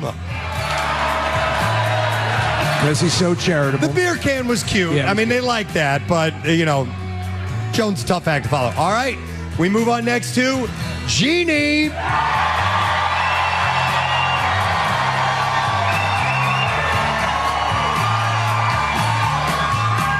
And then Stefan and Sherry, and All right, Stefan, what do you think? Sherry. They're mean. They are mean. Just mean. like seagulls. All right. So, I don't know. Yeah, what do you guys think? Between the two, it's between. Should we have No. It's not. It's. You can, but it was clear. Hang on. Hang on, listen up. Mary Ellen, Tim, Stefan, and Sherry. Thank you, guys. No, Jeannie, stay there. Stay there. Go ahead. Yep. You as well. Thank you. All right, one more time. Stay right here. We're going to do this one more time. Our two finals are Joan and Jeannie. So here we go. One more time. Joan.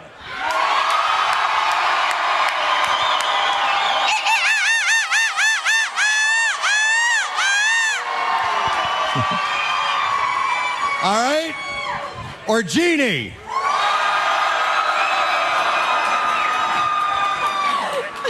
Up. It looks like Joan's our winner. They're both incredible. Joan is the Seagull Screeching Champion. Wow. Under the sea this morning. And we have our two contestants that we're going to bring out here in just a moment. And up for grabs, Casey, what are the prizes? We have a big prize here. Oh, yeah. So for our winner, we are going to give them $300 cash from our friends at Stake 'em Up. We have two contestants. Let's bring them on up, Marissa. This is, first of all, this is Lori, who's going to be a contestant number one. And then this is Ed. Yeah. Oh, they're dressed like Ariel, Preston. Yes, they have red hair.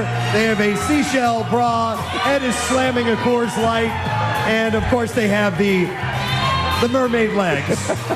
So they are dressed the part. Let's find out who they are before we do the contestant. Lori, how you doing today? I'm doing great. And where are you from? Warminster? Wow. Is that your crew out there? No. His fellow Warminsters. All right, who are you here with? My husband and our friend Bob. All right, hi. Memoir, Name in Blood.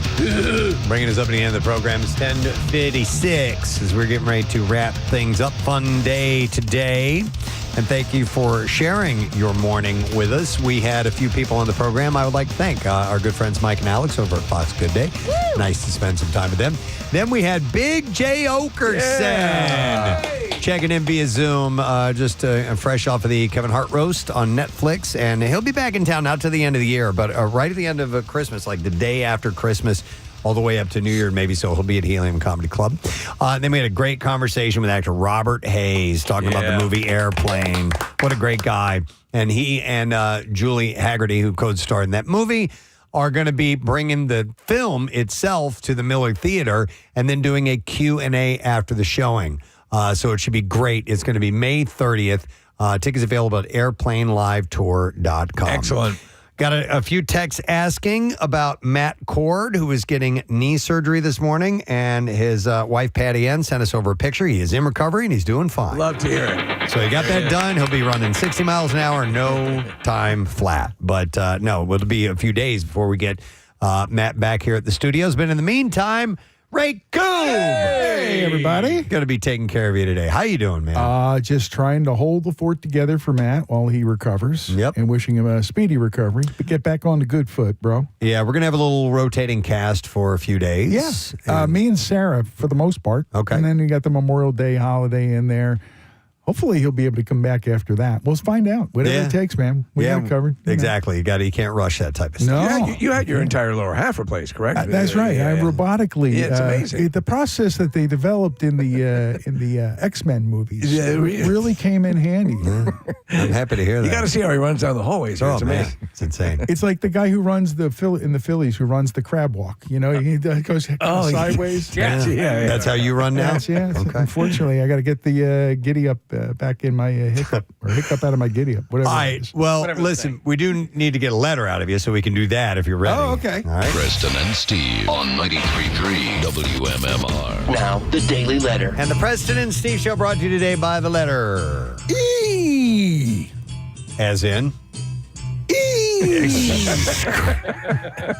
Let's say Eagles. Oh, it's an Eagles. There we go. All right, we have a $500 gift card to Nebraska Brazilian Steakhouse. And don't forget, graduates celebrate big at Nebraska Brazilian Steakhouse in Horsham and Philly. You can dine with 4 or more guests, and the graduate eats for free. What? Valid with proof of graduation. Reserved now at nebraza.com. So we'll give that away on Friday when we wrap up at Keenan's. So what you doing for today? Well, hanging around, playing great rock and roll. Got the workforce blocks and Pierre's vinyl cut. Even though Matt's not here, going to do as much as I'm not going to do his lame ass trivia though. Okay. No, it's not your thing, man. That's my everyday life. I don't need to highlight. Yeah. So. But it's just good to be here with everybody, and like I said, good to hear that Matt's feeling good. Yeah. And we're going to play some tunes to help him as he comes out of that fog. It's Yeah. You come out of it, it's like, okay, Yeah. What's my name? Yeah, exactly.